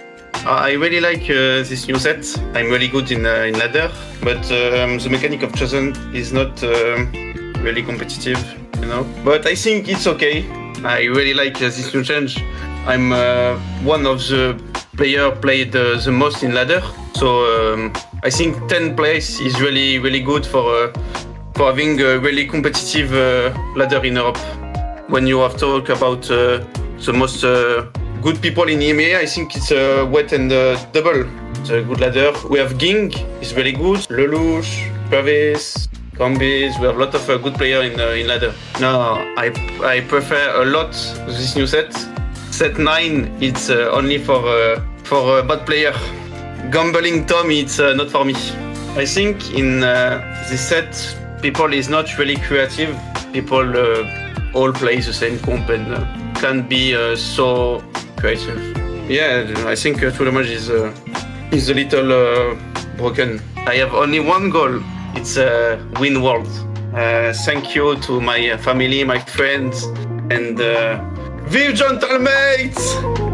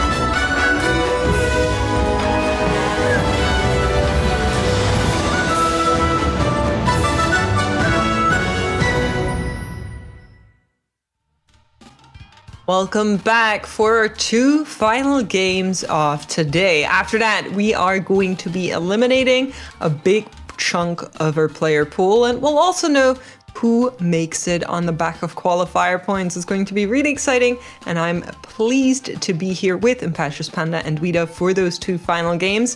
Now, I did get the chance to yap along with Panda before, so I'm going to ask you first, Vida.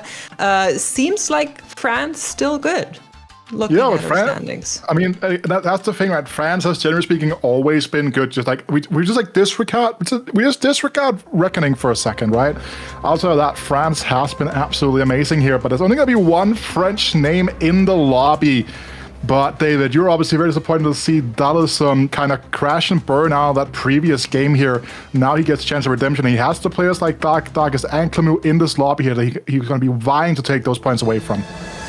Not just that, but there's also a direct confrontation between Darkest and Solgasang. We mentioned the qualifier point race with World Jungler very much ahead as long as he finishes top 28 out of 32 in this tournament. And then the next 3 players with just 1 point separating them are Darkest, Solgasang, and Arzu.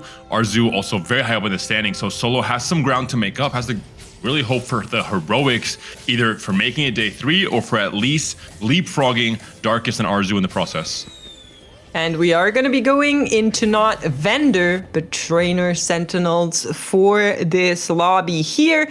And all of these, could be very interesting depending on what our players get. Of course, Altruist, Ink Shadow, those are something you can work with. We haven't really been seeing vertical Arcanists at least, but I'm sure there's plenty of options in here. Yeah, we saw something on day 1. We definitely did see a single, I think it was Shredding, who was playing one of those like full-on straight-on Arcanist reroll lines. It might even have been in GSC free, but I'm kind of getting those 2 kind of mixed up here for a second, but I do feel like it's something that we got to keep in mind here. Even as a splash trade, it still does a decent amount of work as well. I think Shadow Arcanist is a pretty odd combination. Ultras doesn't really pop off until later into the game when you have a bigger team to give a team-wide buff to. So I think Arat, and his face is saying it not, maybe the happiest, going to check his Ink Shadow first. Will be Vitality. I'm curious to see what other combinations players have. As we know, we saw it earlier on with Vendor Sentinels, a lot of variance potential with this portal. Some players could be, blessed by the gods. Other players more dogged. I kind of have a question as well here, right? Because I'm going to first to you, Max, here for a second. Like, I'm looking at this, right? Because at the very early iterations of like the Janna reroll lines, something like Eldritch Emblem was just incredibly powerful, right? Now we have something like this Sentinel here. It does seem like something you can kind of potentially lean into now with the adaptation of the locks, right? Getting that Arcanist to kind of build around. Yeah, I'm honestly curious on what the finished meal is going to be, but we are going to be getting our first augments right here, right now. And of course, with the trainer sentinels in there, stuff like extra emblems suddenly become higher value because it allows you to quickly unlock some of these traits. We are going to be seeing Darkest go for that Invoker crest straight away, and then a lot of candy being picked up by our players. Not just by our players, by Shred specifically. I think this is the 3rd time in this tournament in 11 games that we see him pick up too much candy. Usually, at least at the very start of the set, it was only ever played really with Kog'Maw reroll. We've seen a few more players playing it with 2 cost rerolls in the last few tournaments, but Shredden seems to really like this augment. Yeah, we talked about this a little bit earlier on today as well, right? We have kind of seen too much candy also being put together with Duelist, right, over in the eastern sphere of the TFT gameplay, right? So definitely also something to kind of keep in mind as we are going to be putting away. As you were talking about there, right, we've seen Shredden play a lot of these AP reroll lines just consistently all throughout the set. It's definitely something where he feels super home. And I'm just quickly counting all of the Ink Shadow emblems that we got in here, and it is 5 players that were given an extra Ink Shadow in their trainer sentinel. So a harsh lean towards that, 2 sniper emblems, and then a bunch of extra Sage, Dragon. We're seeing some duelists come out here as well, but it could be that we're going to be seeing a lot of tattoos this round. I think it will be Ink Shadow 3 for a lot of players because this is a pretty cursed setup. The amount of players that were not just pairing up Ink Shadow, but also things like the Invoker emblems, things like the Arcanist emblems for Dalisum as well, for example. It's going to be an awkward game of TFT, and this is what kind of presents itself when you do end up going into the Wandering Sentinels. Yeah, and I really want to highlight Clemoux's kind of outlook right now, right? Because he gets the Fortune emblem. In of itself, that's not a huge thing. I can see Shredding has it as well. But look at the supporting... look at the supporting emblems here on this Sentinel for once the cash out comes through. You get the additional Dragon Lord, you get the Sage that can open up some of these AP reroll lines like the Zoe, stuff like that. So really high cap opportunities for Clemoux here.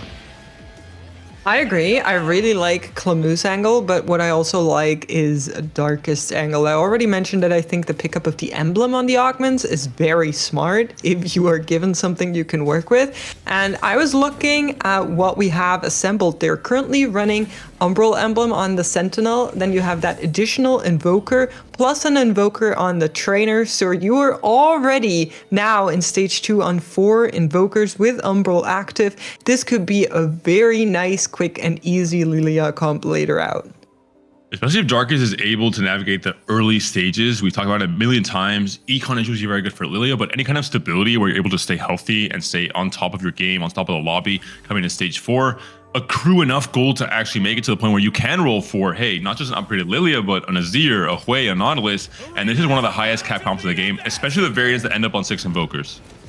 Yeah, Searching always has just been super powerful. Like, mana is like the most prime resource in all of TFT because there's just so much power hidden away in the abilities of all of these units, right? So as you're talking about, David, once you reach that 6 Invoker aspect here, you're just going to be able to pull off some absolutely incredible combination stuff you aren't going to see very often. Something like the Azir, right? All of a sudden, will just start casting 24/7. We've kind of seen just how powerful an Azir 2 can be, just like shredding absolutely ridiculous balls to pieces.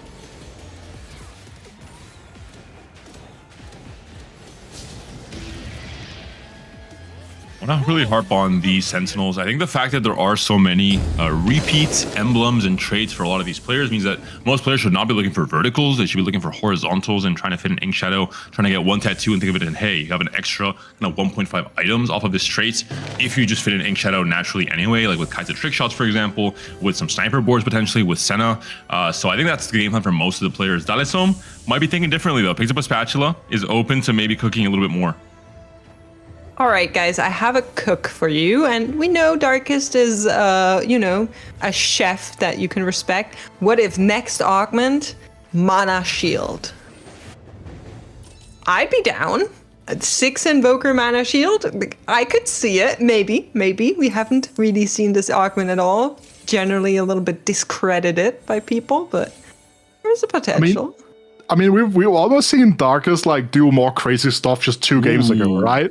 I like this from Dalesom. He's gonna go down the Kog'Maw reroll route, fishing up the Arcanist emblem on the Nico and committing to Kog'Maw reroll as a game plan. The Sterak's a little bit odd, but he has too much candy, which is one of the strongest augments for the comp. The items right now are very dicey. He's gonna have to really hope that Krugs gives him a blue buff or Nashor's component at the very least, to then fish with the loose streak for the finished items on the stage 3 carousel. But I really like the idea here from Dalesom. That's one of the reasons as well why the Sterak's is so odd, right, David? Because that belt is just so important to get that Nashor's Tooth rolling, to just continue ensuring that the Kog'Maw will just continue to cast. You do want to kill a sword though, regardless, and Sterak's, I think, has been proven throughout this set. There's a bit of a weird situation with Warmog where Sterak's tends to be better on a lot of units when you have like a lot of HP to work with because of the 60% buff. We're going to be seeing where Dalesom ends once Krugs have rolled around, because that's where we usually see a little bit of rolling on those hyper roll lines like the Kog'Maw. I'm curious. I'm down. We've seen this comp do very well and empowered by these emblems. I could see it, but like you're saying, those Kog'Maw items are going to be crucial, vital even for this entire survival. So we'll check back in with that one. Do want to point out Zologazang, currently second on the overall standings on the right-hand side, has a great setup to go into Warden Snipers, has a Warden emblem, has a Sniper's emblem, has a Rageblade, is all already online. So it could be a very lethal comp as well.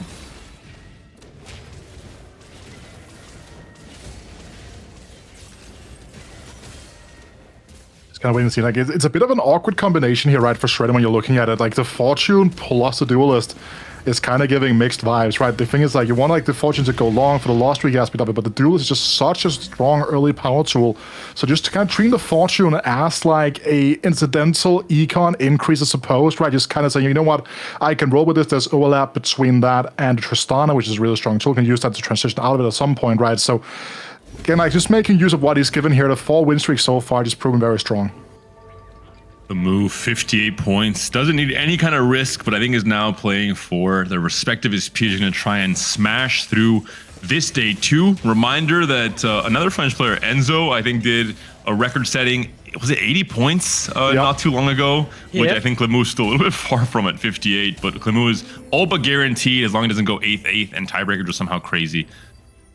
There's also another aspect that we haven't really spoken so much about, right? The AVP spot here for someone like Clemou, who's currently in the freeweight tie for the first place here. Getting something like this Fortune given to, right? It's one of the biggest skills about playing TFT at the highest level is identifying your high rolls and converting them into first places. They're so powerful in a tournament situation, and that's kind of what we're going to be seeing here from Clemou. And we're seeing several players currently roll a little bit, checking in with Shredden right here, right now, who found a build-a-butt off of Too Much Candy, basically, together with this Darius. But we'll also see whether or not Dallasum has found something. The items particularly were of interest there. Looks like the gold hasn't really been spent, just judging by our overlay. Still on 50. So hopefully that Cock My Dream is still alive. I also like how I'm... Go ahead, David. Really big trade spec, I was going to say, for the Duelists. Having 6 Duelists without having to fish for that Lee Sin, which usually happens end of Stage 3, unless you're very lucky on the Stage 3 carousel. So Shredden should have a pretty good chance at guaranteeing the win streak continues throughout this Stage 3. And that's kind of also what I was talking about at the start of the game, right? With the Too Much Candy Duelist line, you just get so much power. And that reset at the start of each stage just allows you to really just go heavy. And you get so much power from these 3-stars that get the damage reduction as well at the higher tiers of the Duelist, as you're alluding to, David, right? With that 6 Duelist pickup. So overall here, Shredden should be in a very good spot to streak out for the rest of the stage.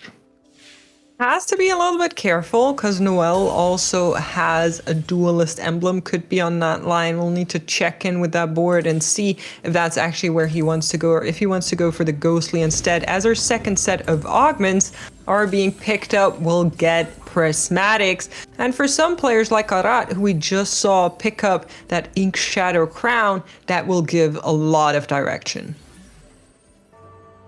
Now that seemed to have a really strong setup. Bombardment as a second at 2, onto the Senna, had 6 Sennas already to work with. There are quite a few players rolling for 2 cost in this lobby. We saw Clemou pick up a Sprint's ticket and committing to the Janna with the Dragonlord and the Sage emblems, means that these players should be hitting. Unfortunately for Noel, if he's going to commit to contesting this line, he's way further behind compared to Adat with only a Senna 1 still. And no gold to work with as well. This is looking pretty dicey for Noel here. And that's just kind of situation of like how the 3-2 roll down kind of give and take it away, right? Because Arad has been able to pick up the Senna 2 here off the back of the Stars Are Born, right? So he's just kind of been sitting there, 6 copies off the Senna here. Noel is, as you're talking about, they're like really in a bad spot. And as we're talking about earlier on as well, as you're pointing out, Clemou just really going back into the reroll line here with the Janna, because it just has the incredible high cap due to the augments. And we are getting a free choice of artifacts from our favorite Ornn here, which could be game-changing, depending on what comes around. Of course, not really players that are on that jewel train that are going for the Teemo, but there's always a chance, if you're being offered it, that you're quickly changing your tune. So we're going to be seeing what they go for. For Noel, it'll just be the Infinity Force to try and add a little bit of oomph to that backline. But I do agree that the situation is not looking too good for our Hungarian player. It's just all very awkward. Even that last artifact, the chalice in the front row, just everything makes it, I think, as awkward as possible for Noel to find any kind of coherence between his items, his augments, and his game plan. Really very unfortunate in a pivotal game 5 for Noel, despite being a little bit further behind in the points. Stage 3 Ash 2, Wits and Toxin, Rageblade for Zologazang. Anyone? You took a nap earlier, that's why. I was about to like kind of talk about this exact situation, right? Like it's just such a crazy spike to have. It's worth noting as well, he's uncluttered mind, right? And with something that's as stable as that Ash, he's already 4 Sniper, 4 Warden. due to the nature of these Sentinels, the free Ink Shadow, as you were talking about before, giving him the flexibility to get that item in there. One of the best kind of emblems to work with as well in that tattoo. So just a super strong setup for solo. Like you just can kind of just chill at the top of the standings, just go fast 9 pretty much from the spot. Honestly, usually with vendor trainer sentinels, I feel like you can low roll so hard. You can get really weird combinations where you're like, I don't really know, getting very dizzy. In this lobby, it feels like there's so many insane spots that it's going to be really hard to figure out who actually takes the dominance over the others. Dalasum checking in with him once again. We were looking at him, nods as the Lilia comes around, says, yup, that's exactly what I was looking for, and in go the mythics for Invoker 5 mythic, all online now, just needs to transfer over those items. Kog'Maw might be stronger for now. I think he might hold on to the Kog'Maw for now. Obviously not playing Kog'Maw on reroll. He's level 7, but no, we'll be transferring items regardless. Maybe Lilia he thinks will be a little bit more impactful on the right hand side here as he sees a few clumped players, especially who he's facing in his current matchup. And we're going to see here the choke gap really being put into like somewhat of a semi-fair by the addition, as you were talking about earlier on, with the Starry Skate here now with the Ionic Spark, one of the best slotted items here for the competition that is just so centered around all of these AP units. You can kind of see the spread with the Ludens, the newly buffed Ludens here, right? Just doing so much in this fight for Dallas, so making the correct choice here. Switching over to the 7 Mythic with the Lilia 1 being the main carry. Flashes the thumbs up, says, yep, it's all good, as Kindred gives us yet another item. This lobby is being pumped up with resources left, right, and center. I will say, if Dalasum had a mythic emblem on the Sentinel, or if he can find another mythic emblem, he maybe is on pace with the economy to try and push levels and play for the 10 mythic win condition. It's one of the rare kind of situations where with the Sentinels, with this random free +1, you can reach these really crazy game states where you can play for the prismatic verticals. So he's kind of like weighting up the options here, whether or not it's going to be better to get the 4 Invoker in line, or it's going to be better just to have the Behemoth. And I think that he makes the correct choice here. Yes, did some Alpha. It's not the best thing in the world, but he loses Heavenly, and he loses the Behemoth for the choke after just completely annihilating his own front line by making the switch here. So good recognition yet again. Quickly pointing out at the bottom there, you're also seeing the Exalted, and we do have a Wei and a Loon both in there, so could be slotting that in for some extra power once there's some more space on this board, some levels being made as well. But for now, I think Dalasum should be okay in the overall change of lobby despite this loss here. We're going to be going into Wolves, and for Clamu, time is starting to be of essence. You can see on the prismatic ticket has found quite a few duplicates of what he was looking for, but none fully upgraded just yet. And you're getting to the point where the bench is full, but not to worry. Both of them come around in the same shop. Making the best use of prismatic ticket. We saw from Lelouch yesterday, who picked up prismatic ticket, played for the same comp, and didn't say, hey, I'm playing for Lux or Janna, I'm playing for, one of these two and not just Zyra. He's playing for everything because you have the goal to do it. You want to maximize each single roll with Dramatic Ticket. Maybe even going to go for both Diana and the Amumu 3 as well, if he's given the option. Yeah, and when this comp really rose to prominence at the start of the set in the first place, right? It was with that Diana free alongside that Rakan pre-nerf that just really ran rampant across the entire setup here now with the additions of the Lux and the Amumu. Now that's obviously a little bit more reliable kind of frontline setup here, and but again, this gets everything in line here. And again, if you're just able to kind of just sit there with the Wild Figure, maintain the gold, and then just go level 8, find a Rakan potentially off of a carousel. He's in a very good spot to have first pry on that. All of a sudden, this front line is just going to absolutely pop off. I mean, we're on 6 Sniper, 4 Warden already. Zologazang is looking threatening as ever, and that's exactly how the story is going to go. Even with Harad, who was in that great position on the Ink Shadow, it's just going to be a dominating win from the German players. Their last round of Augments will come around, and will be silvers here to add a little bit of spice towards the later stages of the game. Rolls away Blistering Strike, says, nah, I'm good on that. And the board looks strong, but I think it's more the potential for this board from Sologasang. He has Cluttered Mind. He's sitting on level 8 with 50 gold and 20 or so gold on his bench as well. This is an easy level 10 for Solo, and a player that can really take over the lobby using this current board as just a very cheap way to continue pushing levels and stay stable. Yeah, it's just such a powerful set that he has going for himself, right? Also was able to pick up that Infinity Edge, moving the Tattoo over to one of the secondary snipers here, right? Just having this Ash fully kitted out. It's just incredible here. But also for Darkest now, they have transitioned up to the 6th Invoker spot now. Has gone for the Invoker Deathfire Grasp here. Honestly, I'm still a little bit upset that we're not going to be seeing Mana Shield here, but it will be those 6 Invokers like you mentioned. And going up against Yatora's comp, I think this should be good enough. Still looking to upgrade some of those backline units, but surely he can deal with a Silas 1 on the back of this fully itemized Loon. Hello? The answer no mana is going gen. to be This is what no. happens. The caster coming out very, very slowly from the Loon there, despite the 6 Invoker. I'm not sure if the 6 Invoker is enough to have her casting as often as I think Darkest would like. And really the juxtaposition once again between the 2 players who are leading the pack in qualifier points outside of what jungler. Solo is win streaking. Solo looks very dominant. Darkest must be scouting the board and saying, what's going on over here?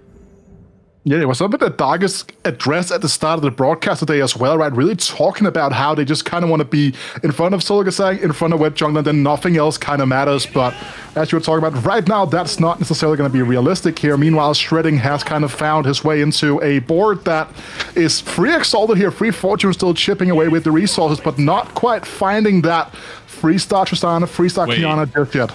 I kind of love this. The Teemo for Exalted, but also for Fortune while playing for the Duelist Vertical with a Vendor. This is fantastic gameplay from Shredden here. Yeah, it's not necessarily a player that we expect that much creativity from, so all the more fun to see it come out in this way, in this shape here. But I'm afraid it's not going to be enough to deal with Sologasang in this lobby here. We'll get very early pick in the carousel. First Darkest and Clamu here, as players are slowly but surely falling in their overall HP totals. They need to make some moves right here, right now, or it's going to get very dicey. Hui's a big pickup for Darkest, especially Huida with the fact that Hui's Exalted this game. That much easier to fit in. Absolutely right, and also with the fact that we kind of saw Darkest kind of like toying around with like a full-on Mythic setup as well, right? Just probably waiting for that Lilia 2 to arrive. Could be an option to kind of keep in mind as well. So obviously, Dalton would have loved to get that way as well, but it's not necessarily going to be the option here now. A very important roll down coming through here. We did see a bunch of freestars across the board, actually, right? Noelle and Clamu just finding freestar upgrades. Meanwhile, Shredding also finds that Kiana free. Such a huge damage boost. But the lack of the Edge of Night here means that we'll not be able to drop the aggro. Will not be able to kind of have that security. So the double healing here is absolutely necessary on the Kiana. I'm honestly so stressed. There's so many factors to calculate in. Whose board can come out on top here with all of these upgrades and higher verticals being found on the Sentinels? I'm curious if something like the Lux reroll can actually keep up with it for what we're seeing right now. Force Sage will come into play. The Jenna now fully itemized to take some of those units down, and it will be enough against Shredden's board. You can see the head shake, realizing that the duelists are not going to be doing too much for him here. Well, that's fortunate though, so maybe a big cash out coming in a little while. The late game pivot, we're just gonna roll 5 on a lock and just go, just send it right, you know. But also I think another big thing to kind of talk about here with Clamu's setup is the fact that the blistering strikes being picked up, right? Definitely just completely neglecting any healing coming out of these duelists, meaning that those bigger bursts from the Janna just absolutely tore through the board one by one. And who we said had a very, very strong spot. I think, yeah, it's looking just as strong right now. 50 gold to work with level 8, waiting to go level 9. Is not on Santa 3 though, didn't roll for it either. Is just trying to push levels, it seems like, but with 50 HP to work with, he has a big buffer.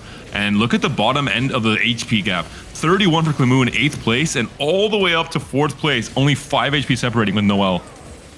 Yeah, they're very close, but more losses are coming in right now. And I think a big factor in this lobby was people looking at what Solo Gazang was doing, knowing he's in a spot to go 10, and then trying to adapt to that, which is probably why we're not seeing that reroll there, why we're seeing players try to go for levels as best as they can.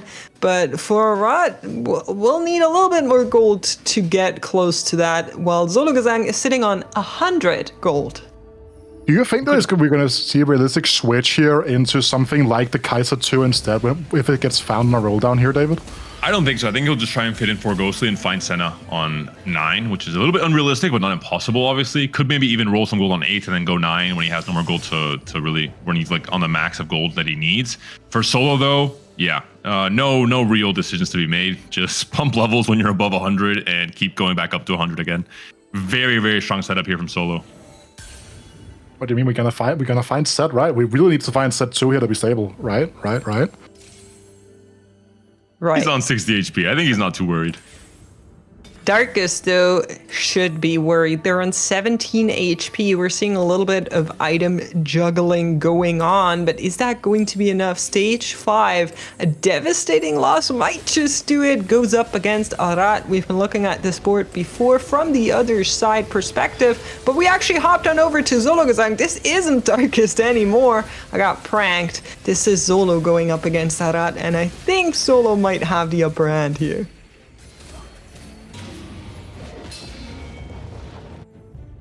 Of a fake win here. Arat still has not leveled up, still has not used most of their gold. 50 gold still in the bank for the Turkish player. Speaking of Turkish players here, Darkest taking a huge loss here, right? Faltering out here, and that's going to open up a bunch of races in terms of both the qualifier points race and the race for those top 8 spots in the overall standings. Tough spot here for Shredin. Ken, by the way, has to find both the Volibear and the Tristana. Has a duplicator for the last Tristana now as well. And maybe slam the Deathblade, I'm going to have to imagine here, and then blue buff on maybe the Teemo to make him feel involved with the team, even though he's only there for Fortune and Exalted. It will be Redemption instead to keep the Bully Bear in that front line a little bit longer and try to distract some of the enemy units. Goes up against the board from Yatora here, and it will be enough to deal with the Ghost copy. At least it won't be Silas winning out against an entire board one more time. I'm sure of it. No, but this is a very big leaf that's been turned over here for Shredin, right? We'll be able to kind of just like create some stuff here with the way here, right? Has the Exalt and has the Fortunes we were talking about before, right? This incremental, like small gold injections here can be really good for the likes of Shredin. And this lobby just grows ever so close here, right down to single-digit HP. But everyone from Dallasum down to Noel here, they are really in the mixer right now. Arat had 6 Sennas at the start of stage 3 and didn't pursue the Senna 3 dream instead. As you mentioned, we're going to go into the Ink Shadow Kai'Sa instead. Volta, 2 AVP in day 1, playing 3 games of Vertical. Ink Shadow, we'll see if the same can happen here for Arat, but he is on a 4 loss streak and on his last life. Had to use up finally all of his gold. And it will be yet again Yatora's Ghost copy on the opposite side. It's like the reverse boogeyman, but we'll see whether or not in the backline those trick shots can deal with the Silas. Is a little bit under attack from one of the Silas copies, both of them making a quick call there, and I think that's going to be it. Arat looking very annoyed at only the Udyr standing. Will be elimination. Looks like the 7th place is going to be coming through here. Yep. Mythic emblem on this carousel, David. That is going to be a big one. Though. He only has 20 gold. He can wait. He'll only have to go 9, right? Because Noel, what are you doing, my man? You're playing snipers with your Ghost League. What are you doing picking up a mythic emblem? But that is actually like a pretty normal splash, right? The fact that you already run, like back in the day, you would run Cogmore, Lilia, and Nautilus is like a mythic call here. You kind of drop the Lilia to the wayside now. Ash dishes out enough damage with the full sniper inclusion, but still getting that mythic in that will provide a little bit extra front line here. Maybe make this Nautilus a little bit more sturdy. Checking in with Noel, you mentioned the mythic item is on 2 out of 3 mythics and says, yep, that will fit in nicely with what I have planned out. Only issue is there's another player on a very similar comp and we've been seeing it. It looks insane. So even though this looks like a very good cook, I'm afraid it might not hold up all too well against Sologesang's board. Isn't Solo on the opposite side though? Instead, we're getting, I believe this should be Dalisam on the opposite side, right? And then on the left-hand side, you're looking at Shredden versus Yatora. Once and final for all the duelists trying to do everything they can, and it looks like it might work out. Yeah, Tristana ult in the end there will save Shredden. Well, both of our players here, they're all like on the elimination brink, right? Winning these 2 fights now, it puts someone like Yatora into a really tricky position, especially if Noel and Shredding are in a stable position right now, depending on the matchmaking. Even someone like Sologesang down to just 32 HP now. Again, he's trying to go to level 10. We'll start pushing at some point, I assume, but he's not safe just yet. Players like Dalisam, especially at 52 points, finishing 3rd and finishing 6th is a world of difference in terms of what he can do in that game 6, how safe he can play in terms of what he will need to try and make the day 3 matchmaking so important here. Noel up against Yatora. 1 player will be eliminated once this fight concludes. Ash relatively safe on the right-hand side. No real threat. Silas on the opposite side of the battlefield for now. Soraka hitting that middle clump, and Ash just slowly scaling away with the Rage Blade, dealing more and more damage. Silas is now getting closer, but it might be a little bit too late. The pop comes through. Kaisa was killed before. Off of this, will it happen again? Yes, Ash is taken down, but it shouldn't matter. Morgana's a bit of a fraud. Alawi, can she clean up? Morgana 2 versus Alawi 2. A battle. Oh no, this is embarrassing. This is embarrassing. Queens. Morgana, please. Okay. She's not a fraud. Morgana has gained my respect. And Shredding falls as well. Here means we're down to our top 4. Dalisam, 7 HP and a dream here, 47 gold as well. Would like to find some of these frontline upgrades still on anyone. The set will be a little bit more difficult to find, I assume, though. And honestly, this is such great news for Dalisam, who had that really rough game before, was in a great position currently on 52 points, trying to get those extra points in there. Penultimate game right now to maybe make that final cutoff. He has a chance to level to 9 with the free rolls from Too Much Candy. Not a lot of gold to work with, though. Has to try and find the Azir too, especially off of that duplicator he was just given after that PvE round. And Solo's trying to close out this game with his last few upgrades. Has made it to level 10 as we expected. There's some very busy board sets here. The Anitsu is found for Dalisam. That's going to be a huge upgrade. Clamu also on these rolls here, trying to find any of these free-star frontliners to really be able to make sure his board can match the power level that's being produced in the lobby at the moment. And it is going to be Sologesang going up against Dalisam. Every single player that's remaining in this lobby has spent all of their gold to try and be as strong as possible to end this round as quickly as possible. But it's looking to be a very dominating run from Dalisam here, taking down Sologesang to the rest of the lobby standings. Where did those backliners go? They evaporated in the first 2 seconds of the fight. I think Solo blinked and he's like, wait a minute, where's my team? Yeah, Tora, unfortunately, knocked out here in 4th place. It will be top 3 between Clamu, Zolo, and Dalisam here. You can see here Clamu just really trying to recycle as much gold with these prismatic rolls. Knows that the Alawi free or the Diana free here will be absolutely huge spikes to this front line. Right, with the 4 Sage, the 4 Dragonlord in play, it is such a powerful setup here coming through for this reroll line, as you can see with the 4 win streak. Solo up against Clamu here. Clamu fighting for his life. It's really just Clamu that has 2 lives. The other players are down to 1. We're in stage 6, so a lot of player damage being taken. The Lux has a good angle on both the Ashe and the Aphelios. The stuns are big for stopping the Rageblade cast, but just for maybe even deleting these units after the first 10 seconds of this fight. One more cast will do it. The Ashe, the main damage dealer, taken down. Solo, who looks so strong, can definitely bleed. Oh, it's down to Zyra and Morgana. I don't like the odds of this. The Caitlyn cast might come through in time, and it does. Cleans up Morgana. Clemu taken down to 1 life, and Dalisom is still alive. Yeah, this would have been a fight that would have been very important to win for the likes of Clemu. Would have brought Solo Gasang into guaranteed elimination HP if he ended up losing a fight to Dalisom, right? Which does seem to be the 2 strongest player in the lobby at the moment here. Clemu, again, the biggest deal for him is finding either of these 2 frontliners, and he starts making the sacrifice right now, selling off the Dianas. You gotta make your choices. You gotta decide which battles you want to fight, and the Diana 3 is not one. However, Lowry 3 also will not come online, as everyone in this lobby is trying to get those last upgrades. It could be a 2-way knockout depending on how the matchmaking goes here. It's all in the hands of our players' last second positioning. Lux goes into the center line, but so does Lilia, so she's not going to be targeted by the Lux for quite some time. Dalisom on the opposite side, hoping to explode yet another backline for Clemu here. Lilia has not taken out the Lux or the Jenna just yet, but a Loon will do just so. Too late, too little, and it will not be enough. Dalisom knocked out, Zologazang knocked out.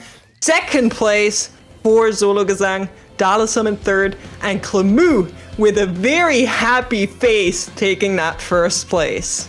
Very big win here for the French player, right? The Cactus Land champion. As I was talking about at the start of the game, when you get additional Dragon Lord and Sage emblems, this composition like just goes through the roof in terms of power level. Like getting access to that stun so effortlessly, then finding access to that Rakan, and then there's that disruption just buys time for the Janna and the Locke to do all the work.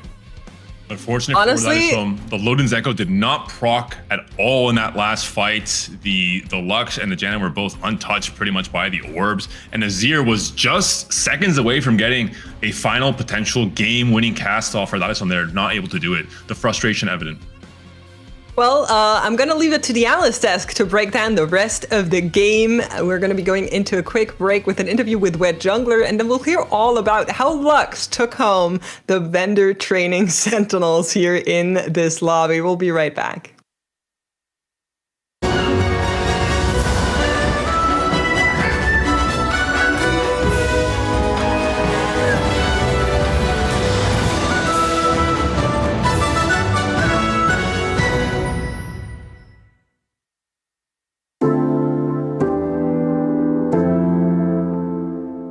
My name is Tang Yuan. I'm 19 years old. In-game name is Wet Jungler, and I'm from Germany. I don't really like the Joe's mechanic because with the Joe's mechanic the champion pool decreased, and it's really hard to play like a contested reroll, for example, or even forecast meta right now. It's really hard if you have like zero economy and then you have to roll down with the others. I think I can achieve good in this set because right now I'm like on the top of the ladder as well right now.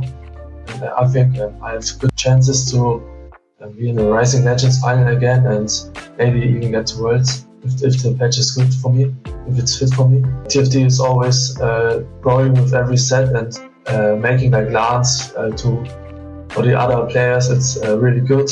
So we can meet each other personally, and I think LAN events are always good for the esports or for the game as well. And I mean, with LANs, there are just like more people trying to compete, and new players will really recognize it and try to play as well. I think there are many good players, but if I would name one person, I think it's Double, because he's always so consistent. He's always on top of the ladder, and yeah, I would like to shout out to my family for supporting me, and also for the German community since I started with streaming, and they're just always in my chat and cheering up. Yeah.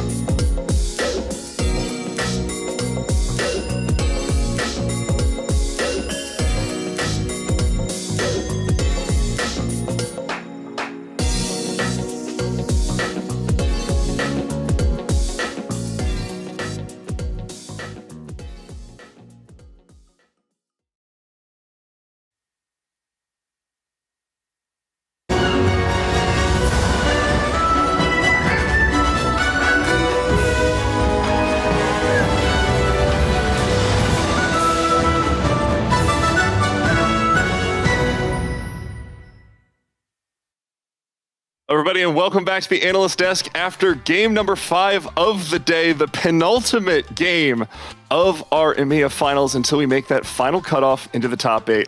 My name is Iberia, joined here by Counterfeit. Peter, how you doing? Well, you say joined here by Counterfeit, but Matt, I think there's something wrong. You seem to be missing from the screen. What could be happening? What terrible calamity has happened? Have you fallen off your chair, Matt? Tell me, I'll come and pick you up from the floor. No. I'm actually doing a cosplay. I'm Solo's backline in that last fight. Oh, there we go. I'm back. Wow. So that was a really disappointing game for me personally because I saw that setup and I was like, oh my god, that's ridiculous. What a great board. And then suddenly, the two boards that were left, Lilia, Lux, and that Ashe was just getting absolutely decimated. And Solo's board entirely dependent upon that Ashe. So what I was so certain was going to be a win ended up being a second place, which is still a good placement. But now we have some players who are in dire straits off that Counterfeit. First, we'll touch on the exact opposite. Clamu is it. Like, after that first place, I am like 100% sure Clamu clinches this one. Yeah, I mean, I was going to say that, like, Clamu didn't, of all our players in the lobby, it's a very rarefied lobby where people needed the wins, Clamu definitely didn't. But the good news is that by him, who's in first place, taking the points from himself, he does reduce the overall points left for everybody else to get into the top 8. But still, this is a wild game from start to finish. I think it was Maxi pointed out that we had 5 different ink shadows amongst our wandering trainers coming in. It's not the kind of level of variance you would be hoping for in such an important game. No, and I think that's the most contested Udyr has ever been. Period. Because there were like at least 7 or 8 Udyrs across all of those boards because everyone's trying to get that ink shadow. Like, it's a good splash because, sure, maybe it's not going to carry your entire team, but it's a free item if you put in like one unit that might not fit into your comp otherwise. So a lot of players going for that, and Solo Gasung, the real heartbreak there was that Solo needs a second and a first or 2 firsts in order to make it in. So that game, which had just the nuts setup, had that Wit's End Rageblade Ashe from like minute 1, 6 Sniper, 6 Warden, looked so good. That's the easiest first Solo's gonna get. That's the easiest attempt at first, I'll say. And unfortunately, because of the compositions there, just could not convert it, did not get enough to finish it off. But do we want to talk about the ultimate heartbreak that happened to us that game, Peter? The 8th place. The thing is, I feel like the pressure has mounted on Darkus somewhat. I think from coming on our stream, from talking to us face to face, from living up to the people's expectations, Darkus, had a job to do here when that was cook the most out of anybody in the lobby, bring us something we hadn't seen before. Unfortunately, it broke my heart to see 6 Invokers not work, but particularly Darkus, who was in such a good position coming in. We remember back to GSC 1, you could be so close and have one bad game that takes it all away from you. And now we're going to see, now that this is the penultimate game, like we said, we are going to have to say goodbye to the bulk of these players, actually all of them on this page. The cutoff is around 60 or 61 at this point. So on to the second page are the people who still have a chance. There's some of them who are really in trouble. Mujiwara, Solo Gasang, and Up are the ones that are still in contention, but Muji and Solo Gasang need a first place and they need to win the tiebreakers. Yeah, well, we were all about trying to break into the top 8 because, of course, the top 5, as you can see, belong to our French players. As was noted before, competitive TFT started with the French Rising Legends and may well end with the French players coming in hot in this top 8. But hey, at least right at this moment, there's only 5 of them in there, means those 3 spots are available for anybody. And I think it's important to note as well, Double 61 and Cambiz, we were talking about this in the green room. This is the first time they'll make it into that day 3 together. 2 of the most successful players in the history of EMEA. Cambiz, of course, regional champion, GSC champion, Double 61 regional champion, world champion. Cousins and teammates since the start of competitive TFT in EMEA. You can't write a better story than that. So they're going to make it into our finals. But we have one more game to see who else is going to join them in that top 8, who is going to join them in day number 3, and our wonderful casters are going to take you there. Take it away, guys. Well, a trio that's definitely going to join them, at least in that final game, is us right here, right now. And of course, we already know our lobby. We have a little bit of mathing to throw your way because at the end of the day, it's not only about the top 8, it's also about the qualifier points, as we've been, yapping about on and on, honestly, but we just have to because it's a little bit complicated and we want to make sure everybody understands it. Now, in this lobby, several players that have a good chance of making it into the top 8, so we're going to be taking a look in just a little bit to go over them. We will also mention it depends on the other lobbies, so how it all shakes out that are happening simultaneously, Panda. A lot of math. We're going to focus obviously on what is in front of us, on the players that have a chance to make it, especially for the day 3. It's more clear cut in terms of making the top 8 and performing well in these first 2 days, and then everything else will come after that. Our analysts and our admins will be breaking down everything else. We are casting the That Is Home game, right, Makes? We don't? Sorry to say, but no. All right, well, good duo cast coming up for both of you. See, I wanted to see whether or not Wet Jungler would make it on the qualifier points, but I also didn't get that game, so... I can multitask, don't worry. You guys just do your thing. And I also wanted Lefty Trotsky to come out of retirement, but no, that's also... Okay. Stay on topic, yes? Let us know it's 2 points away, all right? Realistic, we know. I would also like handball rules to be normal, but no, that's also not going to happen. So not where we're going, but I hope Game 6 is ready to load up soon. Ouch! To get to see what kind of heroes are going to be made in this game number 12 after these grueling matches where we still have not seen Story Champion and Lucky Paws on broadcast. Just saying, Mort Dog, just push the buttons already. Stop teasing us. I'm pushing buttons, and that is here is our lobby button. We're expecting the cutoff to be around the 60-point mark. If you pay attention to where our players are, you'll see some of them are already over that. Enzo 61, Tartman 60. Both of these players, of course, with an 8th could make one more, so should be potentially very much safe. Lelouch, very close, just needs to avoid the bottom placements. And then Gluteus and Travis both have a chance if they get the first place and everything shakes out right for them, but it's going to be very hard. Yeah, something I also want to highlight here, right, is that you're talking about the hero augments table, but with the Teemo encounter coming through, if we do get the gold opening augments here, there is a very high likelihood that people will be able to dig a little bit deeper to try to get access to something like Story Champion or Lucky Paws.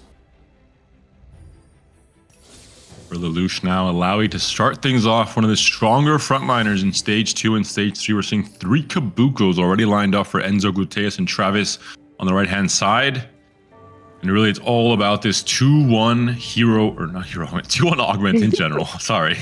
It was just like, can we go back to Monster Attack? I had a great time in Set 8, I did as well. It was absolutely amazing.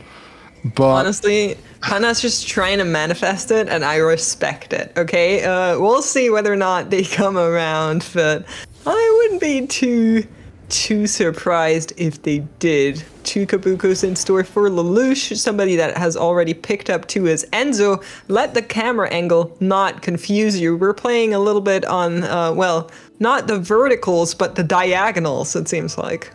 But also had a very strong opener to go towards something like a Cockmore Reaver, right? Had the Mythic already online, to kind of work his way towards that. So that's going to be a very interesting kind of line to follow, because he's one of the players that kind of has to play, I would say, semi-defensively, right? Going into this last game that you want to really like start pushing for the AVP spot. For him, like avoiding 8th has to be at the utmost importance. But David, sorry to say, Silver Augments open up the game. No Hero Augments for now. A low variance start for what is maybe one of the most important games of some of these players' careers, especially for players who are trying to maybe find their way back into day 3 and back into Worlds as well. Lelouch finished 10th a little bit long ago at this time now, a few sets ago, but has a chance to, again, with a consistent result, make it back into that day 3, represent Poland the same way that Travis 2 sets ago finished 5th or 6th and was just so close to making Worlds himself. Yeah, both of these players in this same lobby is not a picture that we're unfamiliar with, but for now we're going to be looking at Tartman, one of the up-and-coming French players in, I think, our entire circuit, has been, you know, entertaining us every now and then throughout Golden Spatula Cups, and I think is definitely one of the players to watch out for in the upcoming sets as well. But first and foremost, he would very much like to qualify to day 3 as well, and is on great pace to do so. On the opposite side, Sappho here right now has picked up Umbral Emblem. Unfortunately, is going to be out of contention for qualification, but has shown up quite well throughout today as well. You kind of see the reaction during the fight on Lelouch's camera. With the second that Caitlyn ultimate takes out like the 1 HP unit and not the Kiana, it was kind of like, okay, I've kind of lost this fight. It's kind of whatever, right? But definitely not the most ideal situation to be in.